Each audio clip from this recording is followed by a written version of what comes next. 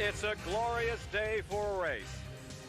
Hello, everyone. I'm Ken Squire, and it's not just any race, but the toughest, longest, hardest race of the year. And we've assembled a fine team to bring it to you, starting with Mike Joy. Thank you, Ken. Nearly $1 million is up for grabs today in the purse for the Coke 600. More so, two drivers by winning can position themselves for the $1 million Winston bonus. And among the surprises this week, a race record pole qualifying speed well over 160 miles an hour. And the man who set that feat, it's a bright spot in what's been a lackluster season. And with him at the head of the starting grid is the editor of Stock Car Racing magazine, Dick Berggren. It has been a tough season for Mark Martin. After championship hopes, he's had only 2 top 5 finishes, no wins, but he's on the pole today. Mark, is today the day to turn this year around? It'd sure be great. You know, I can't think of a race I'd rather win than the 600 here. It's a great racetrack. The fan support is fantastic, and it'd be good for Folgers and Valvoline. Also working pit road with me today, a fine race car driver in his own right. He's with the outside pole sitter, Phil Parsons. Michael, this is 1 week after your first win in a Winston Cup car. This is 600 miles, not quite as short as last week's race. Can you do it again? Well, we feel like we've done everything it takes, Phil. Worked real hard all week, everybody on the whole crew. It's a great weekend of racing and a week of racing here in Charlotte, and I'm just real happy we put ourselves in a position to do this. Have a good day, Mike. Thanks, Phil. That's Mike Waltrip. Here in the STP Pit Communications Center, we'll be charting and overviewing the progress of the race, especially on pit road. Filling you in on attrition. We'll have some interesting guests to give their insight and perspective. Also, we'll update the True Value Hard Charger Award standings and tell you how you can win a brand new Pontiac Grand Prix SE in the Right Guard Halfway Challenge. Also today, we'll have 2 Goodyear Eagle updates and bring you up to date on all the racing around America that's going on this great holiday weekend. Fellow who just 7 days ago on this speedway sped to victory in the Winston All-Star race is cinching up ready to go with Dick Berggren. And about an hour and a half ago, there were about a dozen mechanics on their hands and knees on the floor of the garage building the engine in this race car. Is this thing okay? You going to be able to make it for the 600 miles? Well, Dick, we had to take that engine out and put a new one in. Robert and the guys weren't satisfied with what they found, so they pulled the other engine out, and we put this one in, but we think everything will be all right. This one supposedly is an identical twin to the other one in horsepower numbers, and we'll just have to take it easy the first part of the race and see what happens at the end. But there was a lot of work and no track time.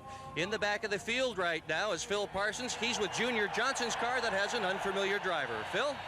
Dick, actually, this is Flossie Johnson's car. I'm with Tommy Ellis. Tommy, tell me a little bit about the range of emotions you've gone through in the last week. Well, Phil, it's been from as high you could possibly be and almost deflatable. All the air let out of my balloon at one time. It's been a real roller coaster ride, up and down. And I tell you, it's hard to explain in words because it's hard to believe nothing can make you feel as good as I felt once I found out I had this deal. And then once I found out the problems that we had and the situation I was in, it was probably one of the lowest emotional feelings I've ever had. So I'm just happy to be here today and want to get on. I want to get on with the program, get this deal over with, and go to Dover. Tommy, good luck. Thank you, Phil. The third member of our roving coverage team is no stranger to victory. He was a great NFL quarterback, and he's on the TBS sports staff, but that did not earn him his place here. He is the owner of a very successful short track stock car racing team. Let's join the great quarterback, Kenny the Snake Stabler. NFL linebackers deliver a tremendous blow, but nothing like the one received by a driver when he slams a Winston Cup car into the wall at 180 miles an hour. The man responsible for the care of that driver is with me now, Dr. Jerry Petty. Dr. Petty, what preparation do you and your staff go through prior to the race? Kenny, my main job is to assemble the people that work here in the infield hospital and out on the track. We have 6 physicians here today. We'll have 3 anesthetists, and there'll be 22 ambulances with some 120 people working in those on the track. Dr. Jerry Petty, hoping to be just a spectator today. Thank you, Kenny. The man who will call the race topside with Ken Squire is no stranger to victory lane here at Charlotte. He has 2 pole positions and 2 Winston Cup World 600 victories to his credit. The great driving ace from Alabama. Let's join Neil Bonnet. Mike, I'm telling you what, this is the toughest race on the circuit for discipline for a driver. You've got to be concerned about having that car there at the end of the race. I came here a couple of times and should have won the race, but I messed up and used the car up early and didn't have anything left at the end. I changed my game plan. I won one, came back the same plan next race. I won another one, same game plan, it blew up. What do? The best plans don't always work. Quit laughing, Ken. Get in here and help me out of this thing. I blew up too many cars. Let's talk about who's going to win this thing today. For sure, Michael Waltrip in car number 30 up on the outside is a real strong contender to win his first Winston Cup race and the 600. Ken, all week long, we've been here for about 8 or 9 days. Mike Waltrip has shown a lot of maturity. Been real fast. Billy Ingles got that car going good, and he's the quickest guy in practice every time we clock him. If he stays out of trouble, he's got a shot at this thing. And let's not forget that Dale Earnhardt has been Mr. Mellow all week, and he's rolled along up to win in yesterday's Grand National competition. And speaking of Mellow, let's not forget Darrell Waltrip, who's won 5 of these things, and he's always lurking in the weeds with 100 miles to go. Ken, let's take a look at the racetrack and see if we can show the people what it looks like to the drivers and what they'll be going against all day long. You've got a tri-oval on the front straightaway. You go down in the first turn there. That's a tricky place getting in there. This thing's 1.5 miles around. This will show us the banking we're dealing with. The front straightaway and the back straightaway are both 5 degrees, the same banking on both sides. This is misleading right here. 24 degrees in 3 and 4, 24 degrees 1 and 2. But let me tell you, that's the only way they're similar in degrees of banking. They're opposite ends. They're totally different to get through. These guys are going to have their hands full on one end or the other. The critical part of this racetrack has been turn 4 for some time. It has caused numerous incidents. Turn 4 area as you come into the tri-oval. Earlier, Neil Bonnet went out and examined the problems from turn 3 into turn 4. For the past 9 days here at Charlotte Motor Speedway, this area right here is what's really been giving the drivers a fit. Entering turn 3 over here, you've got to come in an area that's having a little bit of problem on the racetrack. Keep in mind the relationship between this white line, the bottom of the racetrack, and the problem area. Right here, this pavement is beginning to sag. This is a landfill area. The pavement is actually drooping down. The only way to correct that is to come up here just like they've done right here. Dig it up, replace the asphalt, and try to get it as smooth as possible. If you don't get in this part of the racetrack just right, it throws you up the track and you're in for a lot of trouble. Yow, that hurt. As you can see, we're about another 150 foot up the racetrack from our first problem. Look at our reference point down here, the white line, a lot further up the racetrack. The first bump is throwing you in this area. Then when you get to this area, it's virtually the same kind of problem, only it's greater. Look at the size of the patchwork right here. The full width of a race car and 3 times that length. If you don't get in this particular area of the racetrack properly, when you get through here, you're going to be in worse trouble than you were the first time. And boy, that hurts too. Here we are now over at turn 4, about 200 yards further around the racetrack than these first 2 problems. But look at our reference point down here, the white line. We're way above it. We're up here in the very top of the racetrack. There's no margin for error up here. But when you get up here, you got 2 problems. Here's the track sagging like it was before, but you got patchwork below it. You move right on up here, and there's more patchwork. Both sides of the car are running through this stuff right here. If you get into a problem right here, you're going to knock this wall down. Several have tried in the course of the past 9 days here in Charlotte. Now the critical day for the $1 million in the 600. Field is out, rolling down, getting set for a start, and we'll be back with our starting grid for the 32nd running of this classic Coca Cola 600 right after this. And we're back on the first of 3 preliminary laps. Let's take a look at the Haviland starting grid for the Coca Cola 600. On the pole today, new record, Mark Martin in his Ford. Starting alongside, ready for his first win. If he can get it today, Michael Waltrip will be just ecstatic. Row number 2, Ken Schrader, seeking his 2nd win of the year. And alongside Sterling Marlin and the Junior Johnson team. Remember, Sterling placed 2nd here in '89.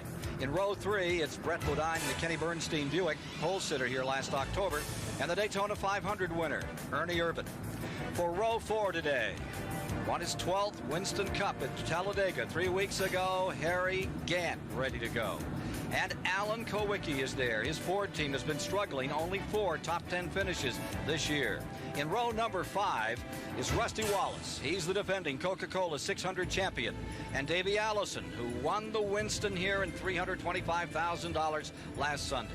Going to row 6, Bill Elliott. And alongside the Wood Brothers Ford, it's Dale Jarrett. In row 7 as they test pit road here, coming in, checking the RPMs on the tack to know exactly what speed they can enter. They follow the pace car through. Row 7 is Terry Labonte and the 1986 winner, Dale Earnhardt. Going to row 8, and there is Rick Mast in car number 1, and Lake Speed in the Cale Yarborough car carrying an inboard camera. Number 66. Row 9 is Ricky Rudd, and the 5-time winner is Darrell Waltrip. Row 10 is Kenny Wallace, replacing the injured Kyle Petty and Morgan Shepherd, second here in 87. Row 11 is Derek Cope and Larry Pearson.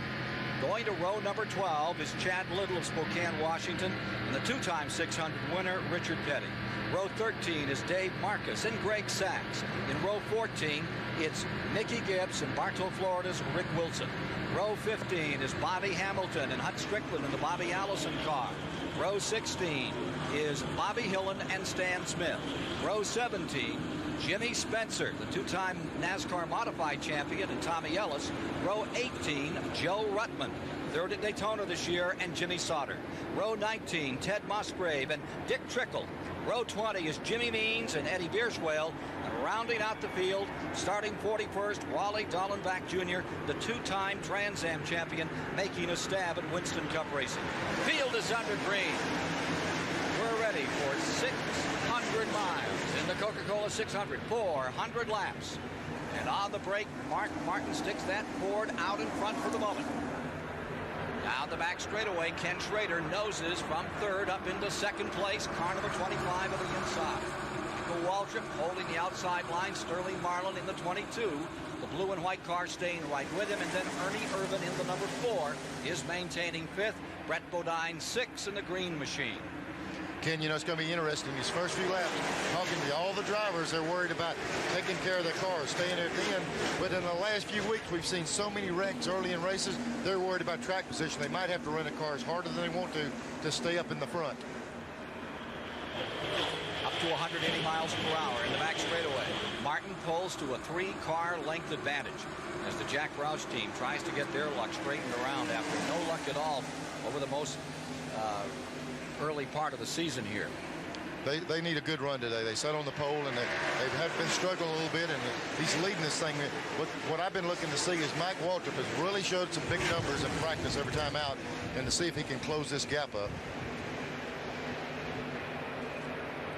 What do you want to do in these very first laps? Just steady it, just whoa it, don't get too excited? Ken, it takes about 5 or 6 laps, maybe 8, for the car to get the real feel of what you got. You're riding on new tires right now, and in about 4 or 5 laps, the guys will know if they're in good shape or if they're loose or they're pushing.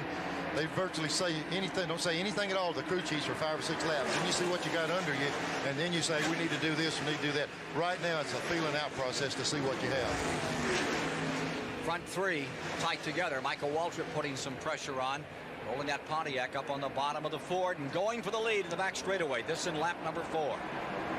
With him comes Schrader in number 25 for second place. Ken, I think that's an example of what you're going to see there. A little bit of pressure on Mark. He knows it's 600 miles. He didn't just pull over. You know, when Mike started by, he let Schrader by with him also. It's awful early in the race, but we've been seeing Mikey do this all week long, and he might be able to lead this thing for a while. Ernie Irvin in the number 4 is 4th. Marlin back to 5th. Rusty Wallace in the number 2 car that started in 9th finds himself up to 6th. And Alan Kowicki has picked up 1 spot from 8th position to 7th. Meanwhile, Davey Allison comes up 2. He's into the 8th position from 10th. And Brett Bodine has fallen back into 9th in car number 26. Michael Waltrip out in front. What are your hopes for this race, Michael? 600 miles is a long way. I think our whole team has proven that we know how to win races of that length. We were 4th here last spring and have had a lot of runs on some tracks where being patient and being mentally sound are the keys. So that's a couple of them that'll take to win on Sunday. So I feel like we're in a position to win. We just see what happens, I guess. Leading the Coca Cola 600 out of turn number 4. Michael Waltrip, Ken Schrader holding right on. Then 3rd, 6 car lengths back is the number 6. Mark Martin, the Arkansas campaigner who made such a stout run for the national championship a year ago. Ernie Irvin retains the 4th spot. Sterling Marlin's Ford in 5th. Wallace's Pontiac 6th. Kowicki 7th. Ken Schrader made a great run yesterday in the Grand National race, the Champion 300. He came from the consolation race way out back up to challenge. Then motor went away late in the event. And Ken, while we're talking about yesterday's race, Mikey Waltrip probably was shocked into something that he needs to do. He said yesterday he made a mistake trying to run a little too hard, got in the wall and tore up his Busch car that almost had a good chance to win the race. I think it really made him sit down and think about, hey, I got to take care of the one I got today. I think he's entering this race probably in the best frame of mind he's been in a long time. Mike Waltrip from outside of the front row now has assumed the lead. Here's Schrader nosing down to the bottom of the racetrack. Pontiac and Chevrolet wheel to wheel at the line, and Schrader's going to go for it. Schrader collecting 5 bonus points for leading a Winston Cup race. And Mike stays with him on the outside. Wheels back in turn 1. Schrader in first, Michael Waltrip in second. Mark Martin in the catbird seat looking on with Ernie Irvan closing on him. Schrader's car has really worked good from the start of this race. Just as I say that, I see him wiggling coming off 4, but even a good race car will do that right there. Here's Ernie Irvan, as you see, going up to 3rd spot. Mark Martin falling to 4th. Mickey Gibbs carrying the Champion in-car camera, Champion Sparkplug in-car camera, unsponsored car for the Team 3 Racing organization. Barry Dotson, the crew chief, after giving a good run in the early going. Being shown now in the 24th position, 162 mile an hour.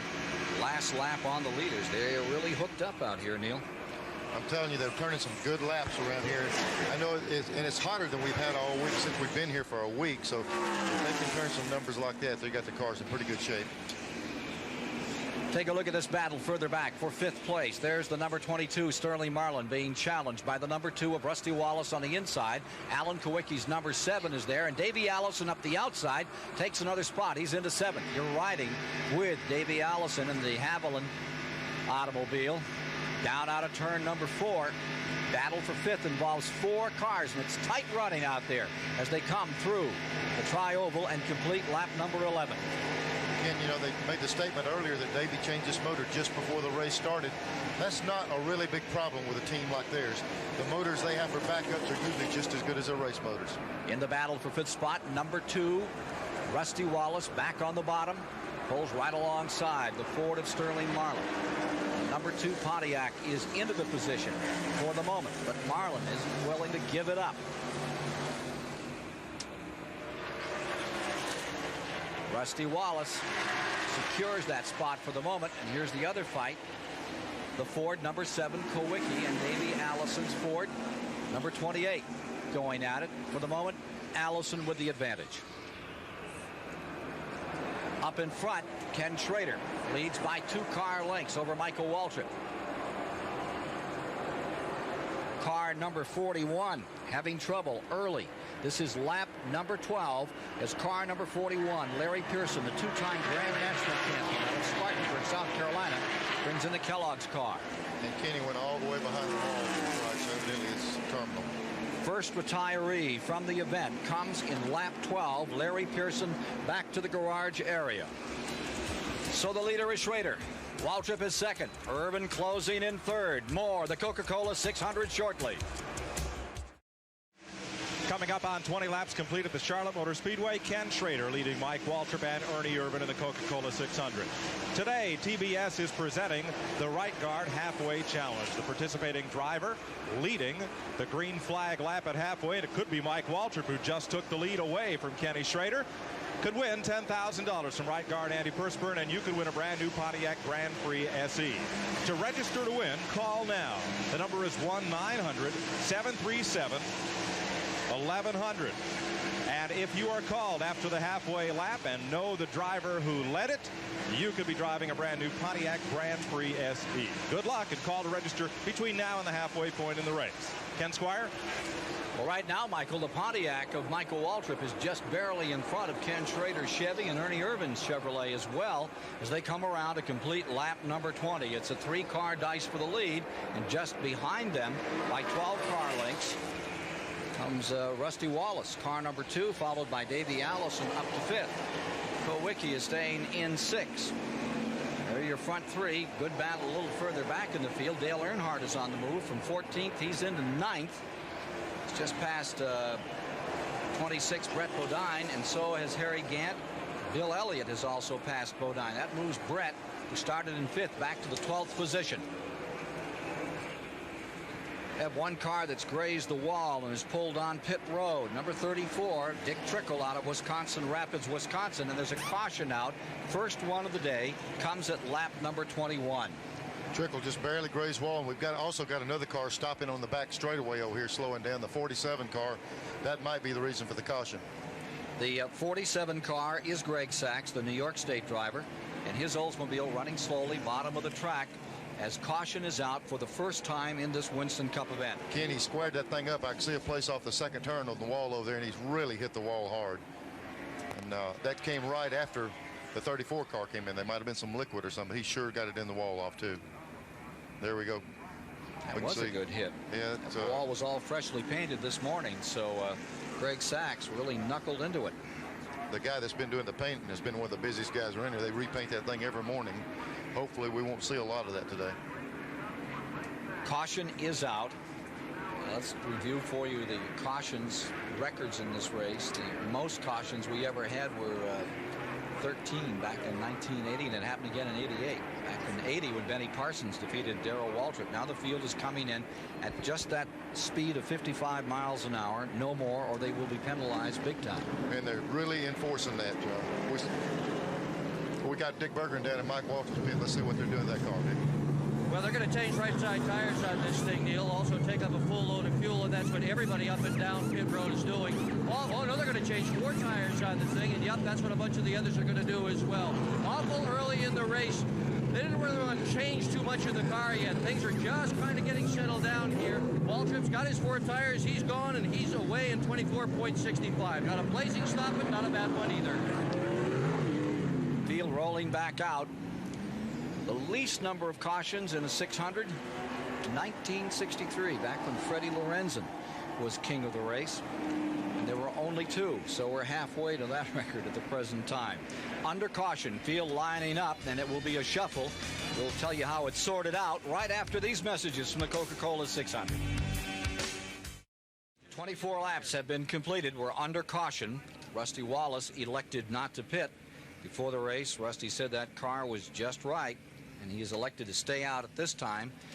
That puts Pontiac first and second, because after that series of pit stops, Jimmy Means finds himself second, and then Ken Schrader would be in third, and I think that may come down off the board. We're showing Jimmy Means in second, Schrader in third as they begin to sort them out.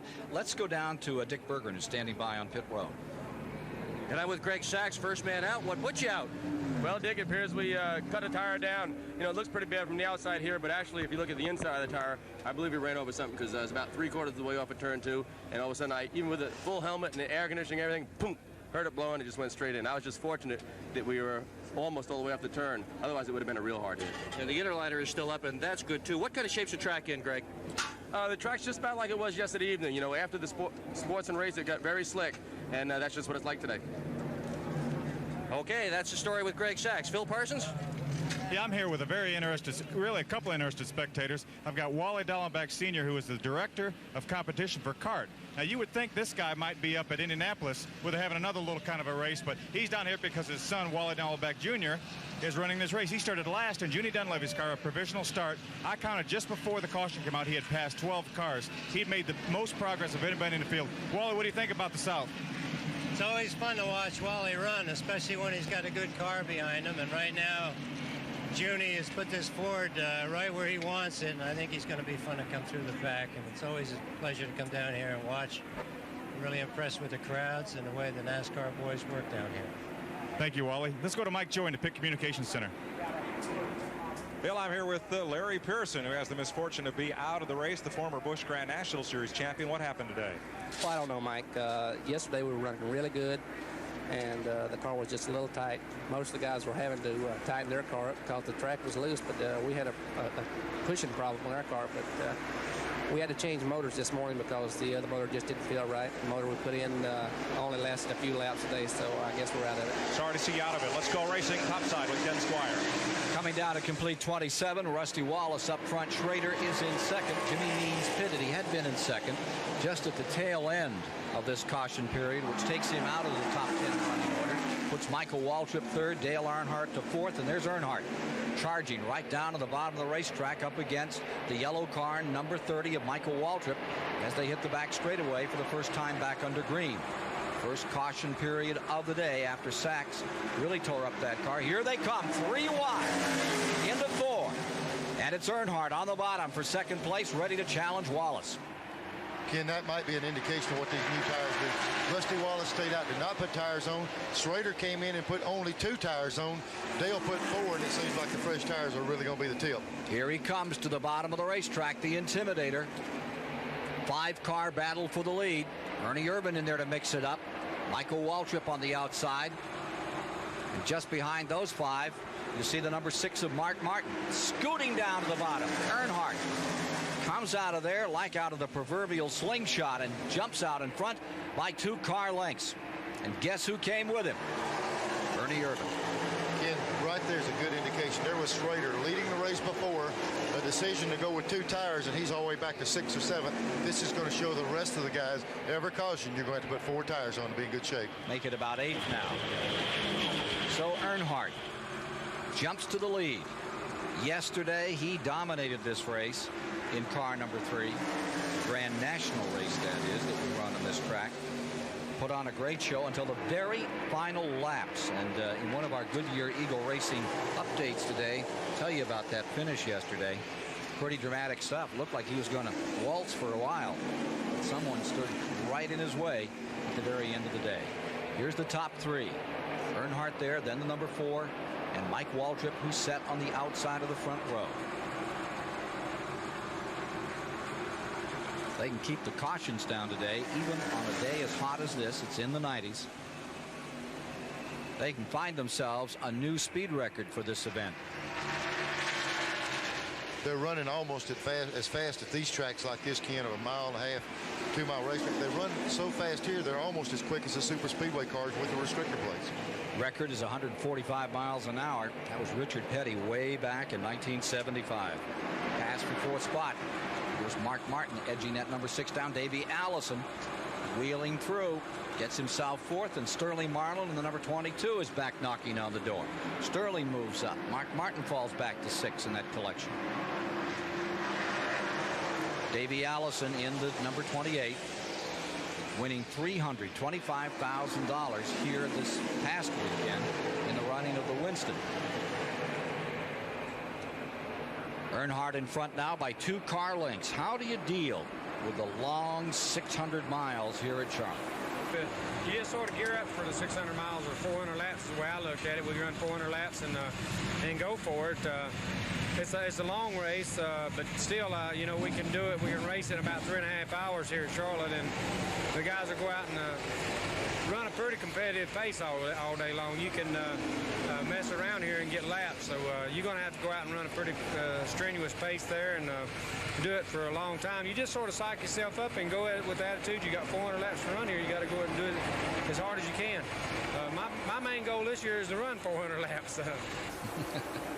The former winner of the event, Dale Earnhardt, trying to give Chevrolet its 10th win in the 600. Ford is second in that list with 6 wins.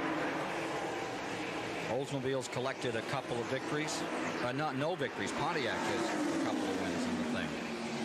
Some of them go way back, like the David Pearson's time when he first came out. Ken, here comes Davey trying the outside of the racetrack.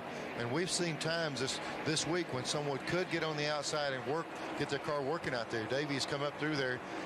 In qualifying, he had a throttle hang open, and he was back there a little bit in the pack on the start, but it seems like he's able to move up there now.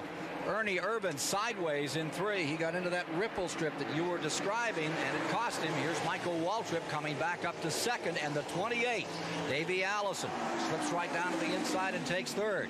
Ernie Irvan having a handful in turn 3. Ken, you know, you go in there every time, it's kind of like threading a needle. If you put it in the right place, that's fine. But if you hit the wrong area, you just got to stop, regroup, get the car back under you, and start over again. He'll probably go through this time smooth. He'll dodge that thing. But when you got somebody behind you putting the heat on you, you have to go in a defensive manner every now and then, and he got over those ripples. Looking further back in that pack, that's where the hard running is. I tell you what, these guys back here are the ones that are really working hard. Their car is not running as good as some of the cars up front, and in turn, you're having to drive harder, and they get in a big pack like they are now. Ricky Rudd, the number 5, running in the 15th position. Waltrip is in 16th. Derek Cope, number 10, in 17th. Dave Marcus in there. He's in 18th as you look in the back of the field, and they're struggling to move up through. Let's go back to the 4th position, and we watch as Sterling Marlin dips to the inside, and he works on Ernie Irvin, and the handle just flat one out of car number 4. Ken, when you slip one of these cars like we saw a while ago, the wheel spins, it puts extra heat. These tires run about 220 degrees. You can slip them off 1/4 and buzz them up to 280 degrees, and it takes a while to get them cooled down and get them back under you. Take a look at Hut Strickland in car number 12. He has come from the 30th position, and he is ready to challenge the leader. This is that Rebestos car that Bobby Allison has put together, and it is stout. Hut Strickland, a fine driver, part of that Allison family, coming to the inside. He's ready to work on Sterling Marlin. That's the number 12. Hut Strickland having a great run. Right behind him is Alan Kowicki's car number 7. It is in 7th spot. Ken, you were talking about speed. They ran that last lap at 165 miles an hour, which is good. This late, you know, this leveled out. The cars are leveled out. They're pushing to the loose. They're doing whatever. But to maintain that kind of speed, they're getting around the racetrack good right now. Strickland's making another impressive run. We saw him at Daytona make just a phenomenal run. This guy is bound to get himself some good finishes before too much longer. That Allison team getting stronger, and Hut Strickland looking very fine. That seems to be their strong suit. The long periods of green running, the longer they run, the better they get. Their car handles real well, which Bobby Allison's always been able to do that.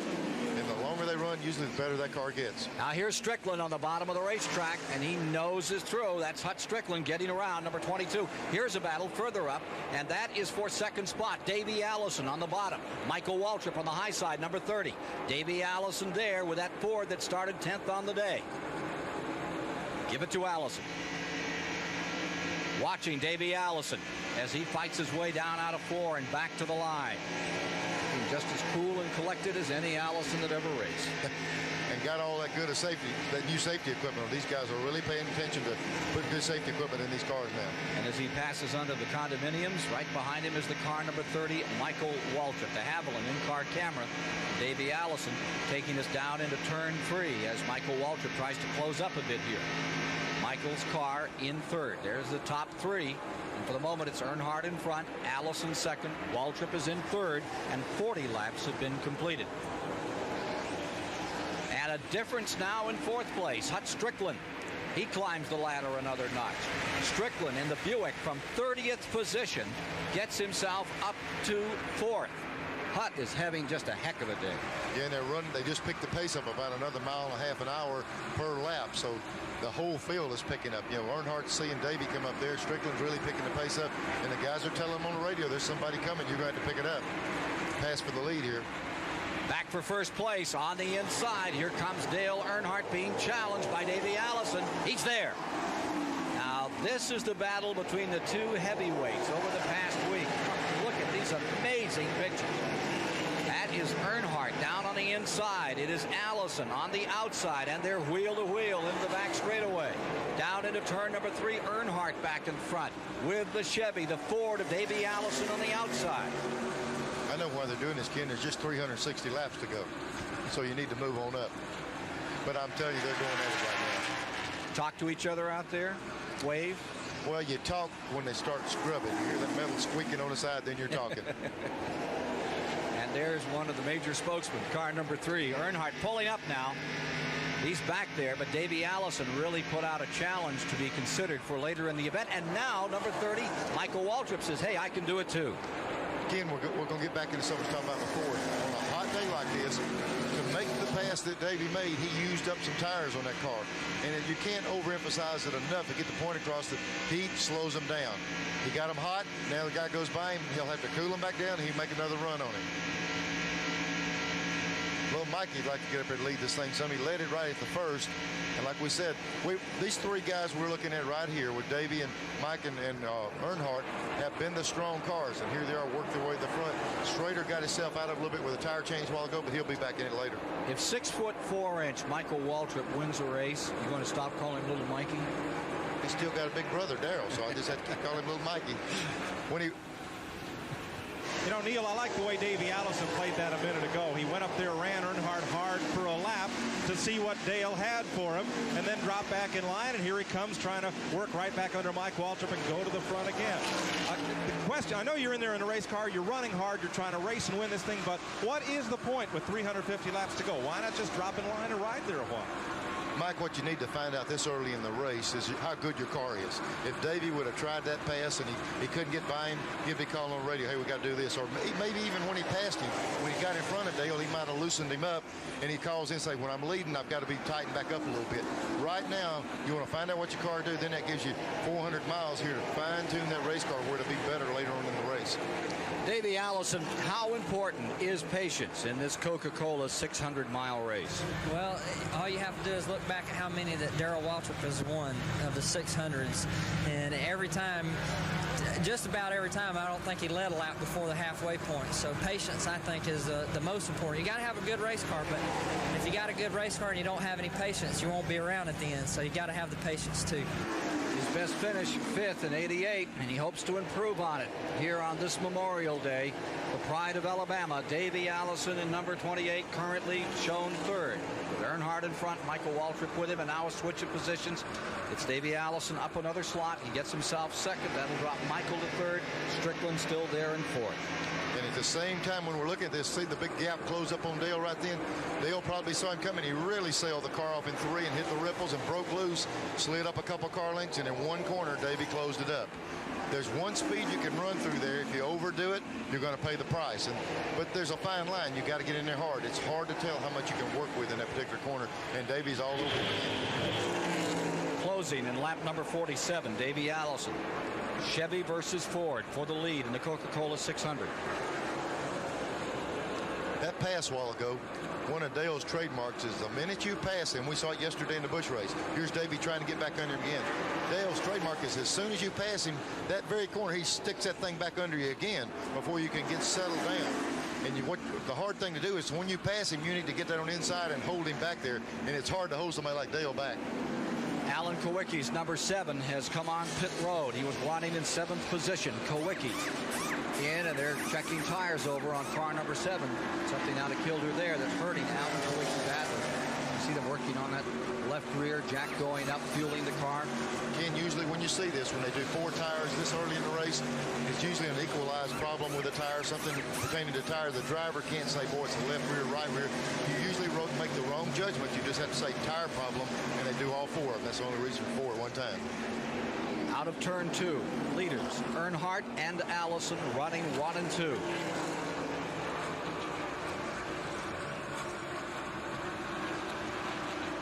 So as we get down to lap number 50, the 2 drivers that have had the best record here this week get at it again. And here's Allison on the inside coming to the line, becoming the 6th different leader of the event.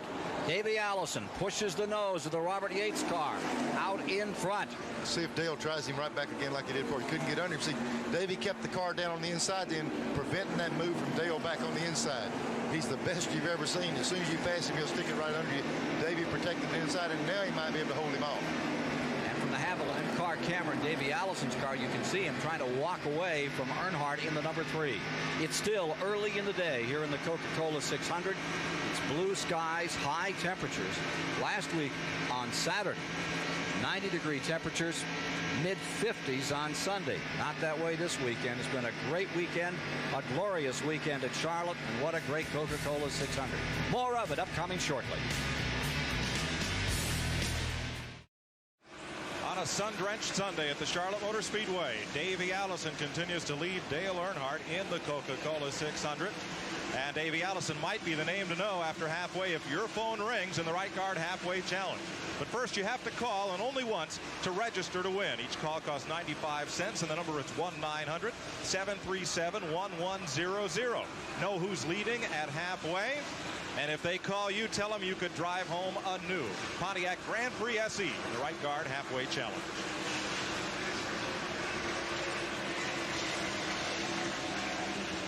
Here in the Coca Cola 600, 57 laps are down to 400, and you're watching car number 2, Rusty Wallace, in 7th position.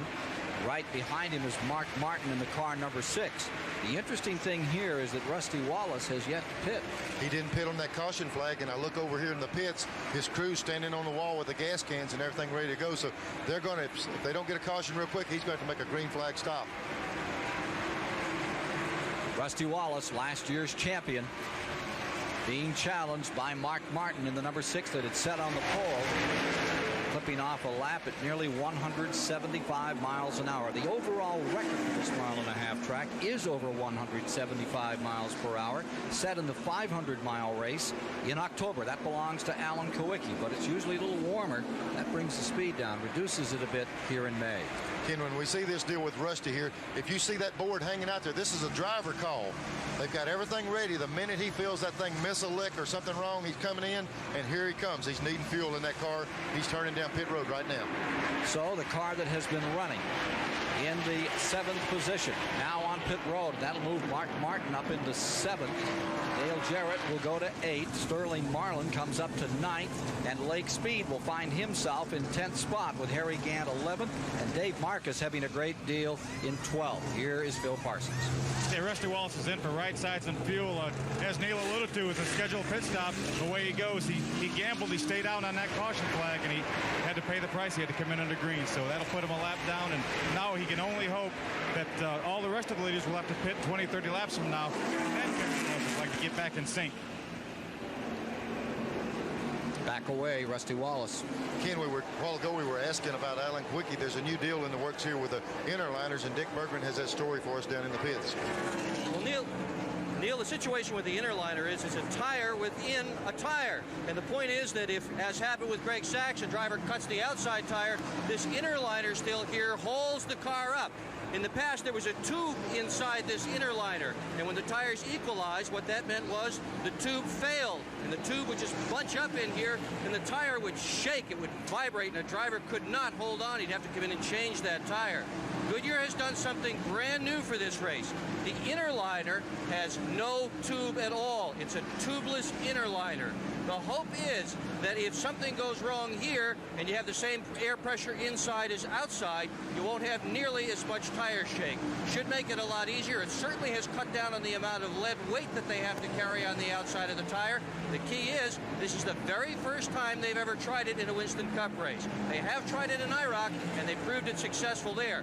But this afternoon, in the longest race of the year, this is it. Big experiment with interliners. Dick Bergen of Stock Car Racing Magazine with that look at what could be revolutionary. We'll wait and see if the tires hold up under this new deal as the day goes on here. I think there's been some questions about it. I know it's a patented deal by Goodyear, and they're the only ones that have it. So if it works, it's going to be dynamite for them. Again, there's been just like anything new, they've had a few of them that had flats, but when they do have that equalized problem with this new type, it's not out of its balance as much as it was before. I've had them go out of balance and shake the dashboard out of the car down one straightaway or tear a ball joint out. This right here, if they do equalize, it'll be very minimal vibration in the car, and I would think that's what happened to Alan Kowicki a while ago when they did the 4 towers. We're showing you the complete running order as of 50 laps. The total running order as of 50 laps. Morgan Shepherd's car coming in. Morgan had a great run yesterday in the Grand National competition. Was a contender most of the afternoon, and you see him there in 25th position. Hoods up on that one. That does not look good for the Bud Moore team. No, they're taking the air cleaner top off. When they pull that element right there, they got to work on the carburetor. They're trying to get to the distributor, so they've got a big problem on the car. Bud Moore cars have run here very well in the past. There's a guy that's not had any problem. That's Davey Allison in car number 28. And look at him thunder away from the field. Davey Addison well out front. Now, Rusty Wallace will fall well back in the running order, Ken, but that's one of those Roger Penske calculated risks. Penske owns that car. He, of course, is watching his other race team today, but they gambled looking at the history of this race. There would be more than one caution flag in those first 60 laps, and they'd have another chance later on to get in for fuel and tires and maintain track position instead. This time the coin came up tails. Rusty's the defending champion of this race, and watch for him to work his way back up front.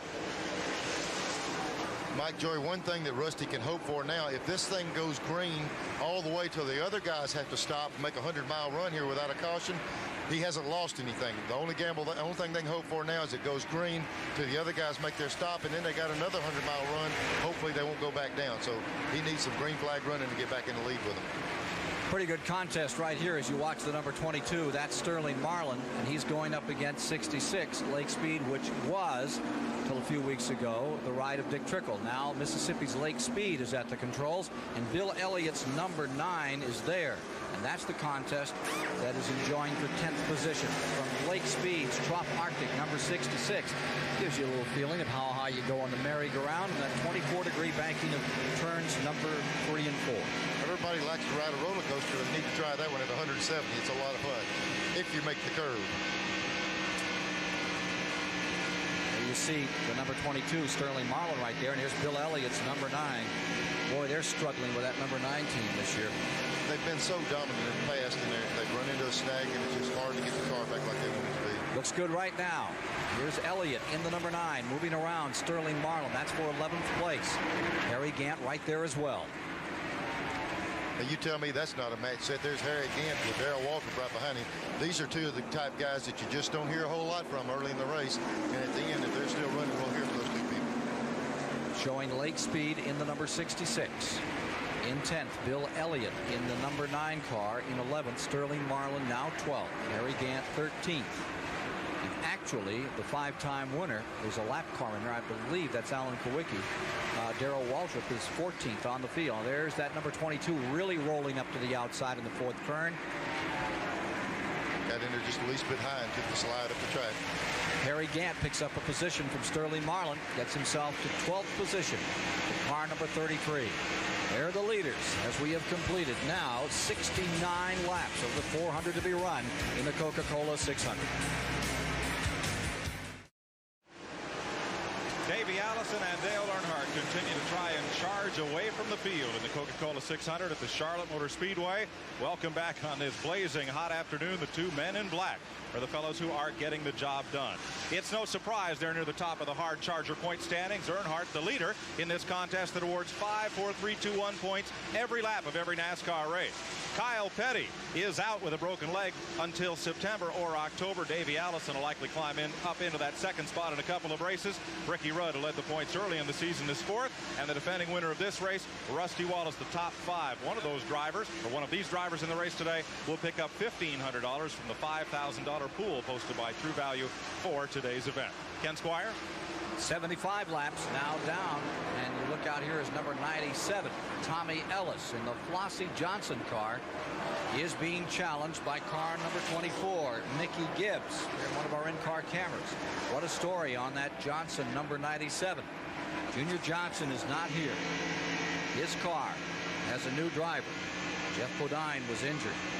And then last week, well, let Mike Joy tell you the story of Junior Johnson in this 600. Junior Johnson is no stranger to controversy. Why, just last Sunday he was enjoying a short track shoving match with other legends of the sport, including Fred Lorenzen, Cale Yarborough, Pete Hamilton, Buck Baker, all in good fun. Junior even laid a wrinkle on NASCAR President Bill France Jr.'s pace car. Well, now they run into me. I was holding the groove, and they tried to take it away from me. That was the problem. 3 hours later, it wasn't such fun. Tommy Ellis struggled to 14th in the Winston All-Star race in one of Junior's 4. NASCAR measured the engines of every car in the Winston, and late that night announced the number 11's engine was fractionally oversized by 3.8 cubic inches. The rule automatically applied NASCAR's version of the death penalty. Junior, interim driver Tommy Ellis, and crew chief Tim Brewer were suspended for 12 weeks and fined $25,000. Was this a case of fudging the rules or an honest mistake? Junior's team likely just used the wrong crankshaft with this particular engine block. Could any driver feel the difference between 358 and 362 cubic inches? Oh, absolutely not. You'd never know it. Nobody in their right mind would cheat with 3 or 4 cubic inches. It just wouldn't be done. It would be 20 or 30. That's the only way it would be beneficial.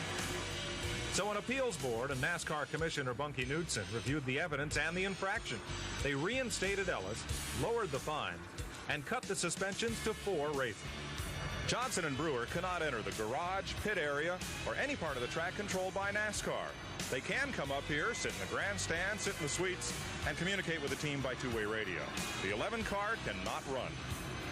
So Junior's wife, Flossie, a fixture of the sport for many years, steps into the limelight as the listed owner of this car, hastily renumbered 97 for the next 4 races. The week that started in fun and smiles for Junior and his team ends in controversy and leaves a championship chase in ruin. Missed that smile around here this week. First race the Junior has missed in 330 Winston Cup events, Neil. Ken, I really hate to see that. I think if you went through that garage area and asked every crew chief and every mechanic what they thought about that, it was just an error on putting the crankshaft and block assembly together.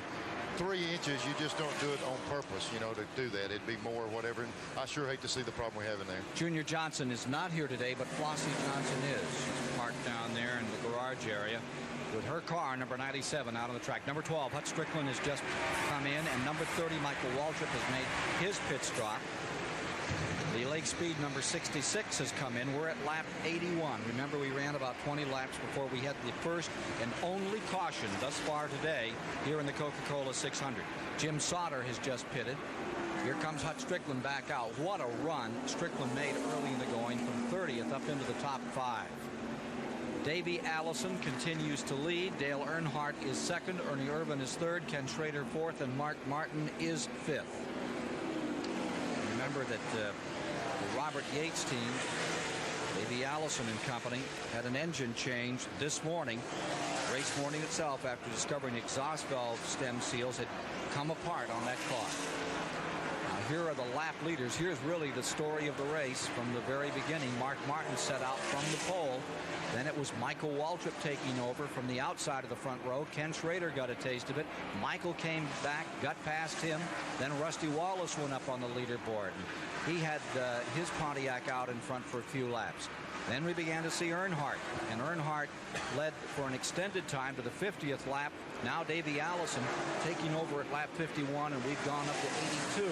As we try to give you a picture of what's happened out here thus far in the race, and again, we'll give you that kind of summary several times today to let you know how it's going. Here's Earnhardt on pit road, second place car, and here's Phil Parsons.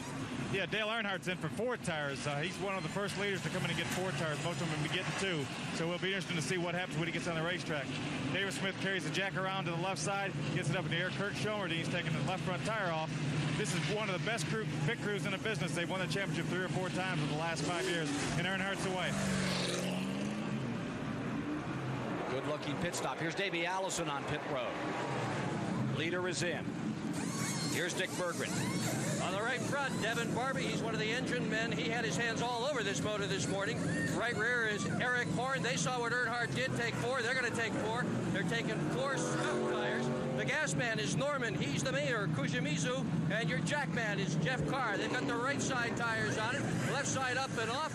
Good stop so far for Davey Allison. He's down and gone in 21-27. Good stop. Ken Schrader has assumed first place. Mark Martin has taken second, and Dale Jarrett for the moment up to third, but it's a wholesale change of positions. Green flag conditions for the stop. This car number 9, Bill Elliott coming in, Sterling Marlin, Ricky Rudd. The 26 car, Brett Bodine, have been on pit road, and Schrader in the 25 has assumed the lead. It's going to be interesting now, Ken. We just went through a procedure where some of the cars took 2 tires, some took 4. It takes longer to put those 4 tires on, but the thing is so much faster for a few laps on 4 tires that you can possibly make it. Here's Earnhardt on 4 tires, fixing to get back around Schrader, which puts him back into the lead lap. He's about to go a lap down. 86 laps complete. Charlotte Motor Speedway, 32nd running of the 600, the Coca Cola 600, here on TBS this afternoon. Here's Mark Martins, number 6, diving in for fuel and tires. Yeah, and a lot of these guys, once they see what happens, you know, you might play the first time with 2 and then see how many you got, see if they go with 2 or 4. They're going for 4 tires on this 6 car also. The additional speed is worth a little bit of time to put them on there. Here's Dick Burke. Well, there's a little difference here in Mark Martin's change. He took on sticker tires, brand new tires, as opposed to what Davey Allison did. He also had a very good stop, 21 seconds flat for Mark Martin. I would say that's a good stop there, Dick. I'm telling you, that's putting them on there before. I think they've tried that another time. So at 86 laps in this event, they had covered 129 miles, which is pretty good gas range. Now we're working lap 88, and still to come in 132 miles in is Ken Schrader, Harry Gant, who got such great gas range at Talladega, and guess who? Darrell Waltrip. And there's Waltrip, 5-time winner of the event, finding himself in 3rd for a moment. I would be concerned that he'll fall back a bit now and then find himself right back up in the hunt. We asked Darrell earlier about that Junior Johnson controversy. Here's what he had to say about it from a driver's standpoint first. Well, as a driver, if they had taken away my $18,000 that I worked real hard to claim because my owner put a little bit too big a motor in the car, I'd still be looking to the owner to get my money. I know that. So, you know, from a driver's perspective, he knows 4 or 5 cubic inches would make no difference to a driver whatsoever. He'd never know the difference. And obviously, it makes a big difference to the NASCAR people. So therein lies the problem. The driver doesn't know it, and the car doesn't perform any better, but it gets him kicked out. Okay, so now as an owner, you look at the situation. How do you feel? Well, you put a boy in a shop and put wrong crankshaft in the motor, you know, and a mistake, honest mistake, there wasn't nothing we could do about it. You know how NASCAR, they just jump to the conclusion of just a mistake, that's all. I don't know what we're going to do about it. I tell you what, Ken, I always thought Darrell did that when he was driving. He's got his cues mixed up there. I'll tell you what, we missed Junior Johnson around here today. Everybody in the pits is shocked by what has happened. I'm sure glad they made it only 4 weeks, but he has to be hurt. He and Tim Brewer both. And C.B. Raines, who is a really good man, and it had to be an honest mistake that Mr. Raines was in. Ken, it's a tough deal as we watch Flossie Johnson's crew go to work for driver Tommy Ellis.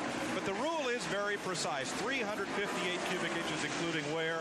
I agree it was an honest mistake. I hate to see Junior not here, but if you allow 361, that's what everybody will build next week. And if you don't enforce that rule to the letter, then you really don't have any rules. It's a tough break, and I hate to see Junior gone, but they've got to enforce those rules to keep their integrity.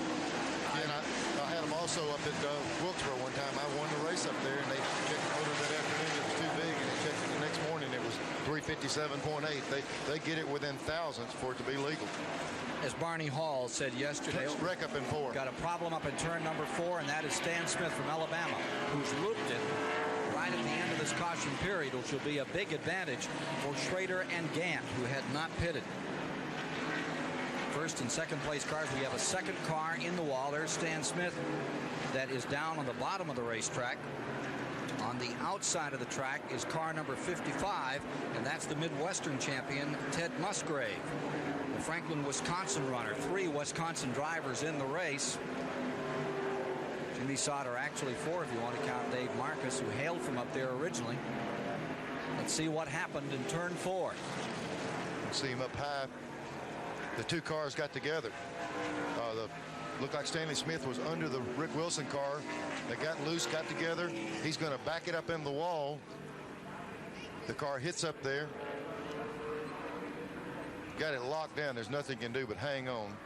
Right here, thank goodness it stayed up. It made one loop down, and this is when the other car was trying to avoid him. He's not in the shot yet. As he saw him come down, he tried to turn to miss him, and he loops the car back in the other direction. Here's Ted Musgrave's 55, headed for the outside wall. And that was Bill Elliott that Musgrave missed by about 6 inches as he looped the other direction. And again, that's the experience as opposed to the inexperience, and get you in trouble out here so quickly on this 1.5-mile track. You saw Bill Elliott just get through without a problem. Ted Musgrave, relative newcomer, having a handful. More on the Superstation shortly in the Coca Cola 600. Back with you at 95 laps, 142.5 miles, and the pace car has sent the leader and several other cars around Neil. Here's Harry Gant in car number 33 coming back by. The pace car released the 33, which we had as the leader. The Schrader car had just pitted. And here's Alan Kowicki, Ernie Irvin, Rick Mast coming by. Ken, what's got me confused on the deal, the pace car's on the back straightaway and everyone's passing him. Usually they have to hold up at least one car, and every car on the track is passing the pace car. I don't know what's going on right now. He's picked up car 25 as we come by. Yeah. Schrader was just fixing the pit. He was leading the race and he was fixing the pit. And evidently they thought they picked up the wrong car. 25 gained a lap on yellow. Apparently that's the story from NASCAR, that Schrader had gained a lap on the yellow. And they're trying to get the field straightened out. He did not stop in the pits. He shot right through.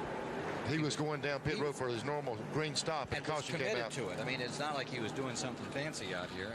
He was committed to coming in, but he gained a lap on the field. So they're straightening that out. That puts Schrader up in front. It should put Gant, number 33, in second. We had, let's see, the number 4 car, Ernie Irvin's car, and the number 22, Sterling Marlin. Number 7 car, Kowicki, just at that point, a lap down on the event, as well as the number 1 of Rick Mast. Let's see how they continue to work this out. The NASCAR officials talking on the radio with Elmo Langley, the driver of the pace car who won the Legends race a week ago. And Neil? Ken, while we got a little bit of time here, Kenny Stabler's down here in one of the big transporters. He's down there seeing what's going on while this thing shut down a little bit. Let's see what Kenny's doing. In order to keep a competitive Winston Cup race car team running up front, you have to have a tractor trailer and a rolling inventory of any number of spare parts. Let me show you. Here we are in Rusty Wallace's transporter. Come on in, let me show you around. Right here we have a complete kitchen setup. Comes equipped with microwave oven, coffee maker, support groceries and beverages. Over here, a complete workbench. You notice sitting up here a spring tester. If you'll follow me on back this way, right here in this cabinet, you'll see a complete welding setup for any type of welding needs that they may need during the course of the race.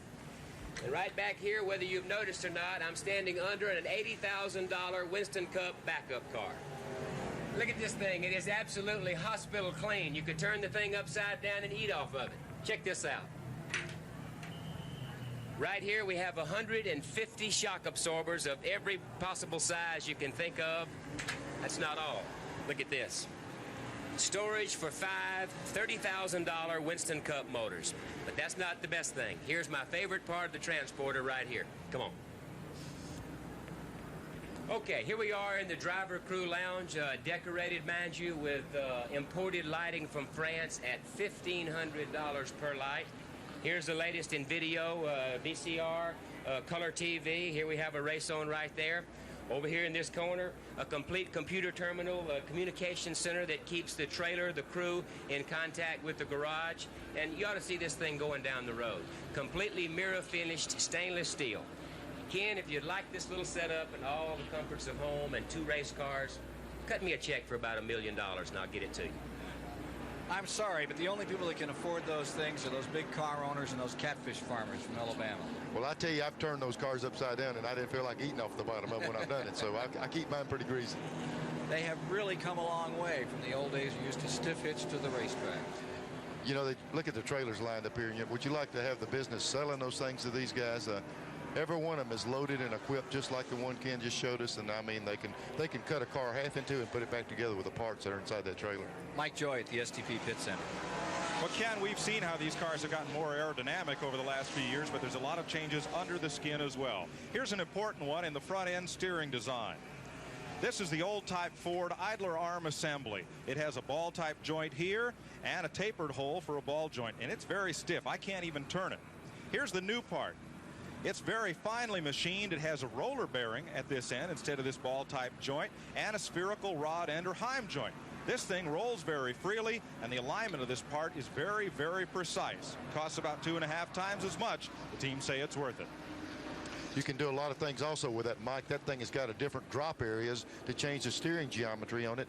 The stock one is a permanent location. That thing there, you can put different links in it and just set the bump steer, how the wheels tow in and out as you go through the corner. So not only is it a stronger piece, it enables you to do a little bit of work on the front geometry of the car. Let's get back to the racetrack for a moment. 100 laps are complete, 150 miles, and as we get set to go green, Davey Allison would have the lead. Ken Schrader would be in second. Earnhardt third. Gant fourth. Dale Jarrett fifth. Hut Strickland sixth. Michael Waltrip in seventh. Kenny Wallace in eighth. And Neil, those 8 cars are in the lead lap. And as you see out on the field, they aren't up behind the race car. Tucked in behind Elmo Langley in the pace machine is the car number 6 of Mark Martin, and following him is Darrell Waltrip as we get ready to go green here. Those cars are running a lap, not a full lap, but on the tail end of that lead lap, getting set to go again. There's Waltrip, and then you see right behind him Tommy Ellis in the Flossie Johnson number 97, and as Rick Wilson, the Stavola car number 8, is in that group as well. Before you get back to the man who was leading the event, Davey Allison, is coming about after this caution period, second one of the day. 7 different drivers have led the race thus far. Yeah, and I tell you what it's going to do. These guys here are not going to give up those positions in front of Davey Allison. They're going to try to hold him off. They need to get back in that lead lap. I mean, you fight for about 3 or 4 positions. It goes a long way right now.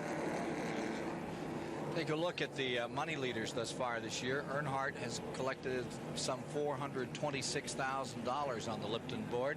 Ernie Irvin is second, and when you add that $426 that Earnhardt has collected to the $13 million he's already made, your old fishing buddy's doing real good. I'm going to make him buy the lures next time we go. He's getting way ahead on this deal. Kyle Petty, $273,000. Pretty good run on the season thus far. Get down towards about a third of it by. All right, we need to go down to pits and see what Phil Parsons has for us. Well, Neil, I'm here with Robert Yates. Robert, you had a bunch of problems this morning, but it looks like they're okay now, huh? Well, you know, we have, you know, bring a good engine for backups, and we had a little problem with some seals, and it was a new seal. We changed the engine right before the Winston last week and found another piece of it again this week. It wasn't anything problem mechanically with the engine. It would just, you know, cause it to maybe that guide pull a bit of oil. So we decided, hey, we don't want any of those pieces floating around. 600-mile race use a lot of oil.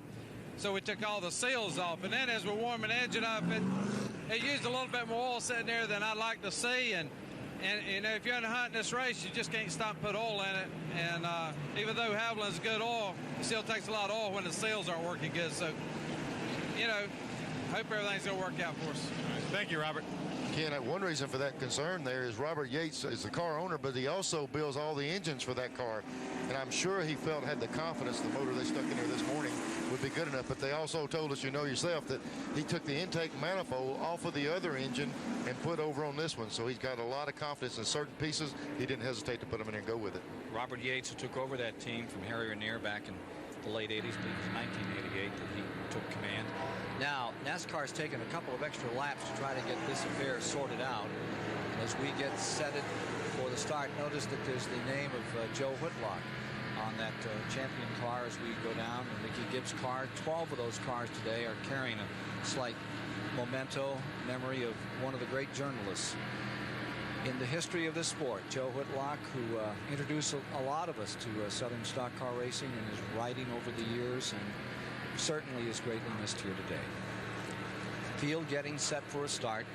They've doubled them up, and as they did, Mark Martin assumed a position on the inside alongside Waltrip, as if Waltrip were a lap down. And in the row directly behind them is the number 20, which would be a lap car, Bobby Hillen. And here we go racing, and immediately Mark Martin storms off around Darrell Waltrip. There's the break.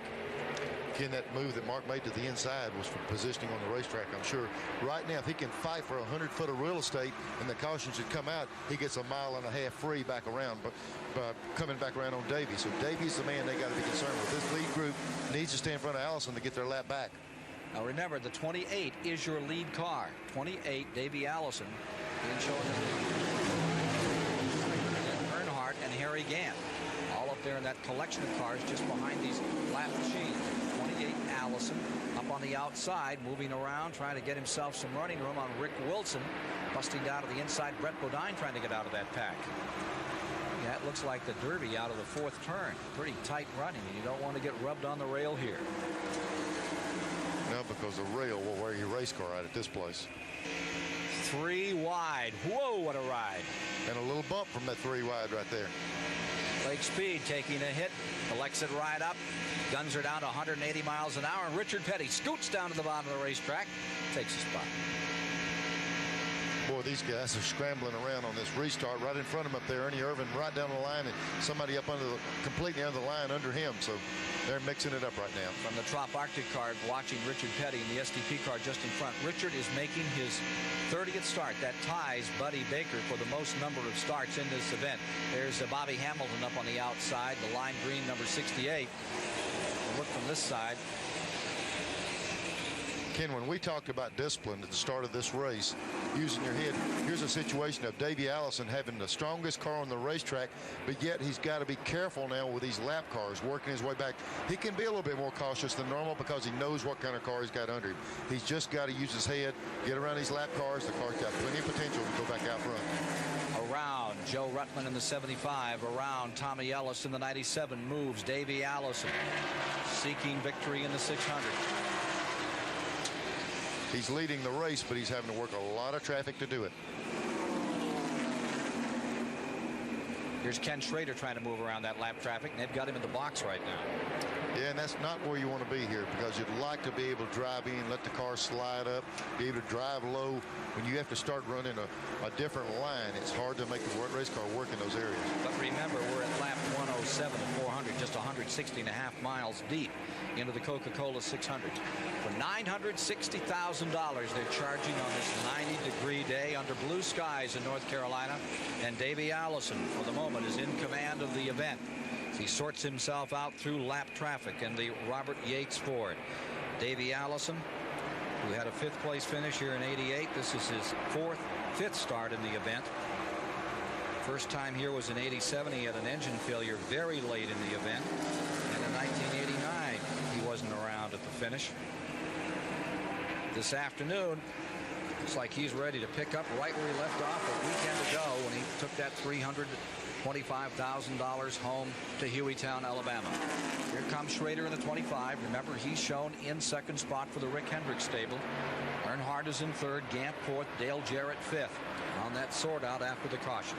And Ken, it just happened to be at the worst time it could happen for that caution to come out, because we were right in the middle of pit, guys making normal pit stops, the leaders just getting through, one guy stretching long mileage, and it's got the field in a big mess right now. Look at this whole group of cars. Dale Earnhardt is running 3rd, and he's got 15 cars between him. So right now everything is all mixed up. It's going to take a while to get it level back out. 110 laps are now complete. No mix-up on the leader, however. Allison, Schrader 2nd, nor Earnhardt in 3rd. There's the 5 car, which is being shown down. Scoring is showing that 5 car as down at this point, Neil. I wouldn't write it on a rock right now, Ken. All this stuff is right, because, like I say, it happened at a very critical time, and we might still have some adjustments on that scoring. Well, they're showing that 5 car back in 17th position, Ricky Rudd. That's from NASCAR Scoring on its latest update. We average 137 miles an hour after we have experienced 2 cautions thus far on the day. Total of 16 laps under yellow, and many of those laps to sort this field out. Coca-Cola 600, where Allison and Ford, Schrader and Earnhardt and Chevrolet hold down the top 3 spots. More shortly.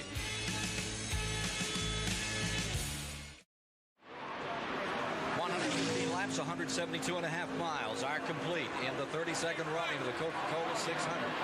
Looks like an Earnhardt fan there. And company as we get ready for more racing action. Let's go down to the Goodyear Eagle Racing Update with Mike Joy. Thank you, Ken. Here's our first update for the day. Racing action around America. Yesterday, NASCAR's new sportsman division got a workout here at the Charlotte Motor Speedway.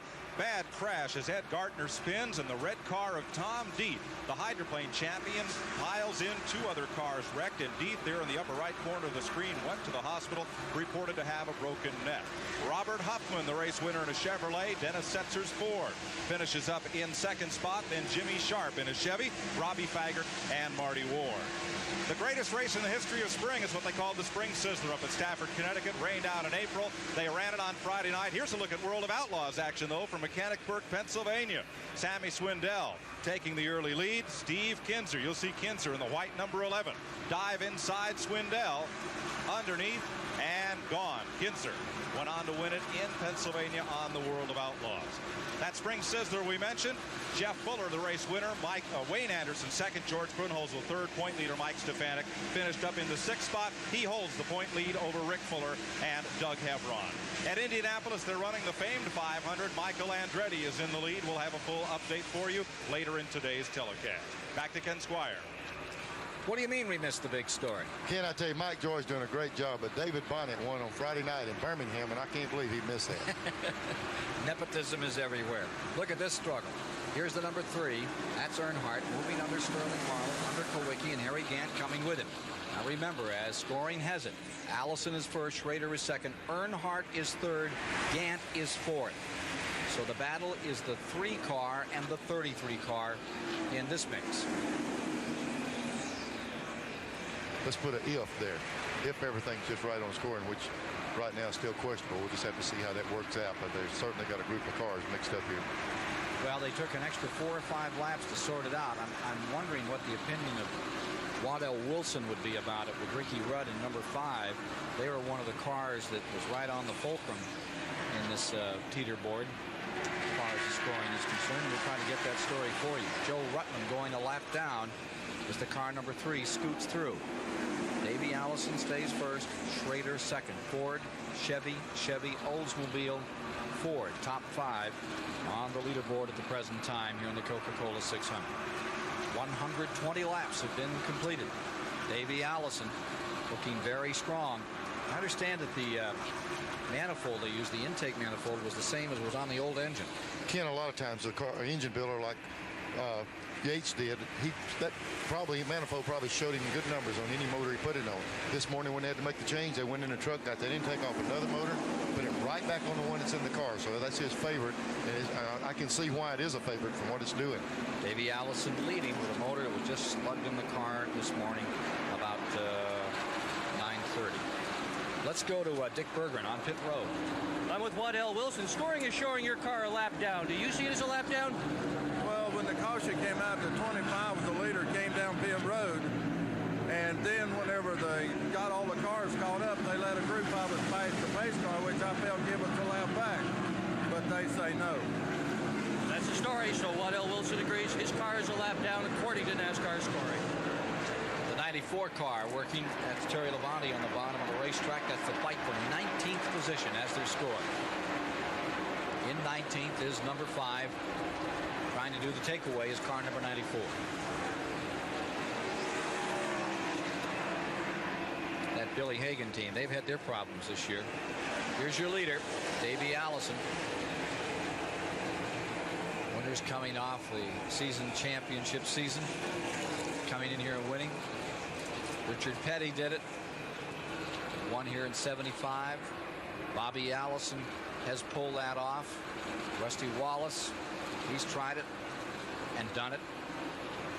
So now we get down on this one. The issue is, will Earnhardt be around at the end of this affair?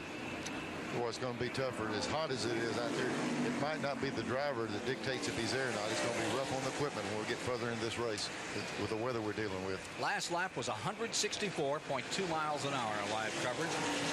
164 is a pretty good clip on a day like this. Still early in the going, 124 laps complete, 186 miles. Yeah, and Davey is right now coming up on Mark Martin. Dale's running fast laps there. Davey's out in front of him, and he's gaining on Mark Martin. Mark's battling to keep that lap back, and I think that's one reason we're seeing such big numbers right now.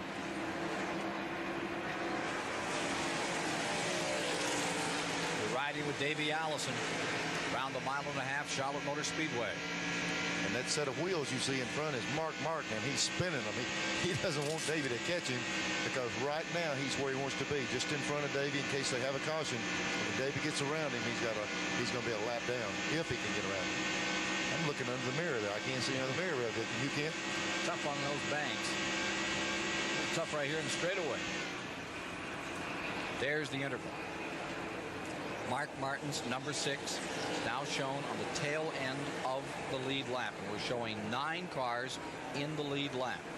9th place car is Martin. Just to review for you, those top 9. Davey Allison first, Schrader second, Earnhardt third, Gant fourth, Dale Jarrett fifth, Michael Waltrip 6th, Hut Strickland 7th, Kenny Wallace 8th, Mark Martin 9th. A lap down in 10th is Darrell Waltrip. Hillens in 11th, Ernie Irvins in 12th, Rusty Wallace in 13th, Brett Bodine in 14th, and Alan Kowicki 15th on the field.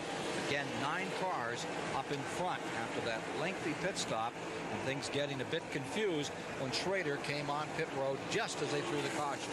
Ken, all through the course of a race like this, especially 600 miles, things will make you do things that you don't normally want to do. Here's Davey now.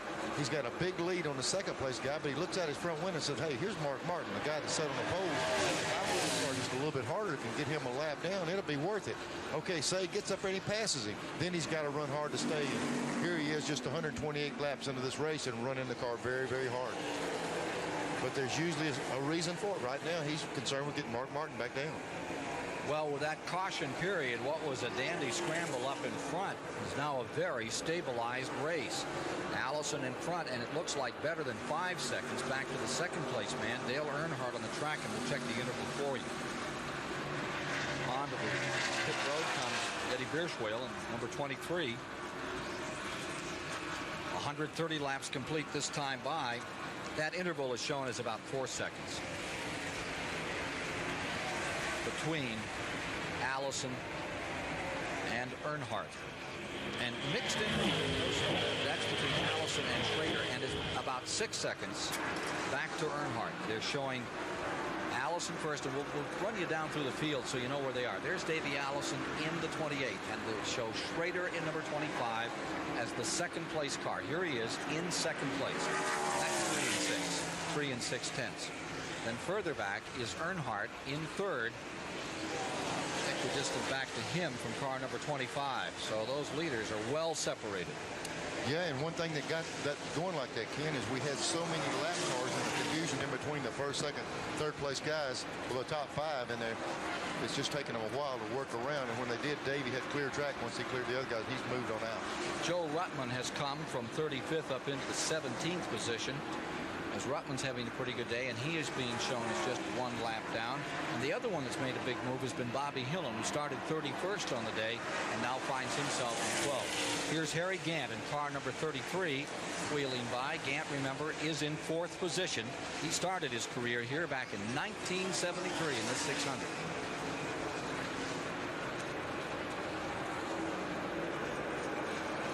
Coming down, Davey Allison's car number 20.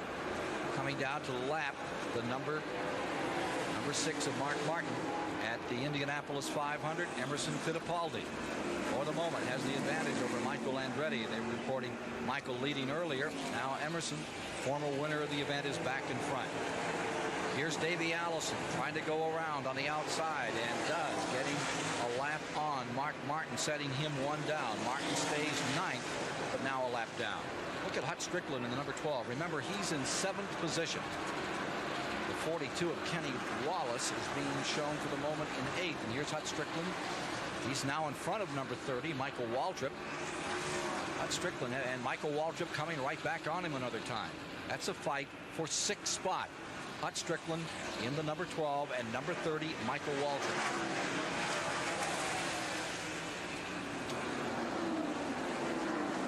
Battle for 6. Michael has it for the moment and moves down to the inside to pull a lap on Sterling Marlin, who they have scored in 19th position, Neil. Yeah, you know, Mikey told us he was going to really use his head today, and like I say, I've swum material more this week than in a long time, and I'm not so sure there's a lot of race car left in that 30. Maybe he's just going to pace himself good. You saw Mark Martin get back around Davey Allison or under him, and now Allison drives away as they move down the backstretch, putting a lap on Stanley Smith out of Alabama. The big story is Mark Martin's car staying 1 lap down to the leader, leaving 8 cars up in front with 134 of 400 laps complete. 201 miles now in the record book in this 32nd running of the Coca Cola 600. Ken, this is one of the most temperamental tracks, and it's starting to get shady up here. Davey Allison in first, drives to the shade at the present time. Ken Schrader finds himself second, and Dale Earnhardt trying to charge back into the thing is third. Harry Gant having a very good day in fourth. Dale Jarrett doing an outstanding job in fifth. More from the Coca Cola 600 shortly. At the Charlotte Motor Speedway, 140 of 400 laps in the books. Davey Allison still trying Ken Schrader, Harry Gant in hot pursuit. Now that you're back from the refrigerator, stop by the telephone, call the Right Guard folks, and register for the Right Guard Halfway Challenge. 1-900-737-1100. Remember, it costs 95 cents per call. You only need to call once to register. And after the halfway point, when one driver can pick up 10 grand, we'll tell you who he is. And if you know when your phone rings and it's the Gillette people, you'll get the keys to a new Pontiac Grand Prix SE. So call in now, get yourself registered, or you can mail in and register for future contests. The next one is at Sears Point. Ken Squire. Thank you, Mike. 141 laps now complete. 211 miles down. Davey Allison is the leader. 8 cars are in the lead lap. Ken Schrader's in second. Earnhardt's in third. Gant is in fourth. Jarrett fifth. Hut Strickland sixth. Michael Waltrip seventh. And Kenny Wallace for the moment in eighth. And they are the players early in the going after a pit stop. Just as the caution was coming out, somewhat mixed the field, Neil. Don't you think some other owners down there may be a little concerned about this? Well, I'm sure they're questioning it. You know, there's a big scramble in the pits. Everybody's trying to find out what happened, and maybe we can get it sorted out and get a little more insight on what's going on with some of the other crews. Here's Michael Waltrip, who's running in seventh, and this car may have an issue. Let's find out from Phil Parsons. Yeah, I'm here with Billy Engel, Michael Waltrip's crew chief. Billy, it looks like the car slowed down a little bit. Are you having problems? Yeah, Michael come on the radio and he thinks something happened to the engine. I was just listening here and it sounds like it may have collapsed the valve spring or something. Just going to try to ride it out to the end if you can? Yeah, right now. We'll just see how it goes. Tough break for Michael Waltrip, qualified on the outside pole. Michael Waltrip still trying to win that first Winston Cup, and he was as high as a kite all week. Thought this was going to be it. And many of us thought so too. That team has come so far. Engine development with Ken Wilson. Billy Engel is the crew chief. They looked very stout out here in the Winston Open a week ago and looked good in the Winston. They could have been a real contender, but that they had a tire a little out around in that final 20-lap sprint. But today, you know, Chuck Ryder and his family are some of the nicest people in that garage area, and I think he's sentimental favorite to win a race real soon. Mr. and Mrs. Ryder, Pat Ryder, both here today in one of those condos, watching and hoping to see their colors go up as a winner for the first time. And apparently they're developing a motor problem which doesn't sound good. Now, the part that doesn't sound good about it, Ken, is we're talking about a 600-mile race, and if it's got a valve spring broken on it, it'll be lucky if it can run the rest of the day without swallowing that valve. The 22 car that you saw in the frame was Sterling Marlin back in 26 as he got sorted out on the back end of that lap situation. Davey Allison stays first, Ken Schrader second, and Davey's just having a remarkable run at the present time. Davey, what's it like driving here on this 1.5 mile Charlotte Motor Speedway? Well, it's got 4 different corners, and you have to drive them differently, but with the right kind of work and the right kind of feel, you can get what you need. We showed that last weekend in the Winston. He sure did. It kind of looks like we're looking at a replay here, him out front, just strolling away from everybody. And if you hit on something like that, the best thing to do, jack it up and don't do a lot of work to it. And they didn't. That car is virtually like it was when they ran the Winston a week ago. Looking for the 9th Winston Cup win is Davey Allison in this car number 28. He's already collected some $3 million in his career, and he can go home with a pretty fat paycheck from that $960,000 on the table this afternoon. Incidentally, his grandfather, who started him racing, was part of the Peach Fuzz gang. He's out of the hospital. He's watching the race at home today, and we hope that Pop Allison is feeling well. Oh, we sure do. I'll tell you, he's been through a lot lately. He's a strong man, and hopefully he can get over all this and get back to these racetracks with us. He sure wants to be back as his grandson thunders along with a lead that he is building on at the present time over Ken Schrader. Ford, Chevy, Oldsmobile, 1, 2, 3, 4. Allison, Schrader, Earnhardt, and Gant as Davey Allison leaves them for the moment, just draws away out here. Yeah, and that was a look inside the car with that space-age looking helmet on, and you couldn't see his face, but there's got to be a big smile at the way that thing's running.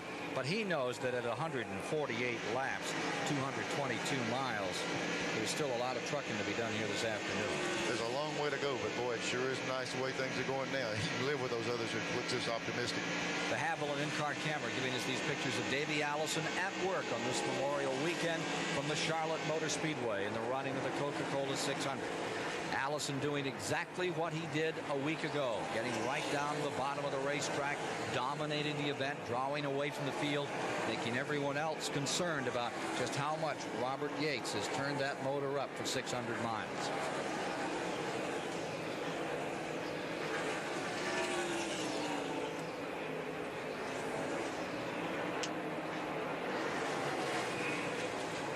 So 150 miles, 150 laps, 225 miles are now down on Allison in the car number 28.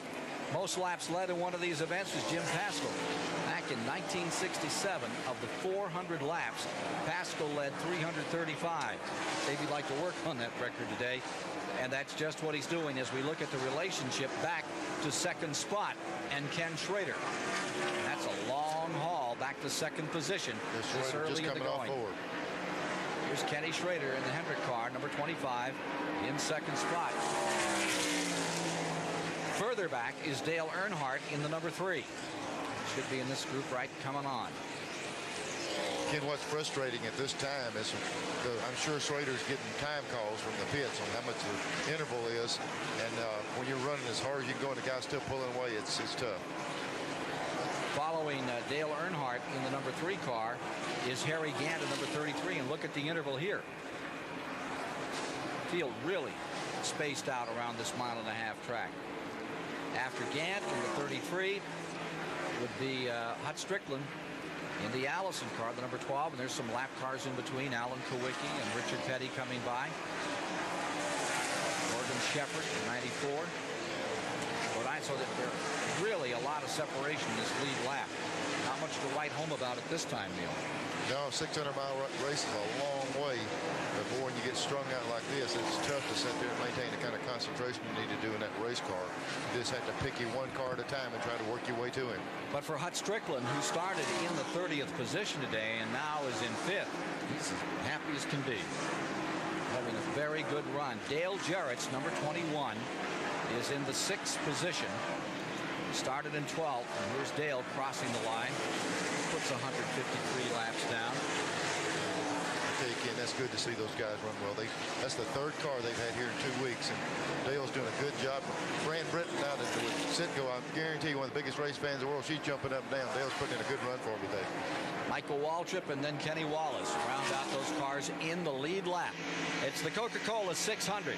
Davey Allison building on a heaping lead at the present time. Let's see if he can keep it. We're back with you again at the Coca Cola 600. 158 laps are down, and the race is relatively calmed at the present time. Davey Allison is in control. Schrader's in 2nd. Earnhardt's in 3rd. While 4th spot belongs to Harry Gant. Hut Strickland's 5th. Dale Jarrett is 6th. 8 cars lead in that front lap, and then after that, further back, Mark Martin is now 9th. Darrell Waltrip 10th. Rusty Wallace 11th, and Ernie Irvin is in 12th. And I believe the 4 car is a little upset about its placement on the track after that caution. We're trying to get a word with Tony Glover, the crew chief, and see how he feels about that as we move along. For the moment, Ken Stabler is down there. He's found some real race fans out here today. Let's see what the story is.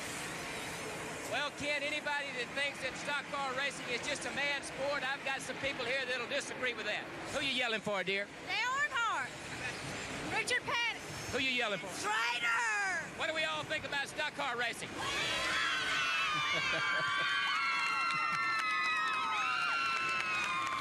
Leave it to Stabler to find the chorus, the Rockettes out there today. Here's Mark Martin's number 6 in, and here comes the number 3 as well.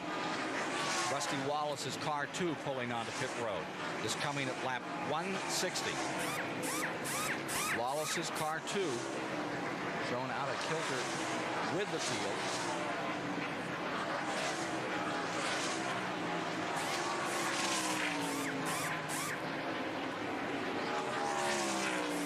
Number 30, Michael Waltrip coming in.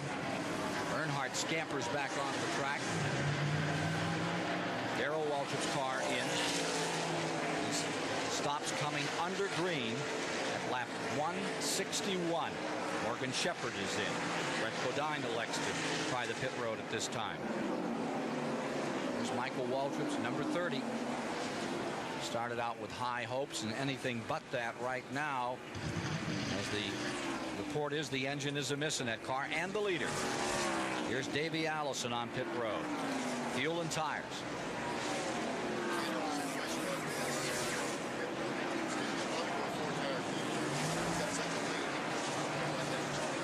Bernie Irvin's car coming in. Harry Gant's number 33, and Schrader now takes the lead under this pitting situation. Here comes Davey Allison back out. You saw the time on it.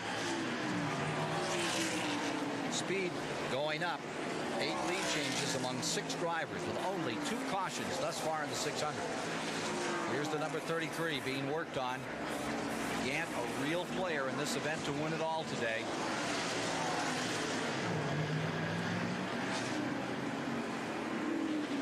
Ken, when we talk about parity in Winston Cup racing, it looks like everybody uses about the same amount of fuel. There's usually just 2 or 3 of these guys can really stretch it. Let's just watch what happened in the pit a moment ago as Gant comes in, hit a tire that was left out there and knocked down one of his men. You can see what he had on his mind, getting right on around there and changing that right rear tire. Never missed a beat. No, if you'll look, he was the same time with the guy on the right front. He just kept going. That was one of Davies' tires that Gant clipped, and it just knocked the guy's legs right out from under him. Those guys on pit road, they do so much to these days to assist them and try to make it safer. But when you're running race cars at the speeds that they run, and when you have those guys working out there on a hot day like this, things can happen. Luckily, that was not a more serious incident than what we just saw. Ken, in that tire assembly right there with the inner and outer tire weighs about 80 pounds, and it knocked him over. You could tell it had some weight in it. Luckily, he didn't get hurt. That was probably the crew chief himself, Andy Petrie, out there. Right rear tire changer on the car. Ken Schrader, number 25, for the moment, has the lead. At the pit. Can't believe that was Andy Petrie, and boy, he did a nice job of getting up and running right out to get that flat tire or that tire change, get a fresh one on, because Harry Gant's racing for more than just a portion of this purse today. He and Ernie Irvin are the only 2 drivers that can cash that $1 million bonus for winning 3 of the big 4, and one or the other of them has to win today to be in position for that bonus pool, and Andy Petrie was not going to slip and fall down and let $1 million run away from him. We always get to vote for the pit crew. Guys, I'm going to give him a 9 on the dive right there myself. Showing 2 cars in the lead lap after this caution, or rather after this pit period under green. Schrader comes across first, and Kenny Wallace in the Felix Sabetta's car number 42 is now in second. And Kenny Schrader is the guy that really stretched his fuel earlier, and that's when the confusion came in. He went so many laps beyond. He was actually turning down pit road when that caution came out, and here's Schrader again stretching the mileage further than anyone. Randy Dorton power plant getting the job done here for Ken Schrader. And here's Sterling Marlin getting back a lap. Schrader's tires a little raggedy out there, and so for that matter, the car number 6, Mark Martin, coming out of that corner a little loose. Ken, when you have a lot of horsepower like Ken Schrader does with those Hendricks motor, you usually don't get the best of 2 worlds, fuel mileage and power. He seems to have it both today. Let's go down to the Andy Petrie pits right now. Well, we're going right down to Andy Petrie. We're going right down to Andy Petrie. Are you okay? Yeah, I'm fine. Harry just caught a straight tire off that 28 car. He shot it into me as I was coming across the wall, but it was nothing wrong. His uniform's tore up a little bit. He's got a little tire mark on it, but Andy Petrie's smiling, and he's okay. You get hit by one of those tires, you get hit by a lot of weight. Ken, the only time I ever pitted a race car, I pitted one for Johnny Rutherford when he drove a Dyguard car one time, and I was a jack man, and somebody knocked the wrench out of my back pocket. I was going to put wedge in it, and that was my one and only time over the wall. I quit after one stop. I wouldn't get over there. It paid $100 grand a race. Andy Petrie ready for the next pit stop after he got nailed by a tire out there just moments ago. But he keeps car number 33 among the top 10. Here's Lake Speed in the number 66, running outside the top 10 in the Phillips 66 Trop Arctic car, but having a good day. We'll give you a rundown after we've had another period of pit stops under green with 170 laps complete. Get them sorted out for you here.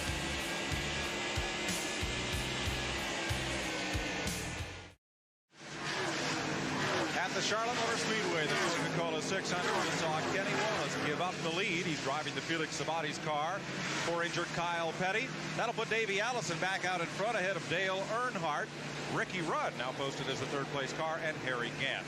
Just about 25 laps to the right guard halfway challenge. Some driver may pick up $10,000, and you, if you answer the phone with his name, may win a Pontiac Grand Prix SE. Here's the last chance. We'll show you the 900 number to call. Remember, that call costs 95 cents to register. Then wait by your phone after the halfway point, and you could win the keys to that car. Ken Squire? All right, there is a bit of confusion at 175 laps as to the scoring. And car number 5, Ricky Rudd, has been shown up in the lead lap once again. They're now showing after number 25, Schrader, pitted. That put Kenny Wallace in the lead for the first time in a Winston Cup career. Done some great leading in Grand National, but he put the 42 up.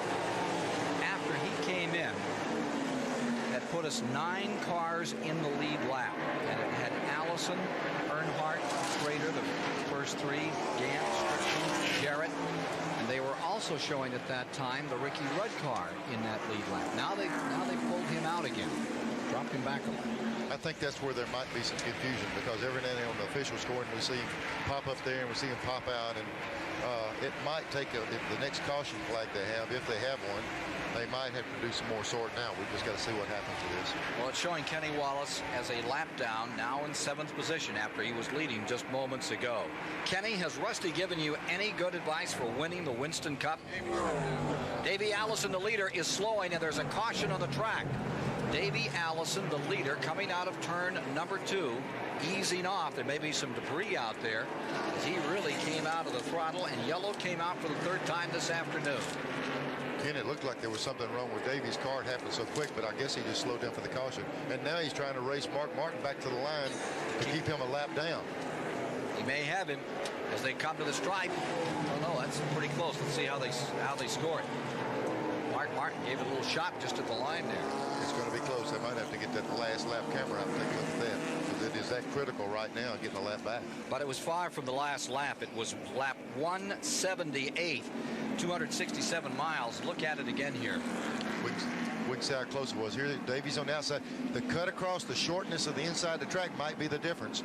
They're coming across the line right there. Mark, looks like Mark beat him back just because he had the inside part of the dog leg through there. So that would give us 7 cars in the lead lap. Davey Allison really stepping off the throttle as there was something amiss on the mile-and-a-half course here at Charlotte. It's nice when you get 2 foot back and you end up getting a mile and a half for it. Yellow is out. And Ken, they do run that, it's not a photo finish camera, it's actually a high-speed video camera. They run it on caution flags and on the last lap of the race. 2 NASCAR officials are down there just behind the pit road running it across from the start-finish line, so they will be able to sort that out with certainty. But it appears that Davey Spotter up on the roof radioed to him the caution was out, and he backed it out. So as the leaders pit under caution in the Coca Cola 600, we approach the halfway point. We'll be back to Charlotte right after this. In the 32nd running of the Coca Cola 600, we're at the 181 lap mark. We're under caution for only the 3rd time today. 271 miles have been completed here this afternoon in the event.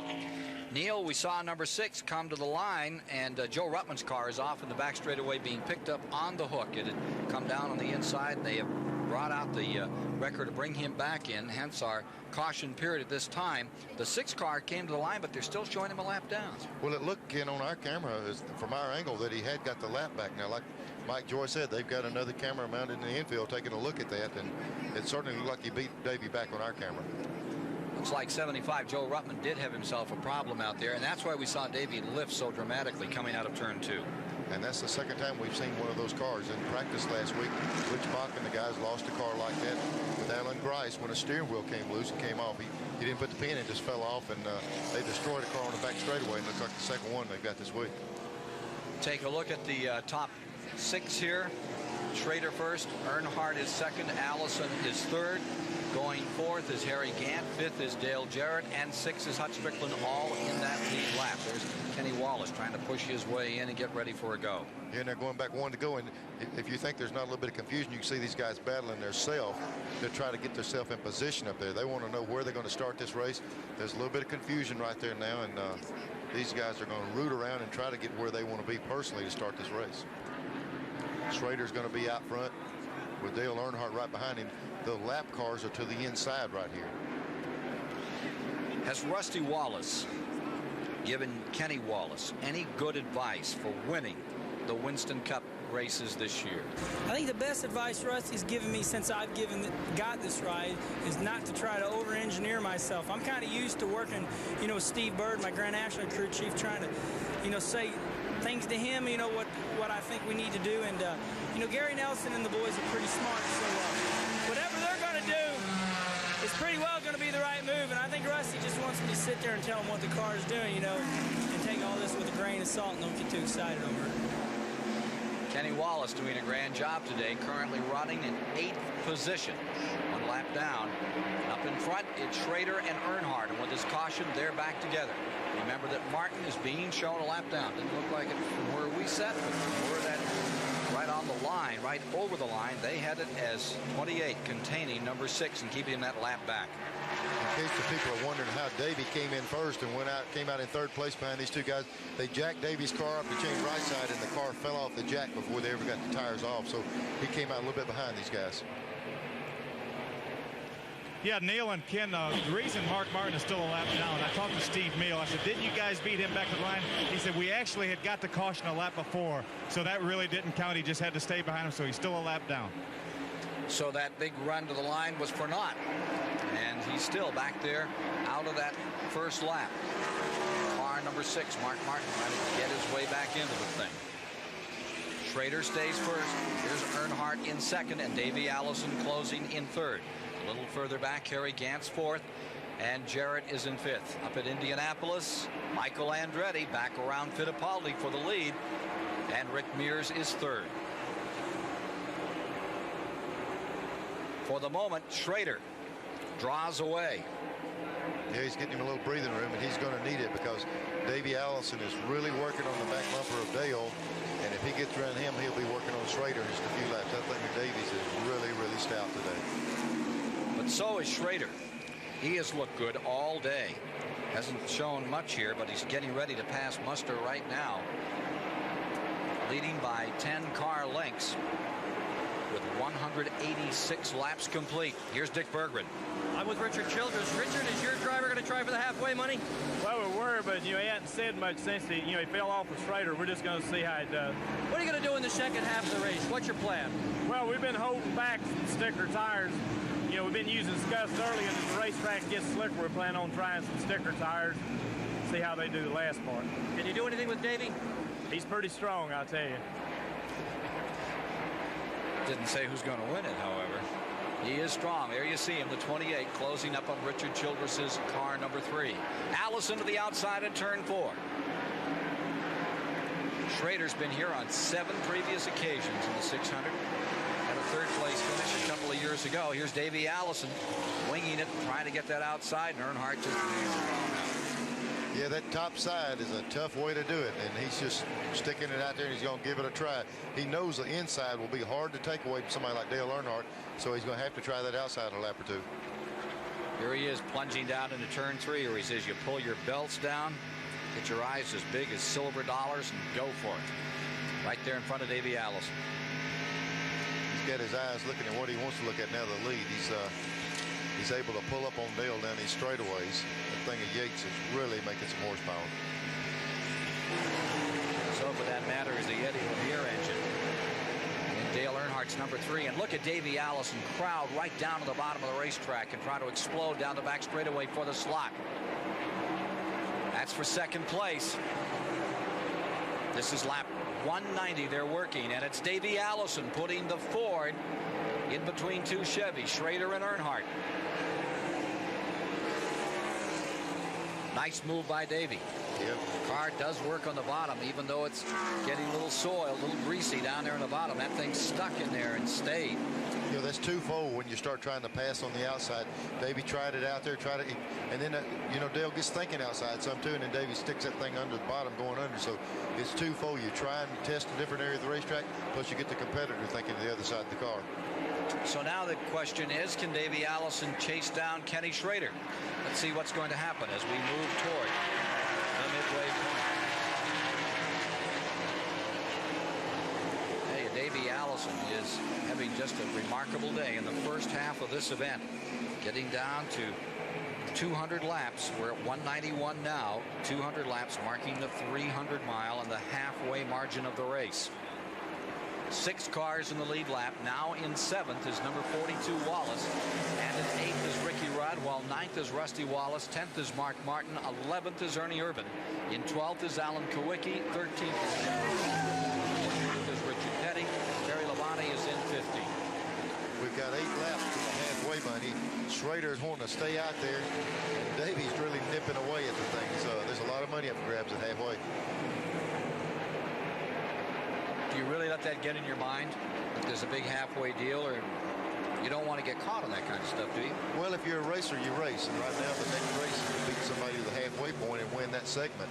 So I'm sure that that's on their mind. You heard Childers, Earnhardt thought about it. He couldn't handle it. Now Davey's jumping around here, and he's going to see if he gets Schrader. Indeed he is. He's closing to within 1 car length. Chevy Ford battle for halfway marks. Dave Marcus in the 71, who's been here in so many of these races. One of the nicest people in the sport. Marcus originally out of Wisconsin. Whoa, Schrader a little loose up there in 2. He grabbed himself a big mittful to get that one back under control. Here he is coming through 3, and Davey Allison closing as they battle for honors at the midway mark in the Coca Cola's 600 32nd annual American Classic. You know, he can reel Schrader in. He got real close a couple of times, and Davey ran up on a lap car on the inside there and cost him a little bit of position, but he still seems to be, when he has to do it, that he can reel some of these guys in, but there's not about 5 laps to go for halfway, and I think we'll see how strong he is, or if Schrader has got the strength to stay there.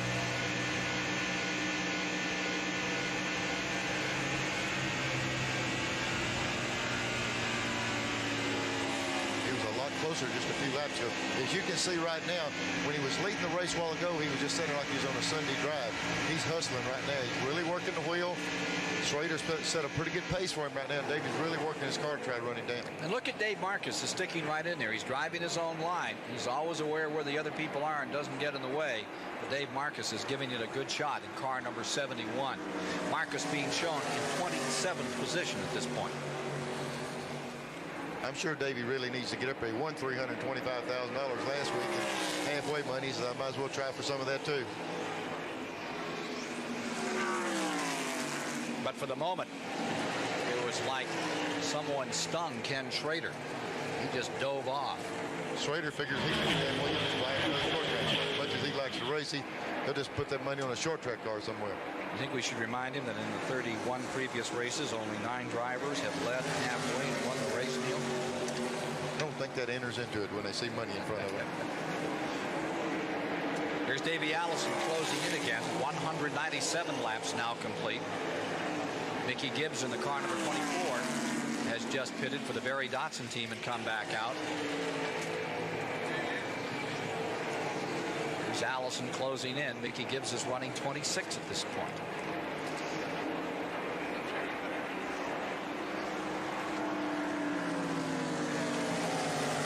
Coming around to complete 198, moving toward the halfway mark in the Coca Cola 600. Schrader in front and Davey Allison back there. 3 or 4 laps, and now he's hot on the assault, trying to take that number 25 down a peg, and he's trying the outside line. Again, this is the very same move we saw him put on Dale Earnhardt. Tried him outside that lap. Let's see if Davey goes back to the inside the next lap. He set Dale up outside one lap. The next lap he tries inside. Let's see if he can work the same deal with Schrader. But you've got some pawns, some checkers on the inside blocking there. It isn't quite the same. See Joe Ruttman's car right in front of him. This would be the time right here going in this corner. I would think Davey would try it inside. That's where it worked a while ago. He's got 1 more lap to to do it to the halfway mark. Schrader's strong, though. He's got just enough lead on him to be tough. Back straightaway of lap 199. Here's Allison swinging to the bottom of the racetrack, going into turn number 3, and Schrader pinches it right down there, drives it in hard, fades up just a bit. Allison closes, inches along, perching on the rear bumper. Here they come to the midway mark, and it'll be Chevrolet first, Ford second, halfway in the Coca Cola 600.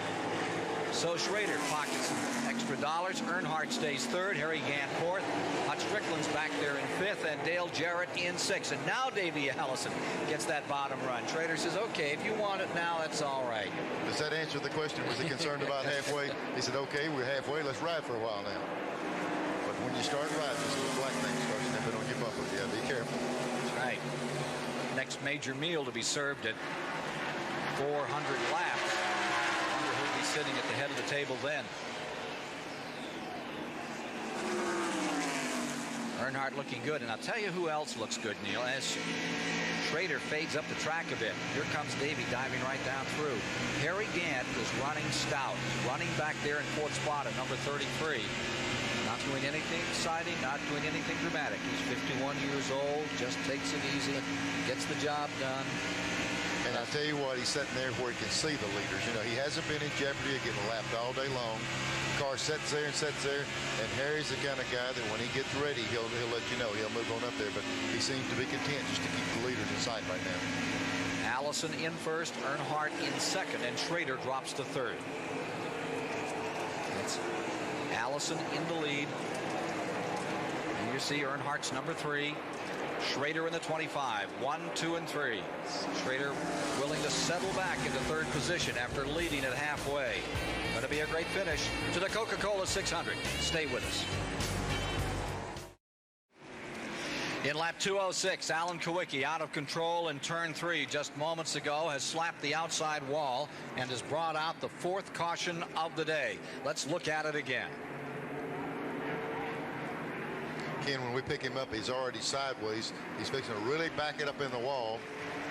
The car takes a lick, it caves the rear end so bad it's going to be hard to fix that. It knocked the whole left rear section in the car. Luckily, came down and missed everyone right here. It's good driving by the guys on the inside, right, coming through the grass and everywhere. But this track will sweep the car down off the top when you hit up here to get you down out of the way. Have another view. Here, maybe we pick him a little further back around. Yeah, he's right on the bottom. He's already had a problem getting in the corner.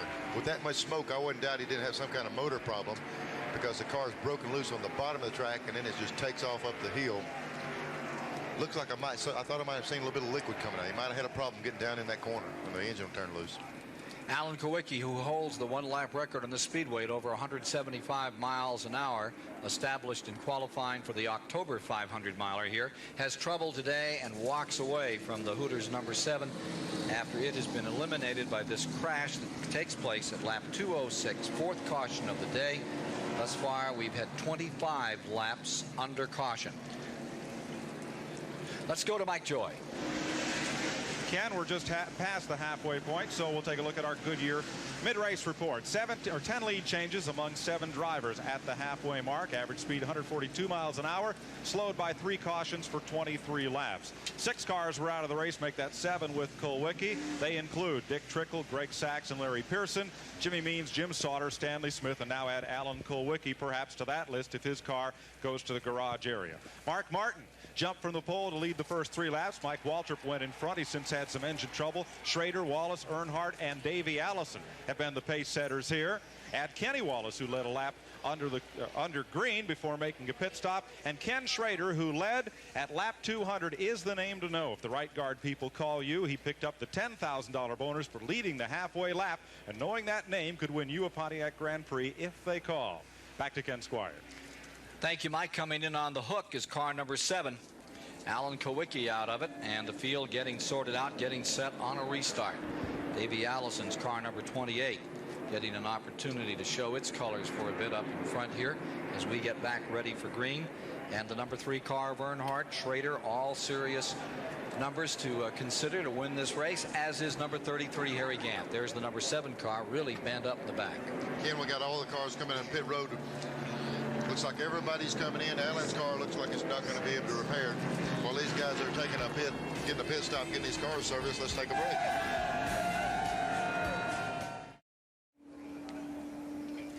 Standings after 210 laps. Davey Allison in first, Dale Earnhardt second, Ken Schrader third, Harry Gant in fourth, and Dale Jarrett maintaining the fifth position.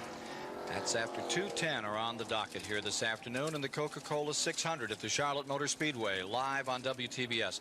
Rick Mast has had really an off day. They've been in for many, many laps. They had hoped to have a really good day. They're running this car this weekend in the memory of a former crewman, Hugo Phelps, who was really what they call the heart of the team, and has passed on a couple of weeks ago. There's a mark on the car in memory of Hugo, and the whole team saddened by his loss. We're looking for a start, I believe, probably 2 laps. Not quite ready. They're still working a little to get Alan Kowicki's debris cleaned up in turn numbers 3 and 4 and get us back underway. Here's a complete running order for you as of the halfway mark. That'll show you the top 30. Incidentally, Jim Sauter has taken over for Eddie Bierschwale. Eddie apparently had a touch of the flu when he started today, and things sure didn't get better out there. Jim Sauter's car number 89 has retired from the event, and so he gets a chance for a second run. Those out of the race, Dick Trickle, Greg Sachs, Larry Pearson, Jimmy Means, Sauter, Stanley Smith, and now Alan Kowicki have retired from it. Joe Ruttman's number 75 is coming back on the track. Report that the 24 car out here was going too fast on pit road and therefore is going to be penalized. That would be Mickey Gibbs. That'd be much fun today. To be placed in the back of the pack for the restart. And this car really enforcing that pit road speed rule today, Neil. And they're doing that. They're doing it every race for the safety, and they're starting to use speed guns on pit road, radar guns. So they've also black flagged the 42 cars. So we're going to see what happened there. I see him dropping back.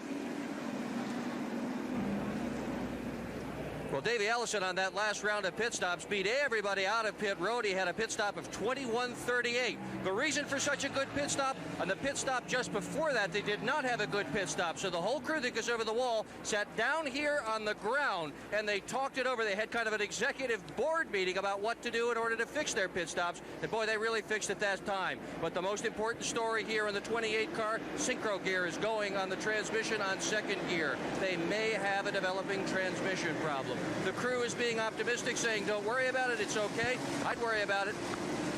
Thank you, Dick Berggren, and we'll see what happens as he gets ready to fire it up and come through gears now. Coming down to the start, temperature 98 degrees, 135 degrees on the track. The humidity here at the Charlotte Motor Speedway about 90%. There's the break. At lap 213, they're back under green. Rusty Wallace down on the inside trying to get that lap back, and does just that. The defending champion in the 600 moves away from Davey Allison, the leader. Speed with that. If he's having a problem with the synchronizers in second gear, he's got to nurse that thing a little bit. I think it worked pretty good for it. We'll have to see how it does here. Back to the line. Give Rusty Wallace a shot at the lead lap. That puts 7 cars back in the lead lap, with Davey Allison in front. Earnhardt, as you see, number 3 in second. And here comes Davey, bustling right down on the inside and busting through to put Wallace down a lap again. Brings Earnhardt with him. Looks kind of like fourth gear's working pretty good.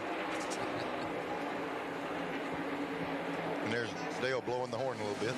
Says, I need to stay after Davey as much as possible. Rusty says, thank you, I'll run this line for a minute. And here comes Schrader just to mix it up. And there's Gant in the 33. Remember Rusty Wallace trying to win it back-to-back. The last time it was done, 88 and 89 by Waltrip. Not many duplicate here, Neil. No, I got in 2 lucky laps myself. Yep. 82 and 83, Neil Bonnet. So you found the magic, and then the third year when you tried to do it, the motor went away. Look at this, 3 wide as they hustle out of turn 4. Davey Allison away, and Schrader in the mix. Clambering right up through into second spot. Pretty good piece of driving by Ken Schrader in car number 25. Yeah, he caught Dale and Rusty had really been banging on each other pretty good there, and Kenny got on around him, and he's really making a good move at Davey now. And Mark Martin in that lap back has moved around Wallace. In fact, Rusty Wallace is really falling back. Mark Martin, Ernie Irvin, both pulling around him. That drops Wallace into 9th position, a lap down. Davey Allison first, Schrader second. Earnhardt is in 3rd, Harry Gant 4th, and Dale Jarrett cool and steady 5th. Well, we've seen this scene enough today. Davey Allison with a gap in between him and the guys chasing him. Davey Allison into 3. When he turned 18 and graduated, that was when Bobby Allison let him have his own car. He worked on a lot of cars, swept a lot of floors, cleaned the bathrooms, and emptied trash cans, he remembered one time. He got himself ready for a Winston Cup career, but that's what he really wanted to do. When I was driving for Bobby at that time, I'd run into short tracks for Bobby, and Davy'd come around, he sure enough, he'd sweep the floor, he'd clean up all the trash, and then when the shop would shut down at night, he'd go in and work on his own race cars, and they had a little Peach Fuzz gang, a bunch of young guys, and they really did a good job working on them. Here's Mickey Gibbs, number 24. That's the Barry Dotson team car, looking like it's having some problems today. That team still in search of a sponsor. Good bunch of guys, brand new team, having their trouble here in the 600, bringing it back on pit road. Yeah, Ken, they don't need this. They've had trouble, last couple of weeks here through the Winston and everything, trying to get the car up to speed. Lost a car. Here's Harry Gantz, number 33, that is staying 4th on the field. How do you stay in shape, Harry? I just stay active. They come out this word couch potato a few years ago, and I thought a lot about that, and I made it a rule now, I don't lay down on the couch anymore. I sit in a chair if I'm going to watch television, and I just stay more active than I did. I used to like to lay down on the couch after the race on Monday, lay there and watch some television, some programs and all, but now I get up, right after the race, I get up at 5:30, 6 o'clock, and I go straight and do what I got to do, and I stay busy all day. I tell you what, Ken, he might be 51 years old, but Harry Gant is in as good a shape as anyone in that garage area. He used to work in construction work, build houses, and he'd just grab the rafters with his fingertips and do pull-ups. Harry can pretty well do that right now. Yeah, when he gives you that couch potato line, don't let him fool you. He tries to fool you on the racetrack. He'll fool you. If you don't watch him, he'll tell you a story about something else. Well, now he eats well. He's got his own restaurant. And he likes that, but he has his 2 daughters that are running everything. He says one of the hardest things about what he's going through now is he has to ask his daughters for his allowance. Well, I'm sure after Talladega, he ought to put some of that money in his pocket after he went in that race and have his own. Kids have tightened the screws right down on him. 223 laps complete. Let's take a look at this battle for 5th place out here. There's the 21 car. And Dale Jarrett in that Ford of the Wood brothers, you know pretty well. Dale, that's one that you're familiar with, is fighting with Hut Strickland. There's a couple of guys coming along out of the Grand National ranks, both very, very good drivers. 600 miles, they could be contending right at the end of this thing, right up there. I was just talking to Harold Elliott in Rusty Wallace's pit. I said, Harold, looks like he had a left rear tire rubbing. What's Rusty said? He said he really hadn't mentioned the tire rubbing. He said the car has been extremely loose in the last 2 sets of tires. The very next pit over, Mark Martin's pit, I was talking to Robert Pemberton, his crew chief. He said that Mark's car will be loose for about 15 laps after he puts new tires on. Then the car will neutral out for a while. Then it will start pushing. So they're trying to get the handle on the car, and right now they're having trouble. It's a long time to ride with a loose race car. Take a look at this move. Down on the here's that number 2 of Rusty Wallace, and then he's the one that Phil Parsons was just alluding to. Look at this scramble here as Strickland and Jarrett continue their own war back there in 5th spot. Hut Strickland has moved around Dale Jarrett, picked up one. We have 6 cars in the lead lap, and those are the tail enders in what is now lap 226 of the 400 to be run. And that's 2 guys that really need a good finish. Both of them have been running good. How many times lately we've seen Dale just be in the wrong place, the wrong time, and get wrecked and Hutch fell out of races. Both of these guys would sure use a good finish today. Meanwhile, Harry Gant at number 33 closes in on Earnhardt for 3rd. Harry must have looked at the board and be mixed up on what lap it is. This is a little early for him to be coming up through there. He usually waits right to the end.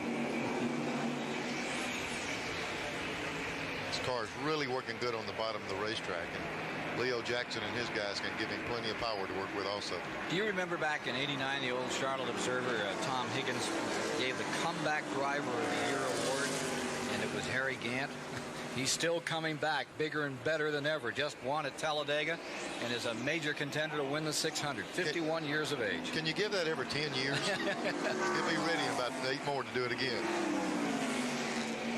Well, he started here in 1973 in Winston Cup. Of course, he'd driven every short track there was to drive in the Southeast and the Northeast. We used to see him up in New England doing a lot of racing.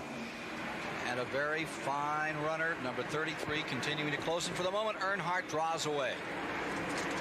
Take a little further back here, and let's see where car number 12 is as we try to spot him.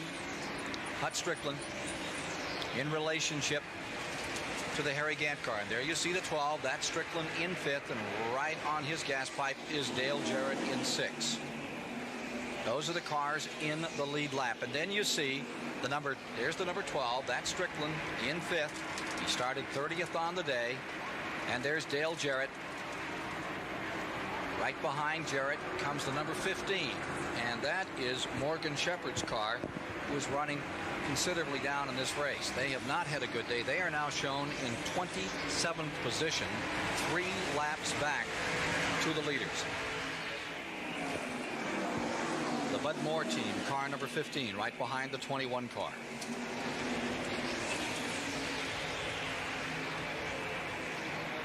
Take a little further back here. Here is the Rusty Wallace, car number 2. He's running 9th overall on the field. That's just where he started the day, and he's a lap down. Brand new team for Roger Penske. And you can see that looseness in his car as he comes off forward, really cranking on the wheel in the back end, trying to get out from under him. Now that 20 car is running 2 laps down. That's Bobby Hillen in the 18th position in the Dick Moroso car. Bobby ran good at the first of the race. You know, he was one of the guys trying to keep him going a lap down, and he was at the first race. He had the car running real good. And you keep hearing that things are turning around for Bobby Hillen. There have been 2 or 3 offers for his abilities in a race car in the past couple of weeks. We'll see what that develops on that as the next few days go by and they get ready to go to Dover, Delaware. Ricky Rudd, there's your 10th place car. Ricky Rudd, car number 5, started 17th on the day. We're at 2:31 as you watch Rudd, who has never won this 600, and with Waddell Wilson as crew chief, always is considered a contender to win. One of the big factors with them is the power that Waddell Wilson can put in those engines, and they've got good chassis under the cars. Hendricks builds their own cars now, and with Waddell's motor in that thing is really running. Looking further back on the field, there's the man, 17 times a winner of this event, Darrell Waltrip, who is still just 1 lap down and running in 12th position. He didn't need to go a lap down in his quest to win this thing for the 6th time. That's what's hurting him now. Yeah, you know, when you see a guy lay back some, you say, well, he's doing that. But when Darrell has got himself in this position, the car can't be running like he wants it to be. He doesn't need to be a lap down at this particular time. And Richard Petty. Richard Petty. More needs to be said. The king. Pay good money to see him run anytime he wants to strap on a seatbelt and go for it. Got a nice little dent in the quarter panel there. He's been real close to somebody one time or other in the race. His cousin Dale Inman is not in the pits today. He's up on the roof working as the chief spotter for car number 43. Dale changed his role. He's got a guy that runs the pits for him. He gets up top and does the spotting and tries to work with the pit crew from the roof. He's got a lot better overall picture of what's going on. So as Richard Petty continues further back in the field, Davey Allison stays up on top. 600 continues at the Charlotte Motor Speedway. Here you see part of the record crowd at the Charlotte Motor Speedway today for the Coca Cola 600 at Indianapolis. Rick Mears has just won it for the 4th time. Roger Penske for the 10th. And right now, their car, Rusty Wallace aboard, is 9th in this 32nd running of the $960,000 Coca-Cola 600. The Commander's Performance Award is given by the U.S. Air Force Reserve, and the award for the 600 was made earlier this week by Lieutenant Colonel Ronald B. Hall. Thank you, Ken. It's a great pleasure to be here again at Charlotte Motor Speedway to present another Air Force Reserve Commander's Performance Award. And with me is the winner of the Talladega 500, the Skull Bandit himself, Mr. Harry Gant. The Air Force Reserve is very proud to be here today to recognize your individual achievement and to recognize the Skull Bandit team. Thank you very much for this. You know, our Skull Bandit team is real proud of this, and I'm sure they're going to appreciate this as much as me, and thank the Air Force for this award. I've seen it on TV a lot, but didn't think I would get it. Thank you.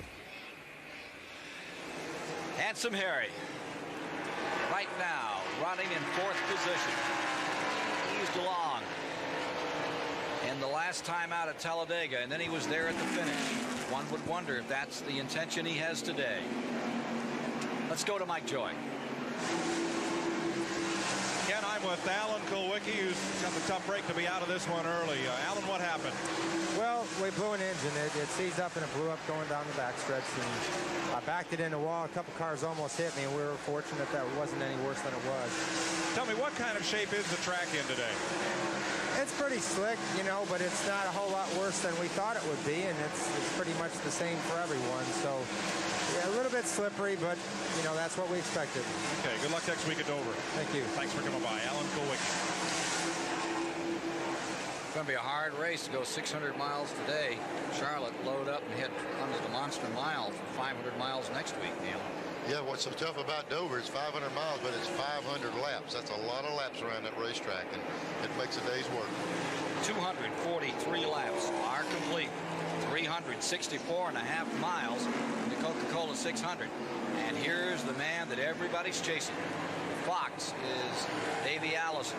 The Hounds are Ken Schrader, Dale Earnhardt, Harry Gant, Strickland, and Jarrett that are right there trying to tree him from that lead lap.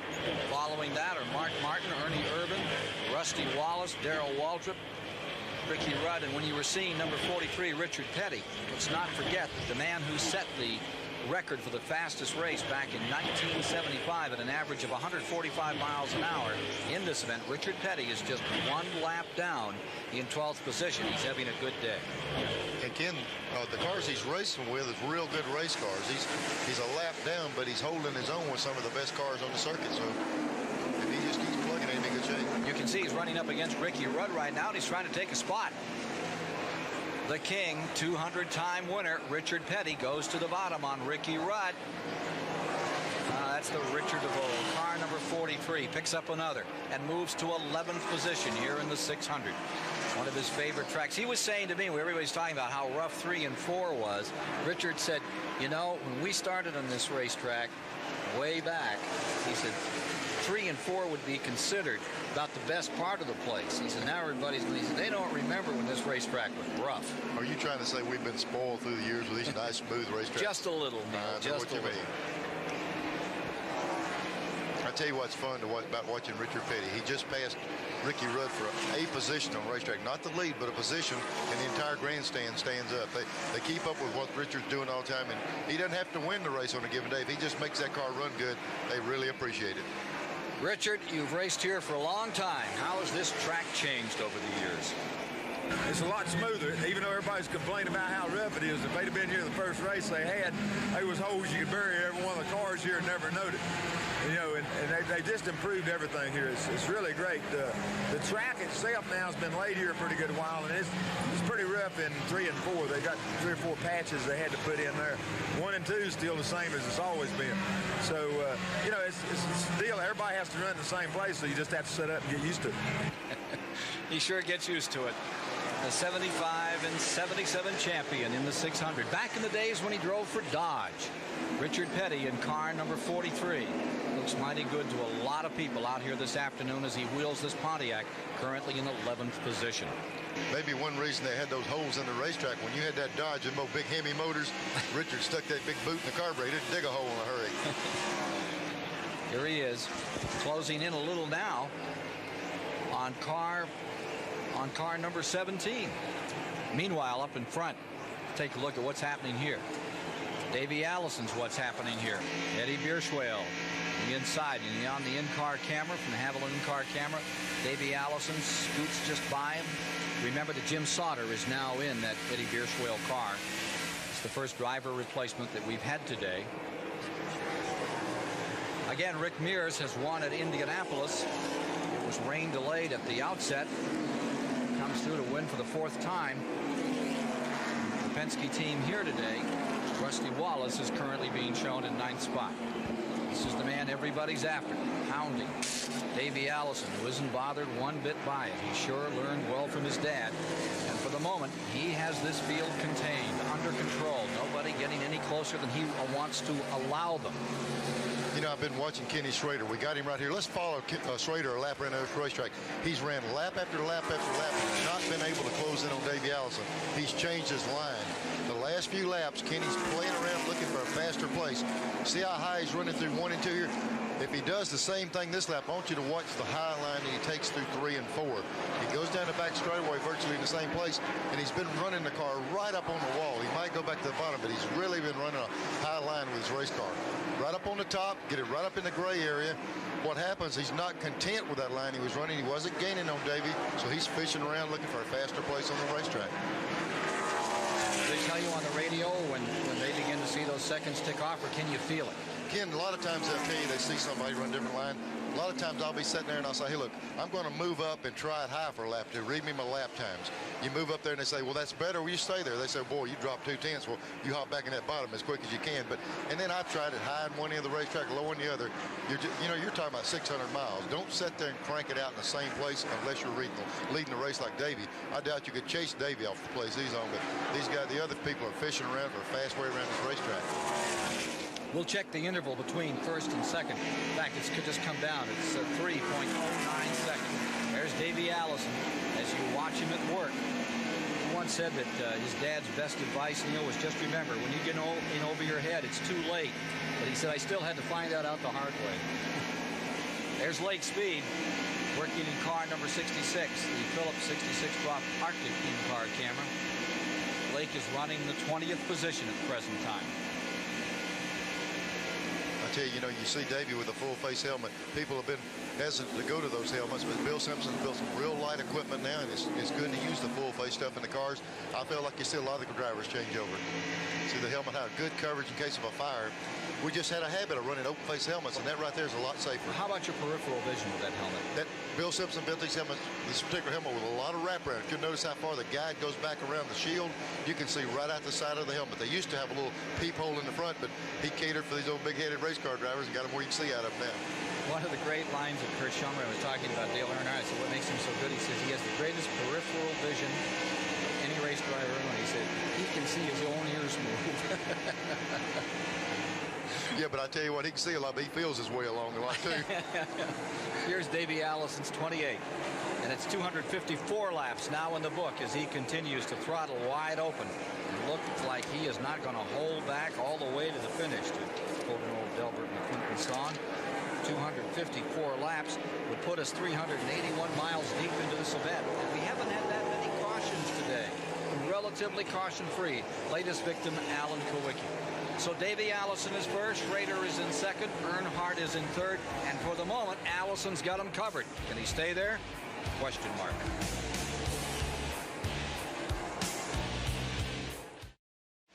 $390 miles, 260 laps are in the book, now clicking off 261.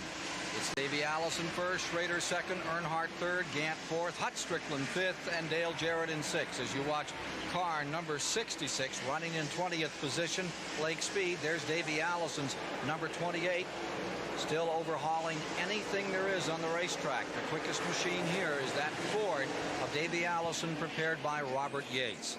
We're talking about helmets a moment or two ago. And down at the STP Pit Center, Mike Joy has more. Thanks, Ken. Let's take that discussion a little further and show you latest technology. First, from inside Lake Speed's car, the car we saw a moment ago when we came back from commercial. Now, you see Lake has got that open face helmet, and it's made in that style with a little bit of wrap around to the side, and also in a style that comes all the way around front, but still allows the driver to use those open face bubble goggles.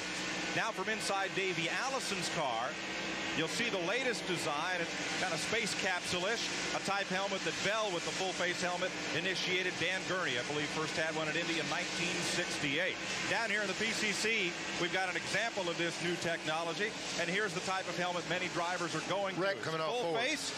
It has a full shield, And we'll be back to it in a moment. Ken? Bill Elliott doing a wild spin. That's a double slide out of turn number 4. Bill Elliott's car number 9, loose, spinning. He was running in 13th position at the time. Stops it in the grass. Bill Elliott trying to get it fired up. Neil? As they were coming off fourth turn, I've been watching Terry Labonte and Bill have really been running each other really, really hard for several laps. And they got tangled up coming off the fourth turn. Got hooked up together and Bill went around. But that battle had been going for about 5 laps. Let's review what happened here. Here's Labonte down on the inside. Clips right in the rear. Gets Bill turned. The car almost whipped back around the other side right after he comes across the grass. But hung him just enough on the quarter panel to get Bill headed to the grass. What concerns a lot of people is this area right here, crossing the grass, across that little pavement section was where they paved the track for the Legends. They were concerned that the car might hook and flip there, but it made it through there. So Bill Elliott brings out this caution period. There you see it again, sliding down, keeps it off the racetrack, bottom of the racetrack. Bill Elliott had a second place finish back in 1982 in this event, still trying to win it. Yes, sir, Mike Joy. I'd like to throw it back to you. I didn't mean to be so rude and interrupt you, but we were getting exciting up here. And I don't think Bill Elliott did either. Again, here's the latest design helmet. Both Bell and Simpson offer a version of this. It's carbon fiber. It's full face for protection. It has a full shield also in case of flame in the car. And it has this tube which hooks to a ventilation system to blow clear air at the driver. Now, there's rumor of an even newer development, the Neil Bonnet autograph model. I saw a mock-up of it yesterday up here at the Charlotte Speedway, and it had all the grids and it had all little circles that those fellas in the seatbelt commercials wear, and that may be available soon with Neil's name on it. Well, I certainly appreciate that, Mike. Joy Simpson told me he's going to build my own uniform and helmet with the crash design on it. I've done enough of it for him. All right, under this caution period, all the leaders have been on pit road. They're coming back out now. We'll get the field sorted for you and join you for more of the Coca Cola 600 in a moment. One more lap and we'll have 400 miles down, 400.5 miles to be exact, at 267 laps. We have 6 cars in the lead lap after the sort out from the latest stop on pit road under caution, with Davey Allison, Earnhardt, Gant first, second, and third, Strickland, Jarrett, Schrader 4, 5, and 6. The city of Charlotte has become the hub of American stock car racing. At every level, the sport is a part of this community. To report on that, we sent the intrepid, inquisitive Ken Stabler into the field. Ken, my Charlotte tour turned up some very involved people who get very little public exposure. First stop, Travis Carter's Suburban Race Shop, where Jimmy Spencer's car is prepared. These shops are full of people who don't get much exposure. One of them is Carl Adams. Carl at one time made a living on the West Coast as a driver, but 19 years ago moved to the Charlotte area where he's found his niche. Racing obviously has been good to a lot of people involved in it for various ways. Racing, I'm sure, has done an awful lot for you, or you wouldn't be affiliated with race cars. Racing has been really my whole life. I've been involved in this sport for over 30 years. And I still am excited about racing, even though I'm not driving, but I still plan to be in this type of business for a long, long time. There are a lot more interesting people around Charlotte caught up in stock car racing. I'll have more for you later in the show. All right, thank you, Snake. 268 down, getting set to go. Incidentally, Mickey Gibbs has rejoined the field in the Barry Dotson car. Let's go to Phil Parsons. Down here with Ernie Elliott. Ernie, the thing hung in third. Is it hung in third or fourth gear? It just tore up all of it. It just tore up all everything underneath. So is it hung in high gear? Can you finish a race just in high gear? No. That's Ernie Elliott down here. We also noticed that Mark Martin, when he came in for a pit stop, they came in and went under the hood. His car definitely sounded like it was missing. Thank you, Phil. There's the story on car number 9, Bill Elliott, still trying to win this 600. He's had himself 33 wins, but this is one that's eluded him. I don't know what the deal is with the pit right now. Dale and Earnhardt and the other guys that pitted earlier, looks like they're going to put a splash of gas in these cars. Right at the last minute, they turned that off the fourth turn, so they must be going to try to get set up where they make it with just 2 more stops. Remember again, 6 cars. Allison, Earnhardt, Gant, Strickland, Jarrett, Schrader. This will change that around. This is going to move Earnhardt on the tail end of that lead group. 1 lap down. In 7th would be Waltrip. In 8th is Rusty Wallace. 9th is Ricky Rudd. We'll see if Waltrip can make up a lap here as we get ready to go. He, Wallace, Rudd, Ernie Irvin in 10th, Terry Labonte in 11th would like to get back in this thing. And Kenny Wallace, having a very good day in what has been the Kyle Petty ride, is now 12th. I'll tell you, Kenny, that's a golden opportunity to him. You hate to see anybody get hurt like that. Kyle really got hurt at Talladega, and Kenny stepped in there. And that car has shown a lot of power and a lot of handling ability with Gary Nelson working on it. Just totally dominates Rockingham every time they go there. And the car's running good here, and Ken's doing a good job with it. Let's go down to Mike Joy. Wally Dallenbach is another Ford that suddenly had problems here, and the Junie Donlevy car's in the garage. What happened, Wally?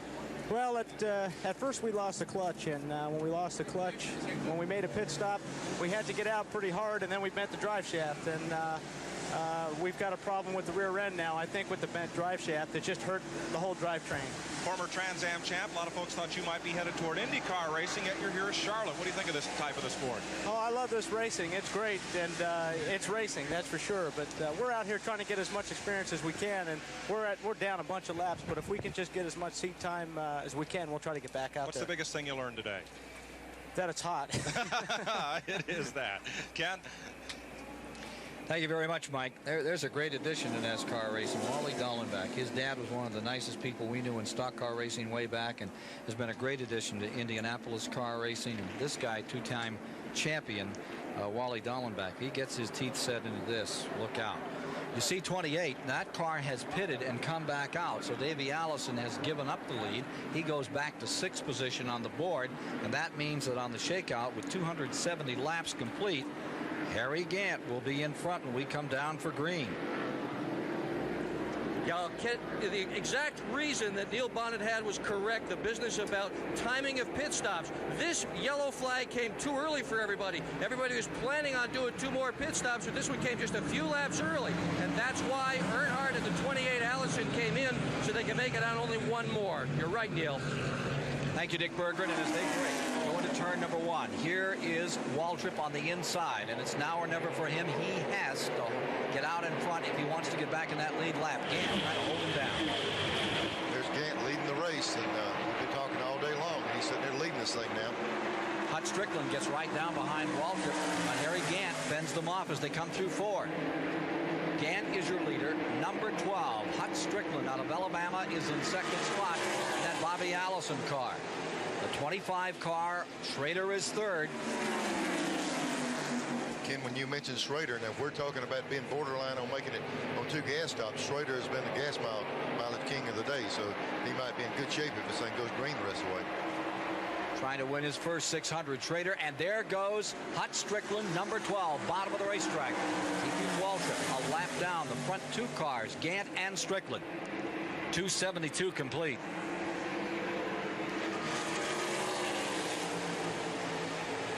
Gant, for the moment, drawing away. Yeah, you know, Neil Bonnet, you talked about the fuel mileage Ken Schrader got. You remember a couple weeks ago what kind of fuel mileage Harry Gant got when he won the race at Talladega. He went about 915 miles. I think they drove all the way back home, never put any gas in the thing. So you got to watch for Harry Gant if it comes down to fuel mileage. Yep, and just as you're saying that, we had a pass for the lead. But Strickland just took the lead away from Harry, so they're really mixing it up on the front again with Schrader right under him. And closing, Earnhardt. Front 4 going to turn 1. Here's Schrader down to the bottom. Chasing Strickland at number 12. Hut Strickland with the lead. 2nd spot, that's Ken Schrader. Harry Gant hanging 3rd. Earnhardt in 4th. Rejuvenated race after this caution period. This ought to rejuvenate Bobby Allison, too, to see his car out leading this race. Bobby has been so strong and won a lot of these World 600s. I'm glad to see his car running good. Rick Mass, number 1, is just up in front of these cars. It is down considerably in this race. It's only completed 200 laps. 272 are in the book. They keep working on it and getting out here. Jackson Brothers trying to keep Rick in the point battle. Backstretch, and Hut Strickland is having a great moment out in front in the Coca Cola 600 in the Bobby Allison car. Here comes Schrader. Try him on the outside.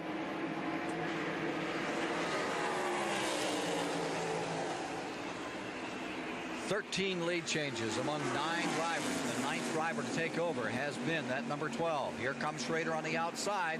They round turn 2. It's got to be a thrilling moment for Bobby Allison to have a car back up in front and know he has a driver as good as this kid Strickland.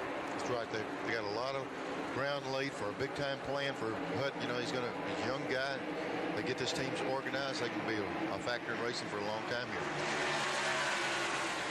I think a lot of folks would be interested in how involved Bobby Allison is in that team. Bobby has a lot of input in it. You know, Bobby was probably one of the best guys at setting a chassis up, knowing the ground up on the chassis. Matter of fact, he was one of the first guys to go with the front steer cars, which everybody has now. I'm sure Bobby puts as much into that team as he can. Well, as a kid, Hud Strickland had a toy race car, and he painted the number 12 on it because he wanted to have a number like Bobby Allison. Right now, Hud Strickland is fighting for the lead in the Coca Cola 600.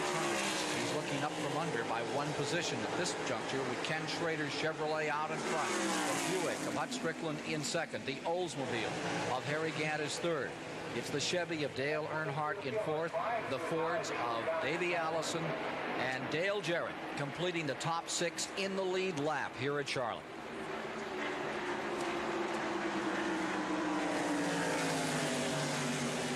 Gant's car got a little loose with him there. He tried to drive down with Hutt, and the car broke loose on him just a little bit at 3 and 4. Ken Schrader, how do you play the last few laps if you're running second, going for the lead? You just get that front end up there and gouge all you can, you know, try to worry the heck out of them, make them mess up. If you're, you know, hopefully your car's working a little bit better and you can move around and use all the parts of the racetrack. He's using all the parts. As Neil Bonnet was saying earlier, when he was down to Davey Allison, he used up everything except the aisles, trying to find a way to move back into the lead spot. And he had actually found him a way. He was a little bit quicker around the racetrack. On cool tires, he'll be in that bottom. When it gets hot, you might see him move back up where he was at. But look at Strickland close in again. The number 12 wheels right back up there to fight for the lead. You're watching a relative newcomer in Winston Cup racing going up against, well, not exactly a name that is synonymous like a Petty or the Allison name, but Ken Schrader has been known for many years for his sprint car and midget racing exploits, and he's been a natural in Winston Cup racing. Now he's fighting with a new name, Hut Strickland, but with an old ownership, Allison on the side of that car. Hut Strickland may be a new name to most fans, but if they were paying attention last weekend here at Charlotte, he finished in the top 3 in that Winston Open, and I think he and Jimmy Fennick and Bobby Allison all got a big boost out of that finish. He showed he could run with the front guys. He got into the Winston, the all-star race for this sport, had a good 50 laps there, really ran well, and whatever they found, they've applied the lessons well. But I think, and Neil, more importantly, the boost in confidence he got out of that finish last weekend, I think is carrying him a long way here today. Mike, you're right. When a young guy gets in a car and he comes to a track like this, you're almost in awe of this facility, the grandstands, all the people, and being in a Bobby Allison race car. The more he can get that car up front and build confidence up, the better he's going to perform each week, and it's really showing up with him. Here he comes, showing that confidence right now as he dives down to the inside. I'll tell you, he looked great at Daytona in race number 1 of the year. And if fortune will just play kindly with him, Hut Strickland is going to be around and be a serious contender, a major name in this sport for years to come. Here he is, down to the line. Whew.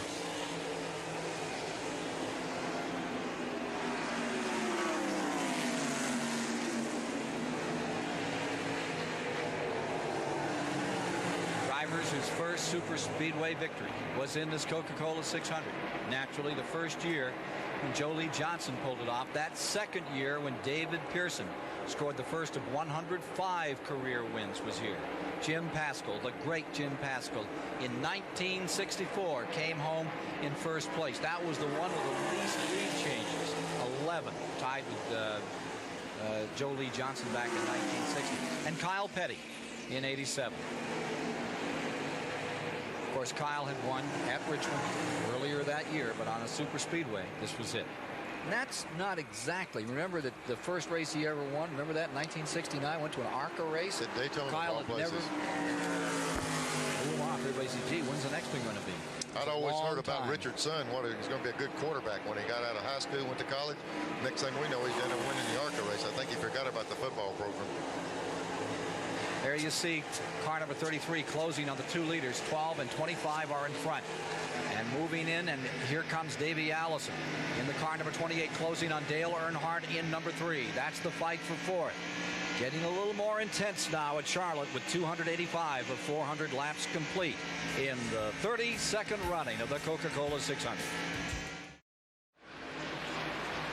At the Charlotte Motor Speedway, Kenny Schrader's got to have a look in his mirror for Davey Allison, who is coming fast. And if you're driving around Orlando, watch your mirror for Charles Truax of St. Cloud, Florida, 6-year NASCAR fan and a Bill Elliott booster. He'll get the keys to a Pontiac Grand Prix SE because he knew Kenny Schrader was leading at the halfway lap, and Gillette Right Guard is going to give him the car. Ken Squire?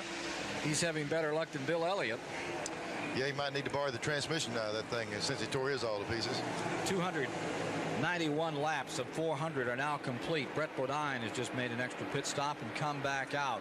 When do we get to 500 miles? 333, 334? Yep, and when we get to there, we're going to start wondering how much further these cars will go. We haven't seen that much attrition today. We had a lot of caution flags. The motors have been staying together.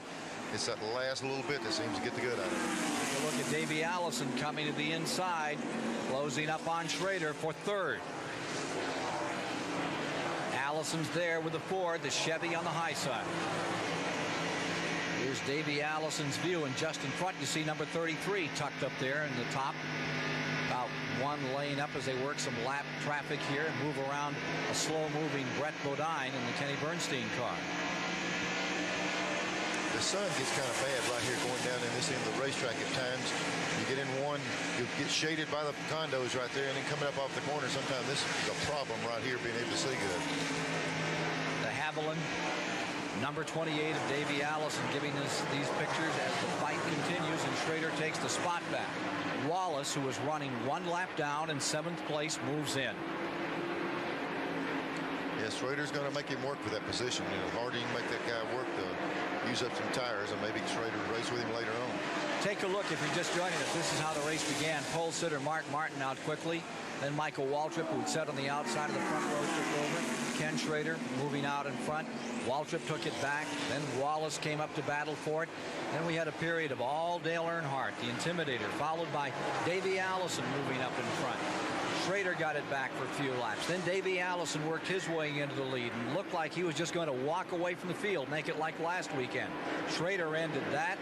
Wallace got a crack at it. That was Kenny Wallace under caution. Coming out, he got a lap under some pit stops. Got a lap in front and picked up 5 points. Davey Allison, Schrader, and now for the moment Allison again leading as we get toward the end of this race. Gant has had an opportunity at it. Strickland moved up.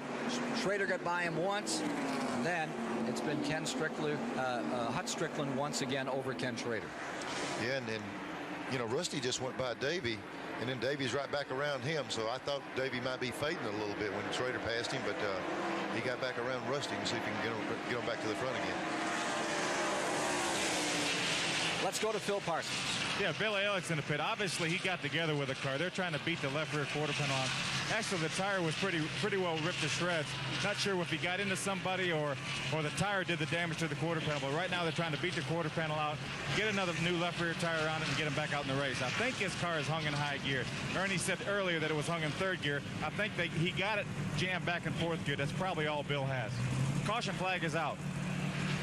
Yellow is on at lap 296, 444 miles complete. Caution is down on the track, and this will jam them back together up in front as we look at the running order through 30 positions after some 280 laps. Caution is down. That would be the 6th caution of the day.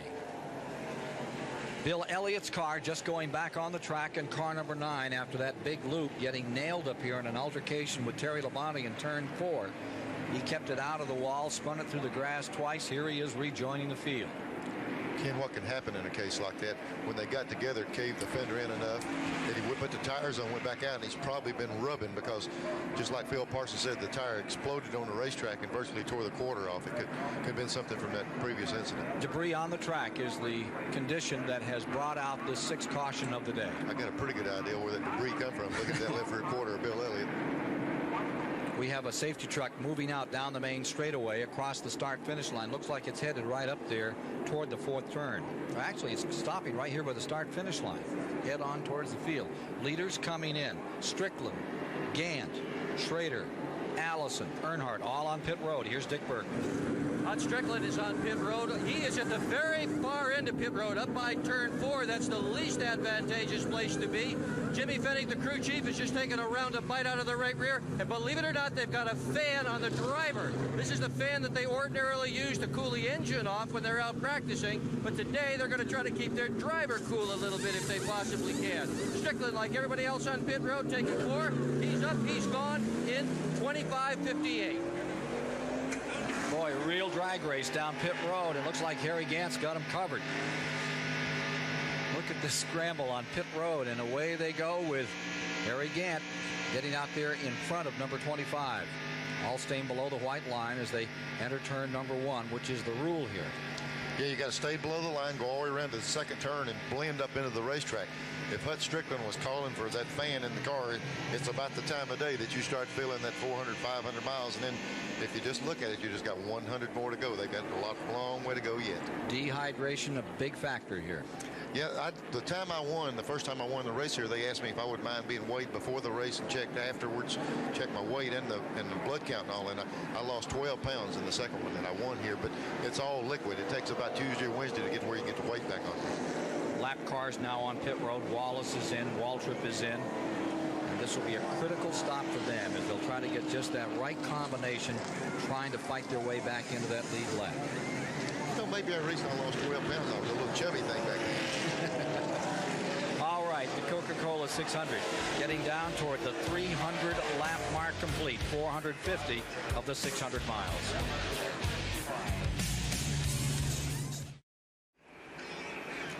.300 laps complete as they come by this time, 450 miles down in this 600-mile contest, and taking a shot at trying to get his lap back down in the bottom of the racetrack. It looks like Hamilton working his way through. Harry Gant up on the outside. Gant is your leader, Schrader in 2nd, Allison 3rd, Earnhardt 4th, Strickland 5th, and Jarrett 6th. Pile driver in front. There goes Earnhardt slipping right down below the lap cars. Thank you. I'll go by Morgan, and I'll take Bobby Hamilton. And then gets a little stiffer if you get up there on Earnhardt. You got it just a little bit low getting in the corner there. Managed to get under. How can you drive on the apron and up on the 24-degree banking at the same time? It helps to have one of your eyes closed at least. That's kind of a nice little ride when you get in it. All that oil dry and dust off the tracks fell in the bottom, and it gets just a little slippery down there. Here's Davey Allison screaming down the bottom of the racetrack. Look at that Ford tear down to the bottom. Chevrolet comes right back. Here comes Schrader. And here comes Hut Strickland right with him. At number 12 Buick. What a show it's put on today. Now who's Hut going to go with here? There's Schrader and there's Davey. And Davey's going on his own. I don't know. Schrader's holding him right there. Needs to make up his mind and go with one. Let's take a look at the attrition. We'll hold that attrition for just a moment. As we watch this incredible little move here by Hut Strickland as he elects now to fade out and run with Davey, and Earnhardt's going up on the high side. Scary stuff. This race had gone into the doldrums in the central part of it. Now as we get down toward the conclusion, here's Harry Gant trying to go for 2 in a row out in front.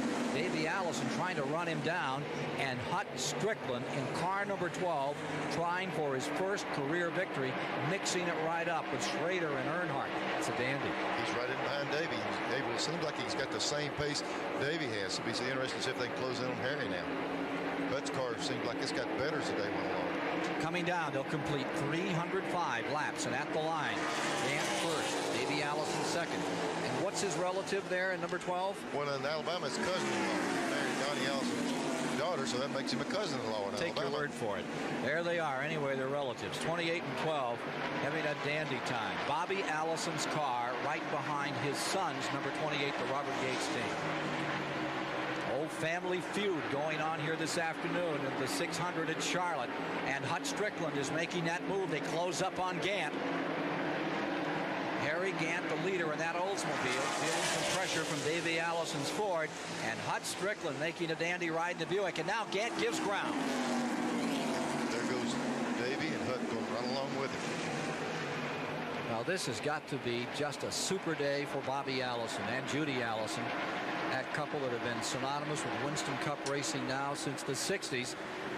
As team owners, they've got a winner out here in Hut Strickland, manhandling number 12 out of turn number 4 to complete this time by 308 laps, and it's a battle, a family feud for the lead.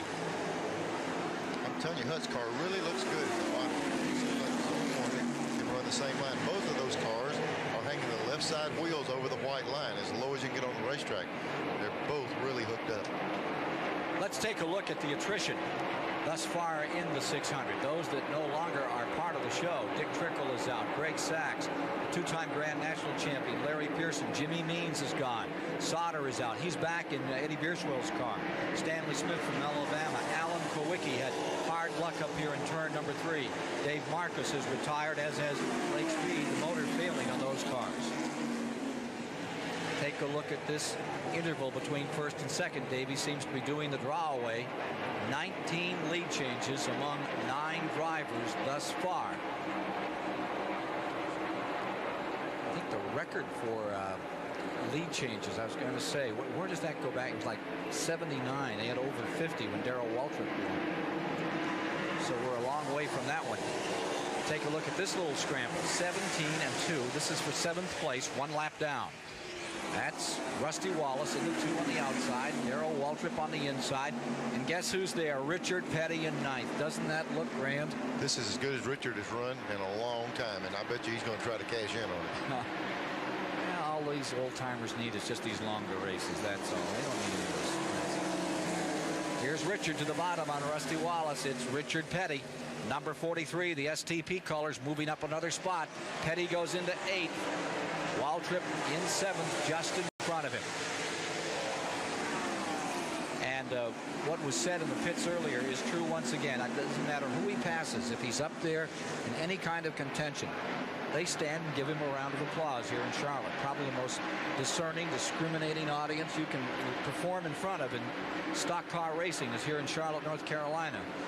And Richard Petty, no matter where he goes, is admired. But here, they really sense the greatness of the man. Again, the guys that were standing up and the fans that were standing up, they all didn't have a Richard Petty hat on either. They all appreciate Richard's effort and as long and as hard as he's working at this. Number 20 runs into the pits. Bobby Hillen quickly gets in, get himself in there, and I think he's planning to come right back. 26, Brett Bodine goes behind the wall. Petty closing on Waltrip. Gosh, remember a few years ago when those were such great battles? Well, you were in them most of the time. Yeah, I had a lot better seat back then. I could look out the windshield and see some of these things.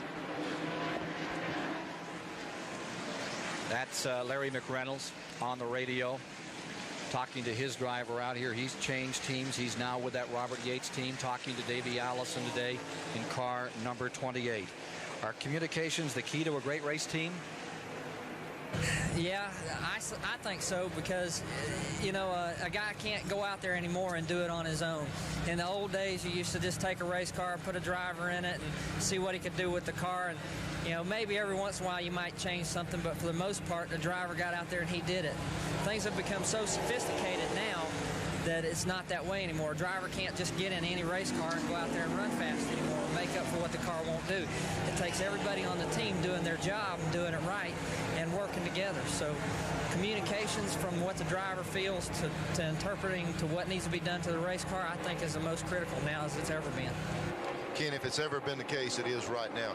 You can call in that car. The driver used to call in and say, boy, I need 3 more rounds of bite, or I need this, I need that.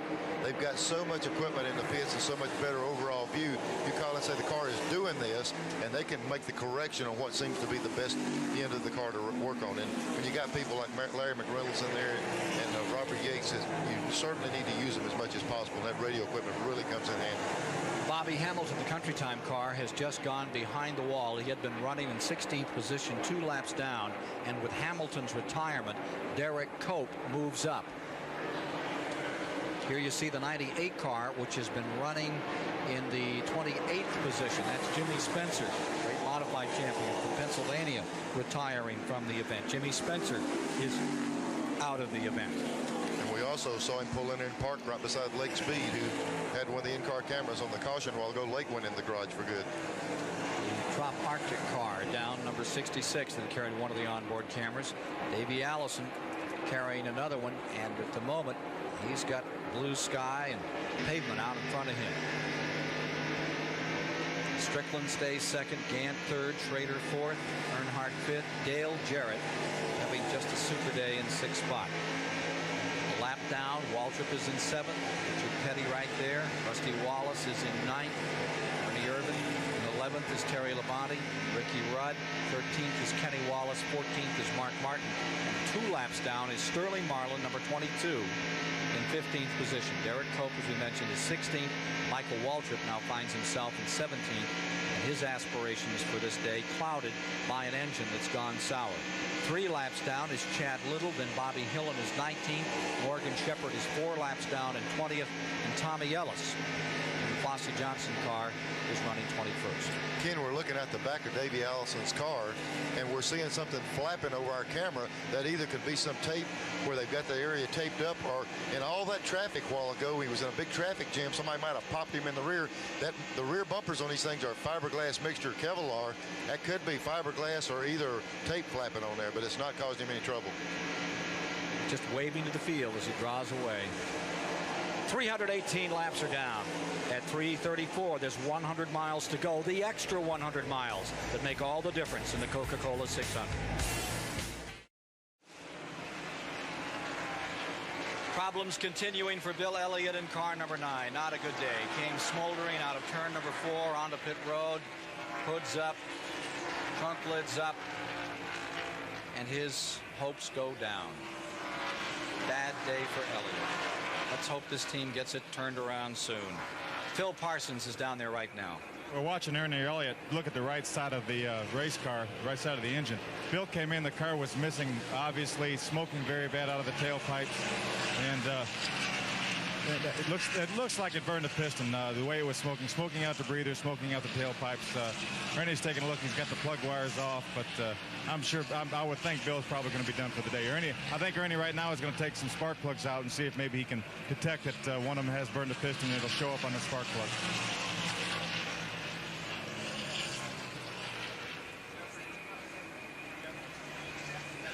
That was moments ago as the car was coming in. That did not look good.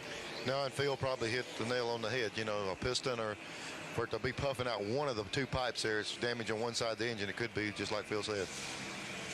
Still wants to give it a go. Elliott sitting at the controls, although now it looks like the helmet might be coming on. Davey Allison on the leaderboard. The cousin-in-law, Hut Strickland, second. Harry Gant stays right there in third, close by, with Ken Schrader in fourth, and the intimidator, Dale Earnhardt, a stout fifth. One other man in the lead lap. That's Dale Jarrett with the Wood Brothers, number 21. Their luck has been a mixed bag this year, and they're having a good run at the present time. There is second, third, and fourth. Hut Strickland in the 12 car. Harry Gant in number 33. Ken Schrader in the 25. One more fuel stop should do it for these guys today. Yeah, you know, we were questionable before if they could go 2. We had that caution, so the guys got them tanked up, and now all they'll need to do probably be one more stop.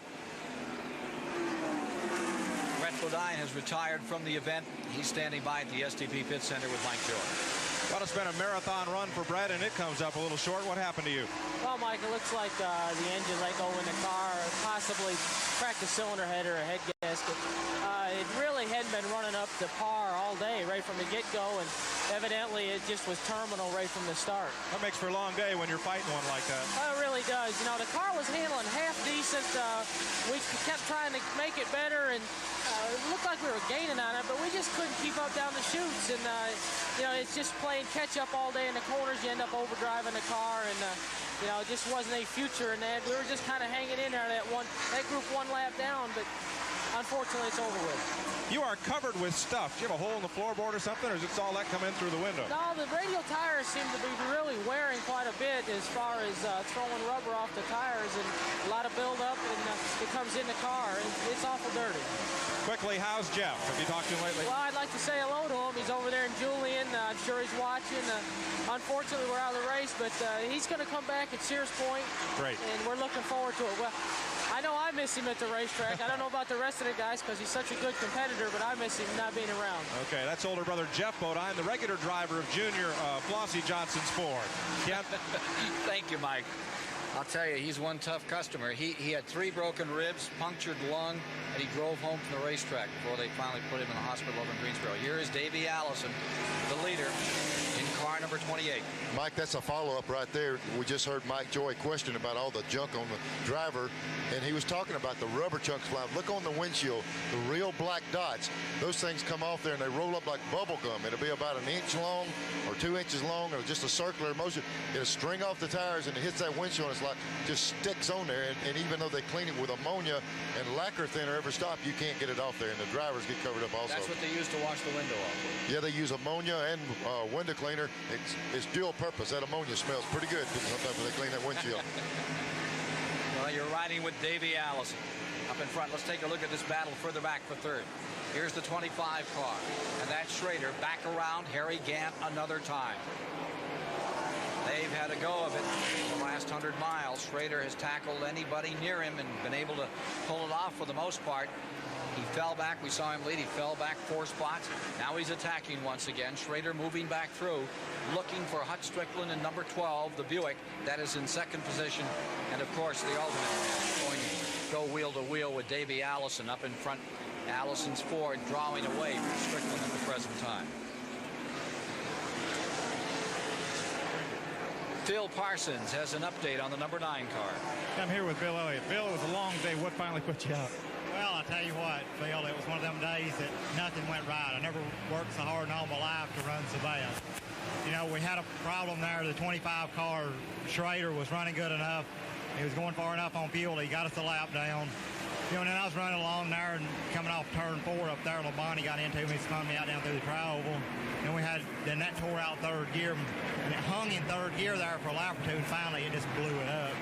And then all I had was first, second, high, and then we blew a tire off turn 2 over there, and then the motor, something happened to the motor. Maybe next time. Tell you what, it's got to get better. Caution is out again. Number 19, Chad Little's car, the Bullseye car, in trouble and easing down onto the inside of the racetrack as we go to the 7th caution period of the day. Ken, just as we talked about before the race started, these guys build 500-mile motors. We deal with them all season long to get that last little bit. Right now, we're fixing to go into, we're putting down 500 miles right now. We're seeing Chad Little fall out with a motor. We just lost Elliott. How many more of them are we going to lose in this last 100 miles? There's Chad Little losing his motor. He would have made a 500-mile race. He could have coasted around for the 500th mile, but now we got another 100 to stack on top of it. So as the number 19 goes up in smoke, the Spokane, Washington attorney, Chad Little, out of it. That looks like I don't think that was just an oil line down.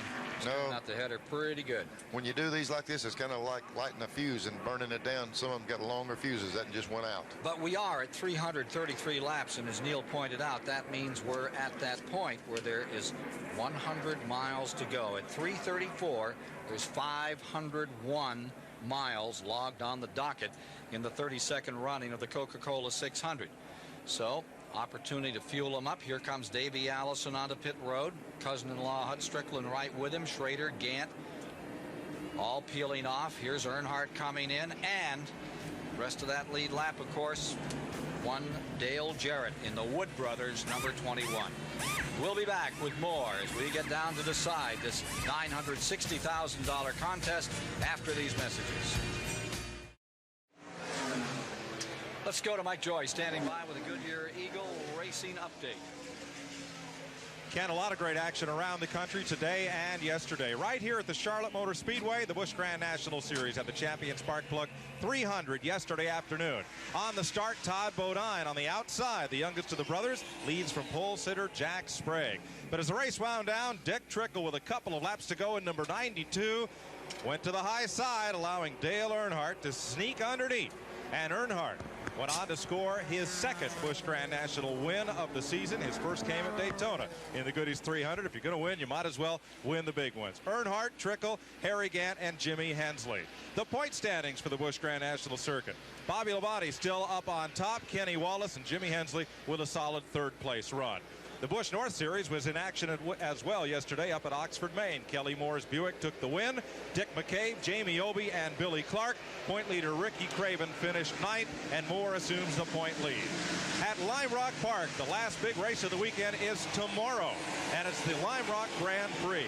Driving an all-American GTP car, a Chevrolet-powered Intrepid, Tommy Kendall shattered the track record by more than 2 seconds. He's on the pole. Davy Jones Jaguar is outside. Chip Robinson in the Nissan. Bob Earl qualifying the Nissan for Jeff Brabham and Juan Fangio's Toyota. At the Indianapolis 500, just concluded a few minutes ago. On the start of the race, Gary Bettenhausen and Buddy Lazier crash on the very first lap right after the drop of the green flag. There they go, spinning off from the back of the field. Once they got back under green at lap 23, Kevin Cogan and Roberto Guerrero will tangle the new cars in turn number 1. You know, you can cars see dodging everywhere. Roberto Guerrero. Kogan, being put on the stretcher, suffered a broken right forearm and a broken right thigh. He'll be operated on tonight. Guerrero treated and released. There's A.J. Foyt. Look at the left front wing on his car. Took Supertex out of what may be his last 500. 13 laps to go. Rick Mears passes Michael Andretti to win his 4th Indy 500. Andretti second. Ari Luyendyk was third. Al Unser Jr. fourth. And John Andretti finished 5th. That's our Goodyear Eagle Racing update. Ken Squire. Thank you. Let me update you on the Coca Cola 600, which we're watching live on the break from that caution period. Davey Allison has popped right back out in front, carrying on with the same procedure that he has earlier, showing tremendous strength on these restarts. So his Ford is in front. Harry Gant, number 33, is running in second. Ken Schrader is third. Hut Strickland fourth. Dale Earnhardt fifth. And Jarrett sixth. And now you see the battle enjoined at Gant and Schrader for second place. And Schrader, for the moment, has the strength on the inside. And Schrader barrels right down on the bottom and moves into second spot. Neil Bonnet, Schrader looks as good as anybody, but he's first in class. Allison in the class by himself. Ken, this group of cars right here is an excellent race. Like you said, Davy's almost in a league of his own. Every now and then, a car owner and a driver will get a combination that's unbeatable at certain racetracks. And this looks just like the Winston a week ago when he just ran away from the field. Now, this is a close race up here. And here we have Mark Martin. He's out. He was been smoking for a few laps. I think they just flagged him along with the fact that it looked like the motor turned completely loose. Well, here you see the 25 car still trying to sneak up through this field. Here's Gant in the 33 right after him. Richard Broom, the crew chief for that car number 25, used to be the man on Nitro Fever, the blown fuel hydro boat that held the world speed record back in the early 70s, and the one that Rick Hendrick himself piloted with some 27 wins. They gave up on that. They came to stock car racing. Here's Hud Strickland taking a look in there, Ken. Yeah. Strickland, the Buick, back on the bottom at number 12. Ripping right up through. That is Strickland going for third spot, moving Gant back to fourth. Waltrip was right up on the front when they had this restart. He tried to make his lap up, and they blew him off. They drove him right back. As you see, he now is 4 positions back from those leaders. 3 positions, 4 positions as Strickland has moved by Harry Gant to make him fourth. And Davey Allison gone. He's got better than 2 seconds, and he's picked it up in about 8 laps over the second place man Schrader. Ken, that's one reason we have so many good cars laps down.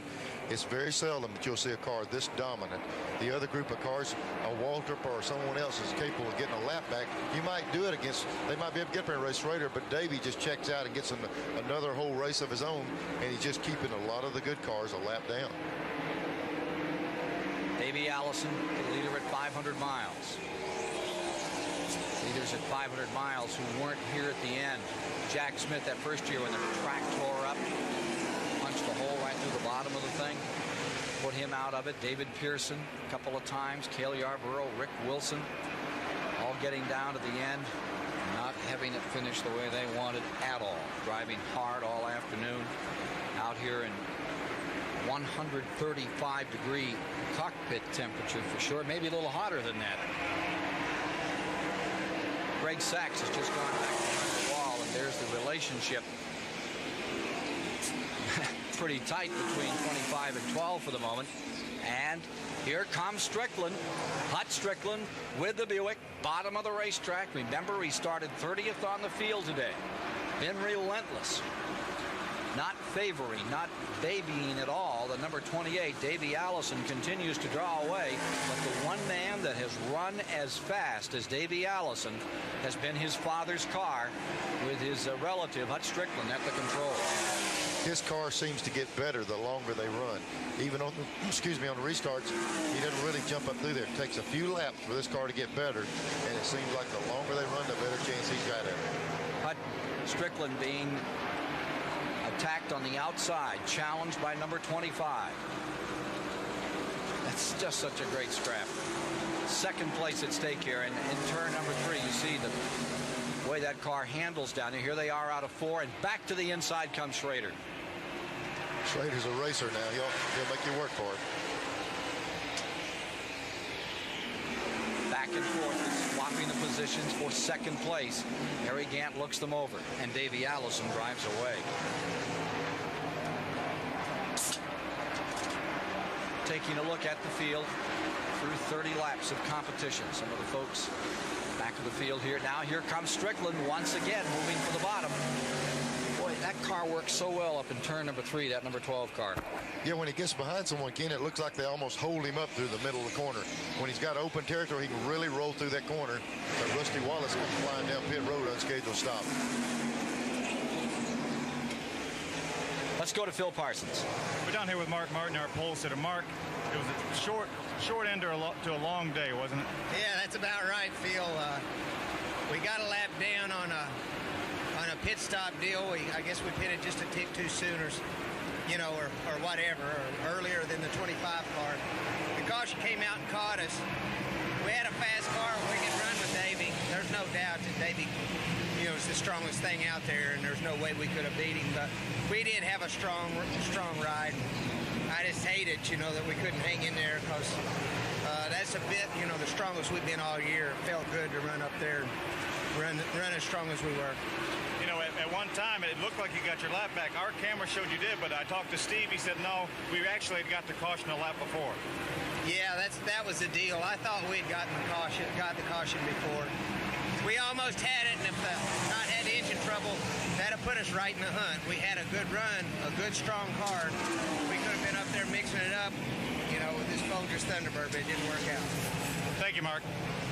But he leaves today still with a new record for the 600 qualifying at better than 174 miles per hour. And look at Strickland.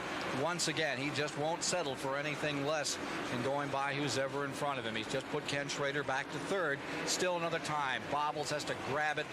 Sweats it out here as he charges over that very rough fourth turn, this mile-and-a-half Charlotte Motor Speedway, where 351 laps have now been completed.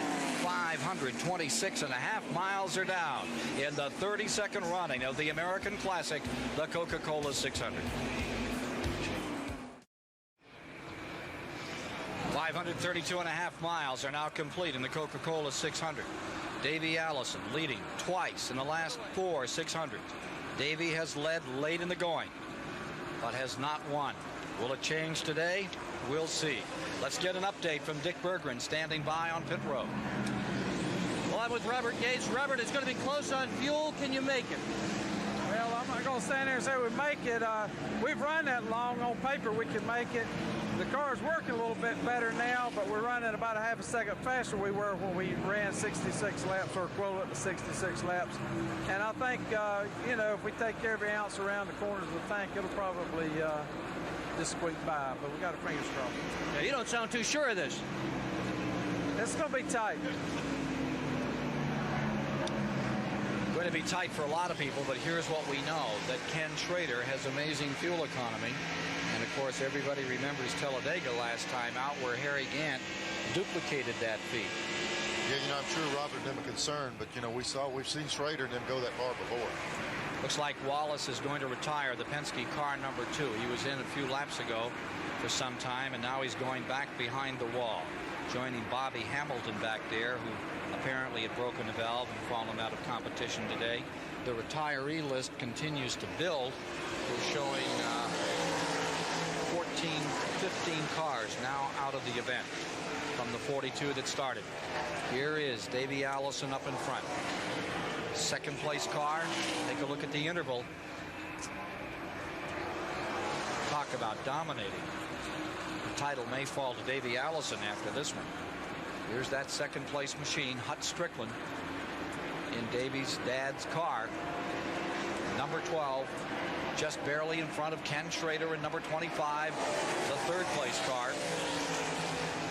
Harry Gant in number 33 is fourth. Earnhardt is in fifth, and Dale Jarrett is sixth. There you see Morgan Shepherd's number 15. He is running in 16th position. He is 4 laps down. Here's Gant's number 33. Now that he's 50 plus, he says, when they asked him if he feels any different about racing, he said no, but it's the only difference is I don't want to go away from home as much as I used to.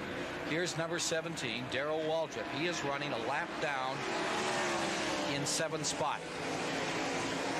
Darrell Waltrip, does the length of this race give you any extra problems? In my case, I've been very fortunate because the last 100 miles, if you go back and check history, will tell you that in the last 100 miles is when I rose to the top.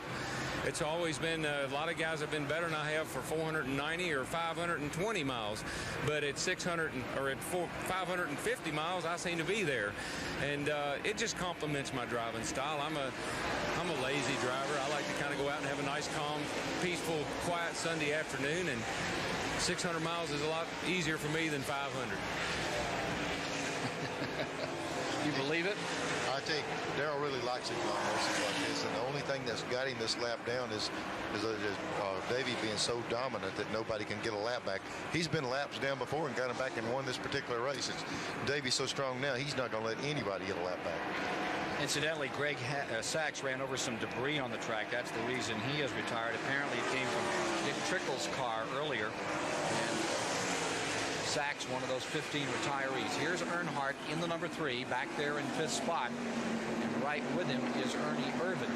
Irvin is a lap down. He is in 8th position with car number 4. Well, I've got 2 questions for you guys. First, if you took that Darrell Waltrip soundbite and just changed the accent and the pacing a little, would that have been David Pearson talking or what? And second thing, Neil, you're racing for the win in 600 miles. Keeps your attention. You're going all day long. You're trying to rise to the front like Darrell's just talking about. But how about running one of these cars when you're 4, 5, 6 laps down? I can't imagine any day being longer than that, having to struggle with a car like Brett Bodine said he was doing until his engine gave up, and just trying to nurse along to the finish. That's really got to be purgatory. Mike, you're exactly right. When one of these things is running good, you can sit there all day long, not think about it. And one of them get to running lousy and it wouldn't blow up if you wanted it to. It'll just keep plugging along and plugging along. And when you get several laps down, you just lose. You don't lose interest, but you just realize you lose the chance to win. And it's hard to set up in that seat and run these things at a level you need to without something dangling out in front of you. Say, hey, you know, if I work hard, I get a reward for it. When you're 4 or 5 laps down, the only reward is a few points, and it's hard to weigh those out at times. Well, running 1 lap down here, Neil, we saw Richard Petty. He's still in 9th position, feeling pretty perky about it. And the number 94 is Terry Labonte, running in the 10th position on the field. Starting his 13th Coca Cola 600 today, number 94, Terry Labonte. And there is Ricky Rudd, the 11th place campaigner at the present time, as you get a sense of where they are around the speedway. Ricky Rudd running in 11th with another of the Hendrick cars, that one prepared by the brilliant Waddell Wilson. The only other man in that lap would be the number 42 of Kenny Wallace, and in front of Kenny is the number 22 of Sterling Marlin. Sterling is 2 laps down in the 13th position at this time. Has to affect all of them. The junior isn't here. Here you see the number 10. That's Derek Cope. He's running right behind Sterling, 2 laps down in 14th position. Last year's Daytona 500 and Dover champion. Dover, the next event on the schedule for the Winston Cup Tour this year. Michael Waltrip, who started from the front row, be the next car in that lap. He's back in 15th spot. Ken, you talk about bringing back memories of these fans with Richard Petty. I want you to watch this line going in the corner. He got it down a little bit low that time. He's trying to get under a car. He's working with Dale Jarrett right now. He ran Dale Jarrett down from a long way back. He ran it down on the Richard Petty line, 1 foot off the wall all the way around the racetrack. After he gets out of this confrontation right here, we'll look at him again, but he brings back memories of running up front, but he's also brought that Richard Petty line back into effect. Well, there's the greatest memory of all, the 21 against the 43. That's Dale Jarrett in 6th position. That famous 21 that Pearson drove and you drove, and so many times we saw it wheel to wheel here and so many other great tracks with Richard Petty right on it. He had been running right up around the wall to run someone down, and when you do that, you need to get under him like that. But I looked out the one, and boy, it did bring back memories to see him. He's always ran higher on a racetrack than anyone at that track, and he was back up in his old place. Yep. Tell you else who runs this track high a lot of times is Harry Gant. He hasn't used that much today. No. Must be geared differently, but a lot of times in days gone by, he stuck it right up in that old Petty groove. Same one they talked about at Daytona on the Tri-Oval. No one ever went to the Tri-Oval quite like Richard Petty, maybe Fireball way back. Here's 33, Harry Gant, chugging along, maintaining 4th spot as we get down to tell time, 369 laps complete of the 400 laps in the Coca Cola 600. We have 553 miles complete. Davies' lead is varying from lap to lap between 4.5 and 5 2/10 seconds. Well, I've just done an inventory of all of the top 5 cars to see who can make it on fuel and who can, and the most worried of all of them is car 28, Davey Allison. They have, in fact, just radioed to Davey and said, feather it, help us on this one. We got to make it to the end. Hut Strickland's crew said, no problem. Schrader's crew said, no problem. The 33 Gant's crew said, no problem. Earnhardt's guy said, we think we can, we hope we can. What about Dale Jarrett back there in the 21? There's one that could be a factor. Those Wood brothers were always scamps at figuring out ways to get more mileage, make these cars more efficient, weren't they, Neil? Well, I tell you what, Leonard Wood is one of the best all-around mechanics you'll ever see. He builds the car from one end to the other, and he certainly knows how to get the mileage out of the car also. And to top it, he has always been one of the nicest men in the sport. Here he comes, the 21 car, back on 43. Remember that Petty is running in 9th, a lap down. Dale Jarrett with him. Help each other out, work these last laps.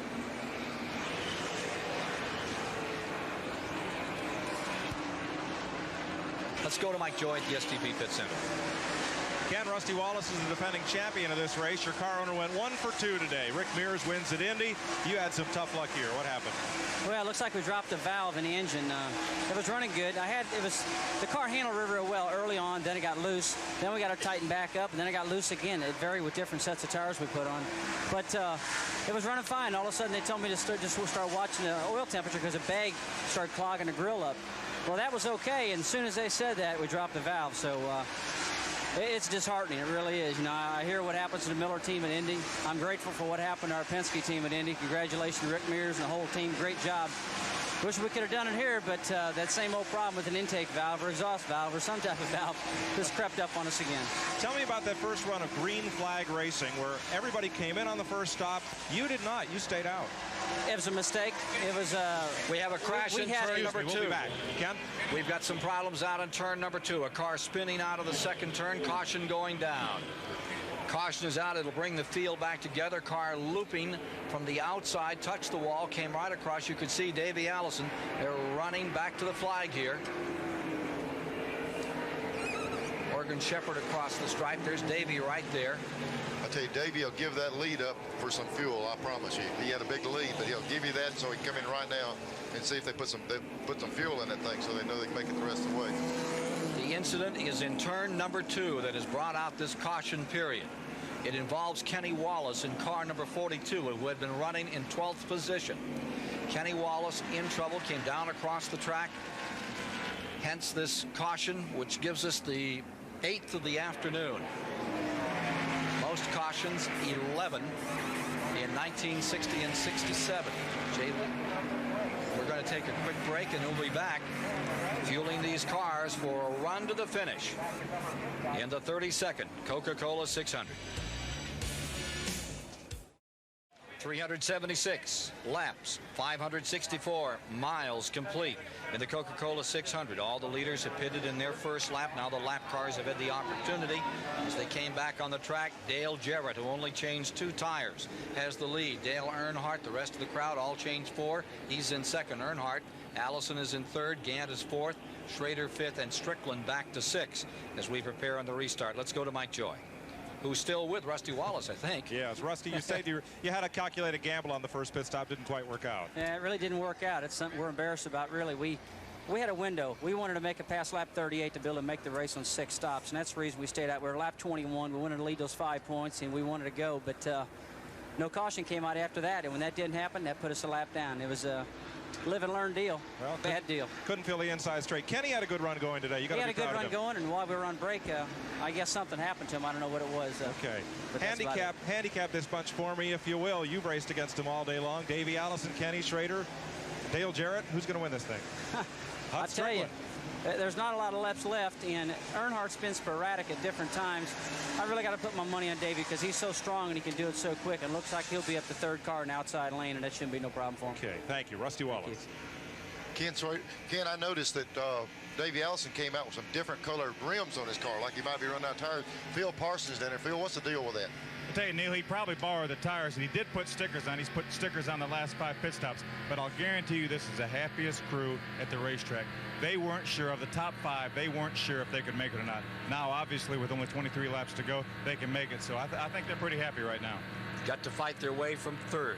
That's where they'll be on the restart with Dale Jarrett 1st, Earnhardt 2nd. Might talk about stickers for a moment as we get set for this thing to go green. They put the brand new tires on. Sometimes they put these tires on and run them 1 or 2 laps and get them ready and size them and make sure everything just like they want to be. Even though they're radials, they want to see what they look like after a couple laps. The stickers, they just like they come out of the mold. The rubber's still shiny and they get real fast for about 2 laps. Davey Allison has led 244 laps as we come down to green. As they come by, there'll be 378 laps complete. 22 laps remain. Here's the break. Davey Allison squeaks down to the bottom of the racetrack. Thunders down into the corner, tries to pull himself through. Big wreck behind him. And there is a major mess down behind them as they come out of turn number 2. And they avoided it. Hut Strickland was completely sideways, right back up in the groove and never lost position hardly. But 2 cars have run really slowly down to the bottom of the track. I think one might be Mickey Gibbs, who has re-entered the race, and the other is the 94 of Labonte. Back to the line. After this shakeout, car number 3, Earnhardt, is there. Let's take a look again at what happened on that start. Going down in the first turn, everybody's all wadded up. Here's 94 on the inside, and there's Hut Strickland.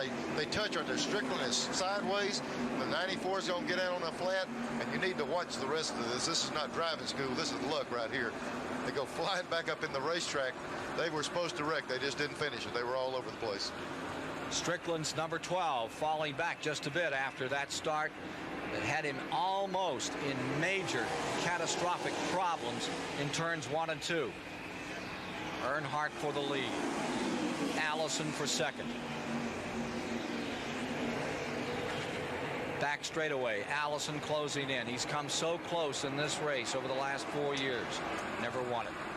Davey Allison streaks down into turn number 3. Maneuvers to the outside. Ready to challenge Dale Earnhardt for the lead.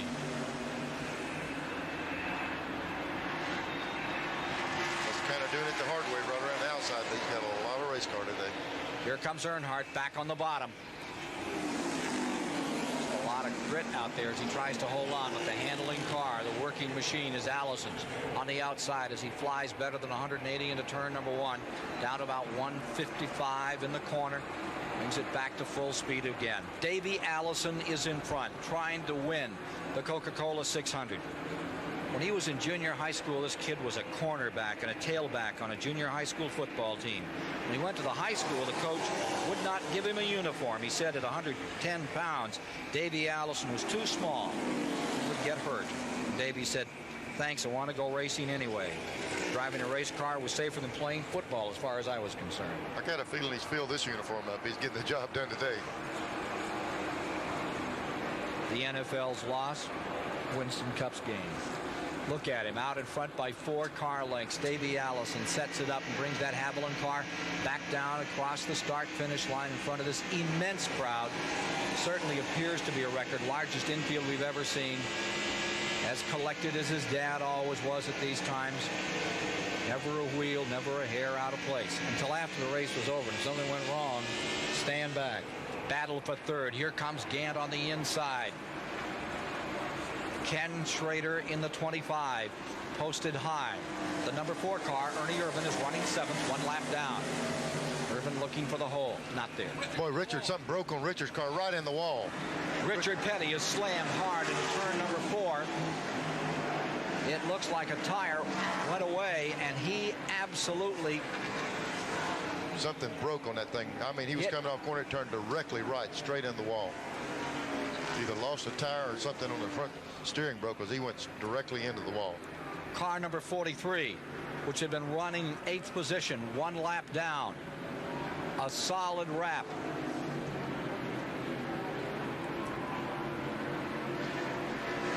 Well, we picked it up after it happened. He was coming off that corner. And I mean, when I saw him, he was down at the bottom of the racetrack, and you couldn't have turned the car any more to the right. He just drove. You can see how the car squared off from about the middle of the hood to the door. It went directly in. It hit about a 45-degree angle. It really did some damage to that car. Hopefully Richard's not hurt.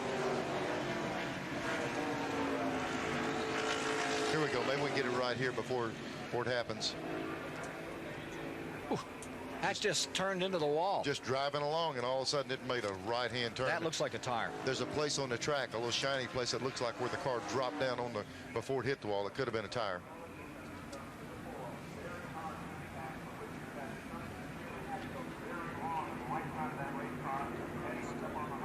Richard Petty still in car number 43. We're waiting for further word on the King, who has crashed here.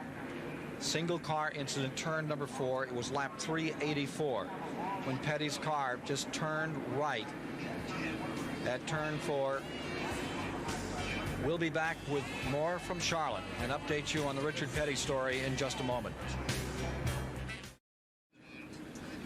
At lap 387, under caution, 54-year-old Richard Petty making his 30th start in the Coca Cola 600 in a serious crash at turn number 4 moments ago. His car coming to rest in the grass down here in the tri-oval area of the Charlotte Motor Speedway. Harry Gant is in for additional tires. The good news is that the King walked away. Richard Petty, with 200 wins, who loves this sport almost as much as his family, says, "Thank you, I don't need any help." They told him he had to get on the gurney and be taken over to the infield medical center to be checked out by his old buddy, not a relative, Dr. Petty. And this crowd standing not so much in curiosity, but in admiration of the greatest driver that NASCAR has produced. 200 wins. And Richard's out of it, but he's all right. That's the good news. Car, that's something else again. You can write that one off. It's more than the front clip on that car. Boy, the car is totally destroyed. Thank goodness Richard's not hurt. Hopefully he's not. We had 2 things happen right then on the caution. We had Harry Gant come in and put 4 tires on, and Hut Strickland come in and put 4 tires on. There's not but just 6 cars in the lead lap, so that's a gamble that the new tires will really be beneficial for them. The front guys couldn't gamble on that, and they've got enough time left that those tires might be a factor in what happens here. They'll be able to pull up right on the outside to the leader, so they should be in good shape. Neil, I like that gamble, especially with only 6 cars on the lead lap. We saw very early in this race when a driver would take on only 2 tires, everybody with 4 tires quickly ran him down. And as we continue under caution here, I wouldn't be surprised if the rest of the guys on the lead lap kind of rethought their position and came in and got tires before we go back to green. Yeah, I was talking to Andy Petrie right after the caution came out. Pit road was closed for a couple laps. I said, "Andy, what are you going to do?" He said, "I want to gamble." I said, "What do you got to lose?" I said, "What's it? You're running 4th." I said, "There's only 6 cars in the lead lap." He said, "Absolutely." He said, "He may steal us a couple positions." So that's why they came in. And I think Hut Strickland had the same idea. Think they're thinking right? Ken, I certainly do. We've seen, all we've heard lately is sticker tires, sticker tires. You heard Richard Childress say early in the race they're saving their sticker tires. They're a lot faster. Now, even though Davey and these other guys don't have about 6 or 8 laps on those other tires, there is a difference there. Kenny Wallace coming back out. He's running 2 laps down. That was the ride of Kyle Petty until that terrible crash broke his leg and gave Kenny an opportunity to get a shot at Winston Cup racing. Felix Sabetta's car coming to speed once again. And it will be some time before we see Kyle back in competition well towards the end of the year. He wants to mend and make sure it's right. He told a wonderful story the other day. Kyle said he woke up, they got him home, and Adam, one of his sons, was there with 2 or 3 of the neighbors' kids, said, "Pop," and he was trying to sleep. He said, "These kids really want to see just what all those scars are all about." And he's probably selling 25-cent shots to come in and see Kyle Petty banged up. I tell you what, I should have been collecting a little bit. Yes, I made a quarter on mine, I'd have been way ahead of the game. Kyle says he's now an expert on 2 or 3 of the leading soap operas. Refused to name which one. Here we are getting ready to close out this soap opera. It's been a dandy. We have a family feud that's been going for about 100 miles between Davey Allison and Hut Strickland. For the moment, Hut Strickland's on the tail end of the lead lap. Allison will be first, Earnhardt second. It'll be Schrader third, Gant fourth, Dale Jarrett to fifth, Strickland out back in that lead lap as we come down to 390 laps complete. 10 to go, just 15 miles to decide. This looks like a replay of the Winston 2 years ago. 10 laps to decide it all. Big money's down. A big 10-lap shootout for all the money. Let's see what these guys can do. Okay, you're the expert analysis guy. You tell us who's going to win this thing. Give me 9 laps and I'll let you know. On the break, Davey Allison. That's what he's done all afternoon. Just pulls drag strips away from the rest of the field. Earnhardt right there in second. Ernie Irvan in between them is in 7th place, 1 lap down. This is to decide it all from Davey Allison's view in the Haviland car. Car a little tattered but running well. Here comes Earnhardt moving around. Ernie Irvan and closing up. Schrader back there in third. Going fourth is Gant. 5th, Jarrett. And 6th is Hut Strickland, who with a 6th place today, be his best finish. And what a run he has given this crowd. I tell you what's really making a move is Harry Gant with those new tires. He's really coming up through the pack. I don't know if he's going to be able to get any further than he is now, but he's really come from where he was at up there. Davies broke away, but Gant's coming pretty strong. He shook loose from some lap cars. Here he comes under Irvan. Harry Gant at number 33. Trying to retrieve some position. Schrader moves up on the outside of number 3, Earnhardt. Schrader going down into turn number 1. Finds the ride on the high side. Likes it up there.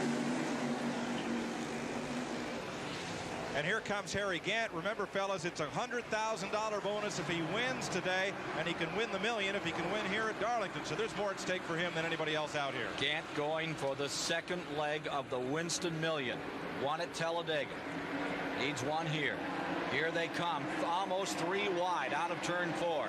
Gant looking for the hole. Allison draws away as the 12-car length advantage. 393 laps are down. This is the battle for 2nd place. Earnhardt on the inside. On the outside is Schrader. Harry Gant in the number 33 looking for some room. Ford, Chevy, Oldsmobile, Ford, and Buick fill up the leaderboard in those top 6 positions. In the same time this is going on, Hut Strickland's having a problem falling off the pace. He won't be able to make a run for the win right here. But he's in that lead lap. It'll be enough to bring the Bobby Allison car home in 6th. Here comes Harry Gant trying to nose under car number 3. As they go under 5 laps to go. The concern now, Ken, is the new tires will almost equal out now. He's got 5 laps on those tires. He's not going to have a big advantage with his tires. He's about used up the good off of them now. Davey Allison continuing to draw away now by 15 car lengths, and the domination that he demonstrated in the Winston is being shown once again. There's the interval, 1st to 2nd place. I tell you what, Ken, you know, these guys are bad to name race cars. If this car pulls this thing off like it did the Winston, I'd jack it up in the I'd call it Charlotte. That'd be the only place I'd run it. I'd save that thing for right here. Davey Allison, who has said over and over again, the man who has masterminded my entire career, my development as a racer, is my father. And his father's car is running in the lead lap. Davey's up in front, and his dad's car is on the tail end of this lead lap. As it trickles down now, 397 up on the board. A around the man who sat on the outside of the front row at the outset shortly after 1 o'clock, Michael Waltrip, Davey Allison. It's going to be a tremendous week for Davey Allison here, having collected some $325,000 last weekend in the running of the Winston, and being relentless in gaining more ground on the point standing battle and that overall cash earned in the year. Here's Davey Allison coming around. It'll be a white flag next time by.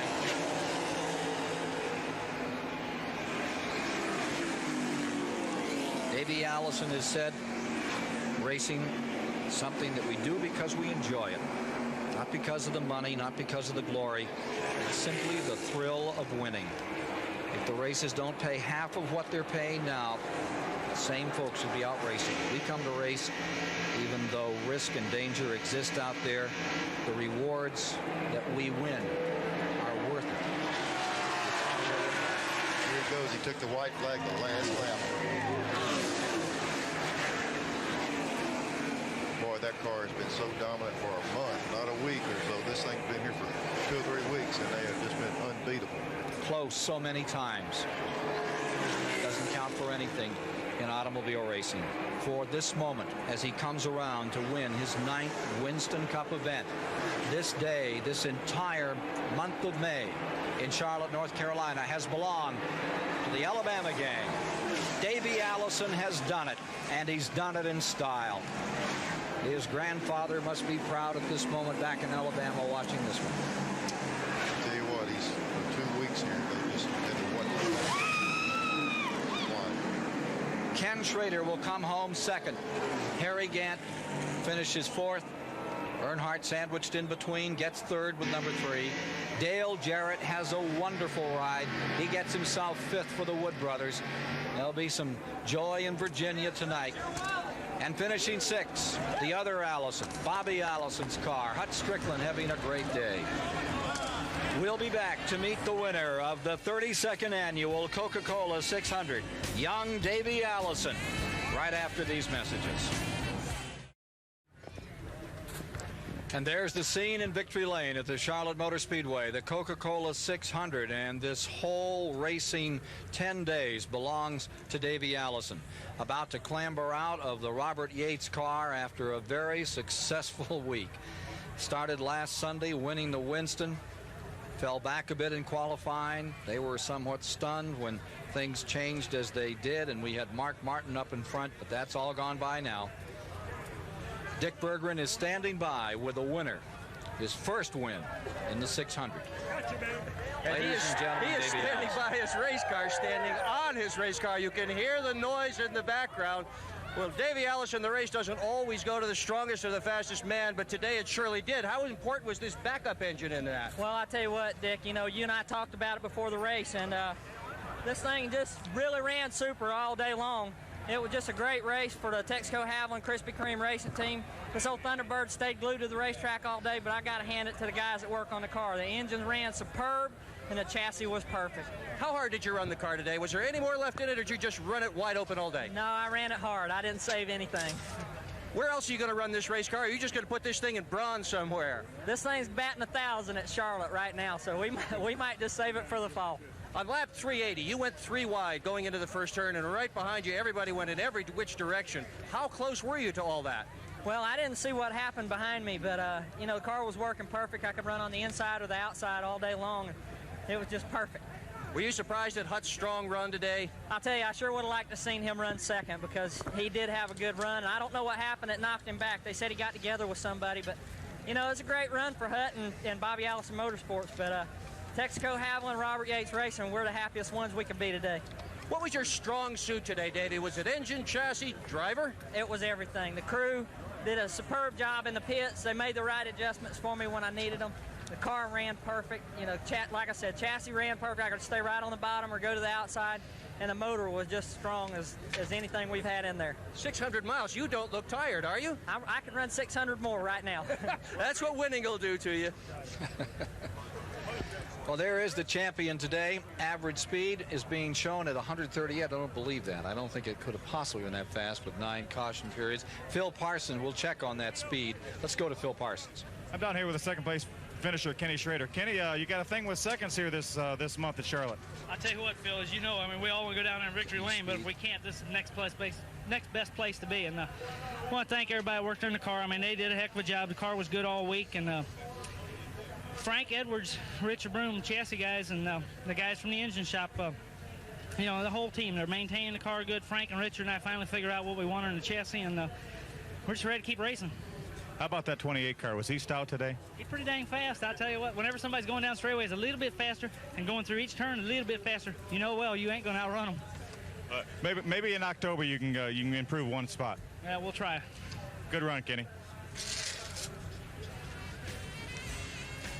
Ken Schrader, whose efforts for the Hendrick Racing Stable give him second place after starting third today. Earnhardt third, Gant. Dale Jarrett wraps up the top 5. More from Charlotte shortly. Average speed has been confirmed at 138.951 miles per hour, which is a very good average on this mile-and-a-half track, considering there were 9 cautions and 55 laps under yellow today. There were 22 lead changes among 10 drivers as you look at these final results. Looking at the top 5 as they came across the line in this gigantic throng here at the Charlotte Motor Speedway, beginning to find their way home on this Memorial weekend. There's Davey Allison, and there's the rest of the gang. His wife Liz and daughter Krista Marie, who has learned all about racing. She knows how to give that victory sign just as good as anybody that's ever graced victory lane. Krista Marie looks very excited, doesn't she, Neil? She's hard to get excited. We did a little thing at the house with her, and the only time she talks is when you want to talk on TV. She'll holler at you every now and then. Let's find out more on the Richard Petty story now at the STP Pit Center. Mike Joy is standing by. Well, Ken, aside from Davey Allison's big victory, perhaps the best news of the day comes from the Care Center, and that Richard is okay. What a wallop he took into the 4th turn wall. The car just turning right and shooting straight in there. The only possibility of injury to Richard, who has just walked out of the Care Center, is that he banged his leg a bit, either on his shifter or on the left side of the driver compartment. Here's another look at it. You'll see Richard Petty's car coming along way at the top right of the screen and just takes a sharp right turn into the wall. Talk about right on red. And it ripped up the whole front end of the STP Pontiac and slides across the infield grass to rest. It was a while as Richard gained his composure. Took probably 2 or 3 minutes. He climbed out of the car, waved to the crowd, who was just cheering him probably louder than they cheered Davey Allison's victory. And then the care crew dropped him onto a stretcher, said, we're going for a ride to the infield care center, and we may be able to get a word from him. He said, I'd kind of like to get into traffic and get on up to level cross and get the car fixed up for Dover next weekend. He'll be there. He almost was able to record his best finish of the year. We'll try to update you further if we get a chance to talk to Richard. Right now, let's go to Dick Berggren. We have a little family affair here, Mike Joy. I'm with Dale Jarrett, his wife Kelly, his father Ned was just in here. Everybody's sort of sitting on the floor in the scales. You got a lot of reason to be happy as you sit around this afternoon. Well, I think so. The Citgo Ford performed great all afternoon. We ran good. The guys did an excellent job in the pits all day long, and didn't have to make many adjustments, and we just couldn't quite go on new tires. That's where we would get hurt a little bit. The car was a little bit loose. Oddly enough, it would tighten up after that, but it seemed to work good in long runs, and we had a lot of that today. And I'd just like to thank the guys and Larry Britton with Citgo for giving me a good race car today. How physical was it out there today? Was it really hot and demanding in the car? Yeah, it really was. I had quite a bit of air blowing on me, but that was hot air coming in there, and it was awfully tough. And I got a cold or the flu a couple of days ago here and hadn't quite been able to shake that, so I'm a little more drained, but I don't think that I could have done any more with the car than what I did. You wouldn't want to run a couple hundred more miles? Not today, but I'll be ready to go when we go to Dover next week. There's Dale Jarrett, a good, strong 5th place finish. I'd like to have the reaction. There you see one of the men responsible, Bruton Smith, giving one of those Charlotte 600 trophies. That may be the hardest part of the day, holding that monkey up. That's a big, heavy trophy. So there's the winning family here this afternoon. And it appears to me that Krista Marie is not too interested in helping her father with the celebration today. Thank you. I have a better use for that finger than getting in showbiz. We'll be back with more following the great 32nd annual Coca Cola 600 from the Charlotte Motor Speedway after these messages. Davey Allison still enjoying the accolades in victory lane as this huge throng files out of Charlotte Motor Speedway. Some say now the real race begins as everybody jockeys for position to get out onto Route 29 and into the traffic headed home. Just spoke with Richard Petty. He gave a big wave and a smile as he hopped into the van, but once Linda got him in the seat and the seatbelt on, they made the turn and went to level cross. But Richard is okay and will be back next week.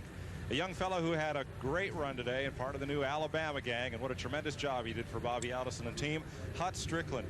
What a terrific run you had up front here. I'll tell you, what'd you figure out last week in the running of the Winston Open where you finished in the top 3 that really helped you here today? Well, you know, Mike, it seemed like we had a real good setup. You know, Jimmy Finnig and all the guys on the team, you know, really worked hard on trying to get the car shot right to get across the bumps. And you know, it seemed like that was our edge today. You know, we could really run low through 3 and 4, and a lot of guys couldn't. And, you know, the engine run good, and it was just a whole combination. You had those new fresh tires on that last pit stop. Looked like a good move. What happened to you there? Well, when I turned down to go under Schrader there going in 1, and somebody was underneath me, and it was a deal where I couldn't see them, or I was hoping nobody was there, put it like that. But I turned down to go underneath Schrader, and somebody collected me, and I must have over-revved the engine and broke a bunch of valve springs. But the thing, you know, it started missing, and then it was just a deal. We just rode and tried to finish. Now you're sitting here pretty calm, taking a cold drink, but once it sinks in, how tickled are you going to be with your run today?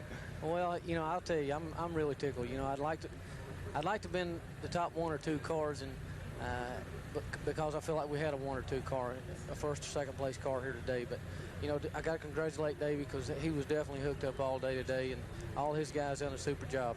Keep an eye on this young fellow. He's coming fast to the front. Hut Strickland.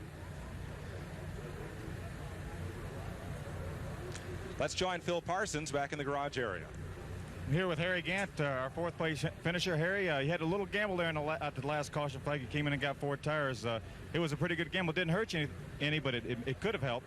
It could have helped if we'd have had enough time to go. They caution stayed out a little longer than we thought, but we had nothing to lose. There's 6 cars in the lead lap, and we was 4th. We only had to pass was 2. Well, Hutch come in, so just lost 1 position, and it was good. It helped the car up a lot, but just not enough time. We were really fortunate to finish before we did, and we're tickled with it.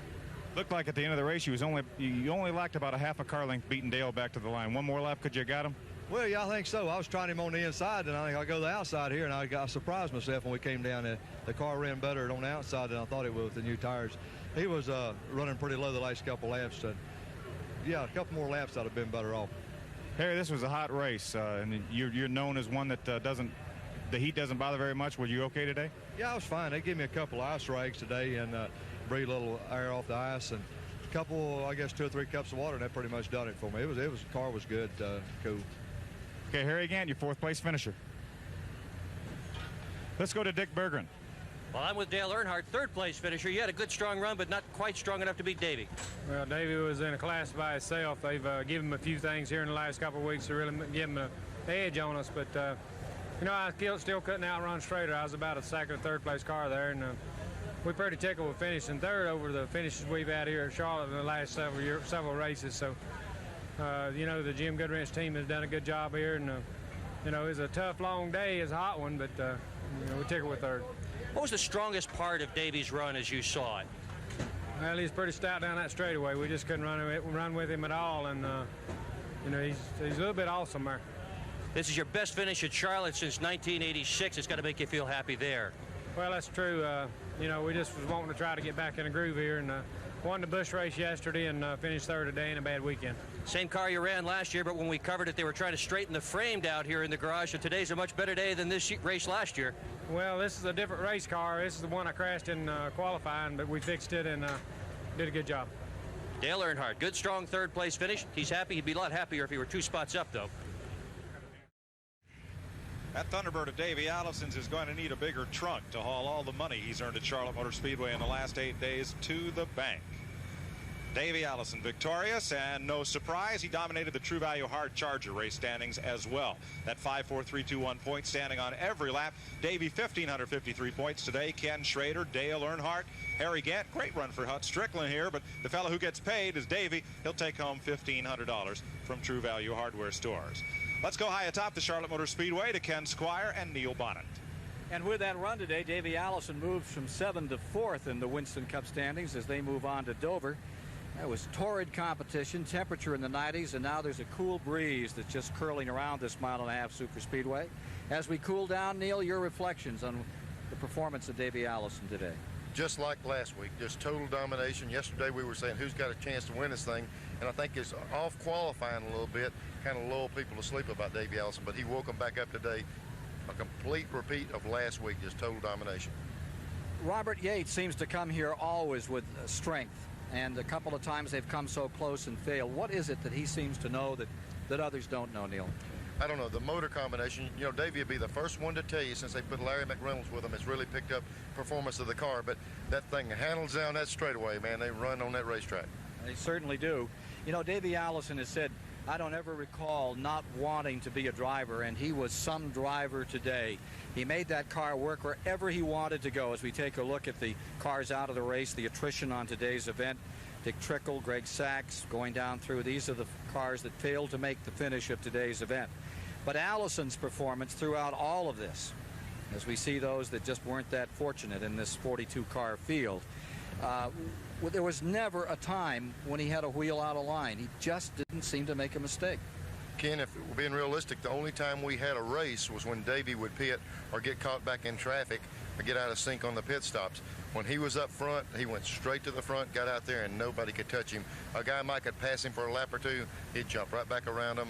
The only time they were competitive is when they got him caught in traffic. So we'll be back with more here from the Charlotte Motor Speedway as we review this great 32nd annual American Classic, the Coca Cola 600, in a moment.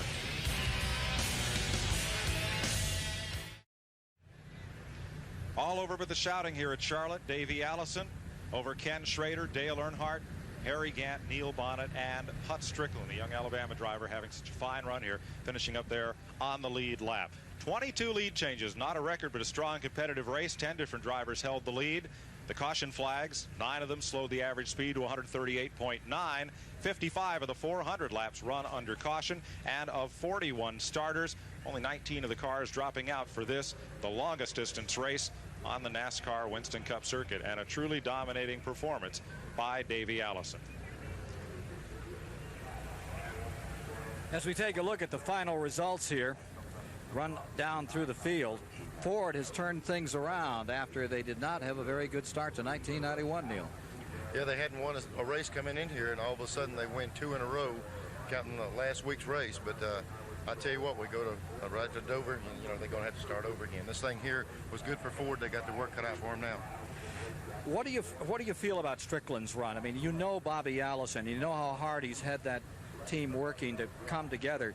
To me, they now become a factor for the rest of the season. They've knocked on the door. We saw them at Daytona. We saw them earlier at Talladega where they'd run up with anybody. Today they said, we're here. We intend to stay up here, lead lap all the time. Well, you got to keep in mind, Hut Strickland is fairly new to the sport. He's building his confidence over and over and over, and runs like today are the best thing that could ever happen. He might not have won the race, he might not have finished second, but he was up there in contention all the time, and that's going to make him better next week. The only way to get better is get the confidence in yourself and your race team. The team is there. Now Hut's coming around. They're really getting that thing running. Well, on this Memorial weekend, after all the fire and the furor and the battle that we've seen, you're left with the thought that wouldn't it be grand if all battles and wars could be decided as we've seen this one resolved today in favor of Davey Allison and the Alabama gang, whose colors now stand high over Victory Circle here at the Charlotte Motor Speedway. Quite a race, Neil. Yeah, let's go down and talk to the pit reporters for a moment and get a final assessment from the gentlemen that have been out there in the heat all day. First from Dick Berggren. Well, Ken Squire, I'll tell you what, if I was going to buy a race engine, the guy I think I'd go to is Robert Yates. About 1/3 of the races he has entered here at Charlotte as an engine builder, he has won. And you heard people talk about how stout Davey Allison was down the straightaway. That's horsepower, that's engine. What do you think, Phil? Well, I tell you, we can't say any more about Davey Allison, but the thing is, for the last month, people have said, what's wrong with the Fords? They haven't won a race yet this year. The Chevrolets have won 6 or 7. Pontiacs have won a couple. Oldsmobile won 1. What happened to the Fords? Well, I don't think we have to worry about the Fords winning any races anymore because, obviously, with Davey's performance over the last couple weeks, Fords are back. Quite a payday. $137,000 goes to Davey Allison. Add that to $235,000 a weekend ago. That's been some 10 days here at Charlotte. I might be able to go to the bank in Hueytown. I have plenty of money next week. Well, thank you for being with us, and on behalf of everybody who's worked so hard to bring you this Coca Cola 600, and in particular our announcers around the Speedway, Mike Joy, Dick Berggren, Phil Parsons, Neil Bonnet, Ken Stabler. I'm Ken Squire saying so long from the American Classic, the 32nd running of the 600 at Charlotte.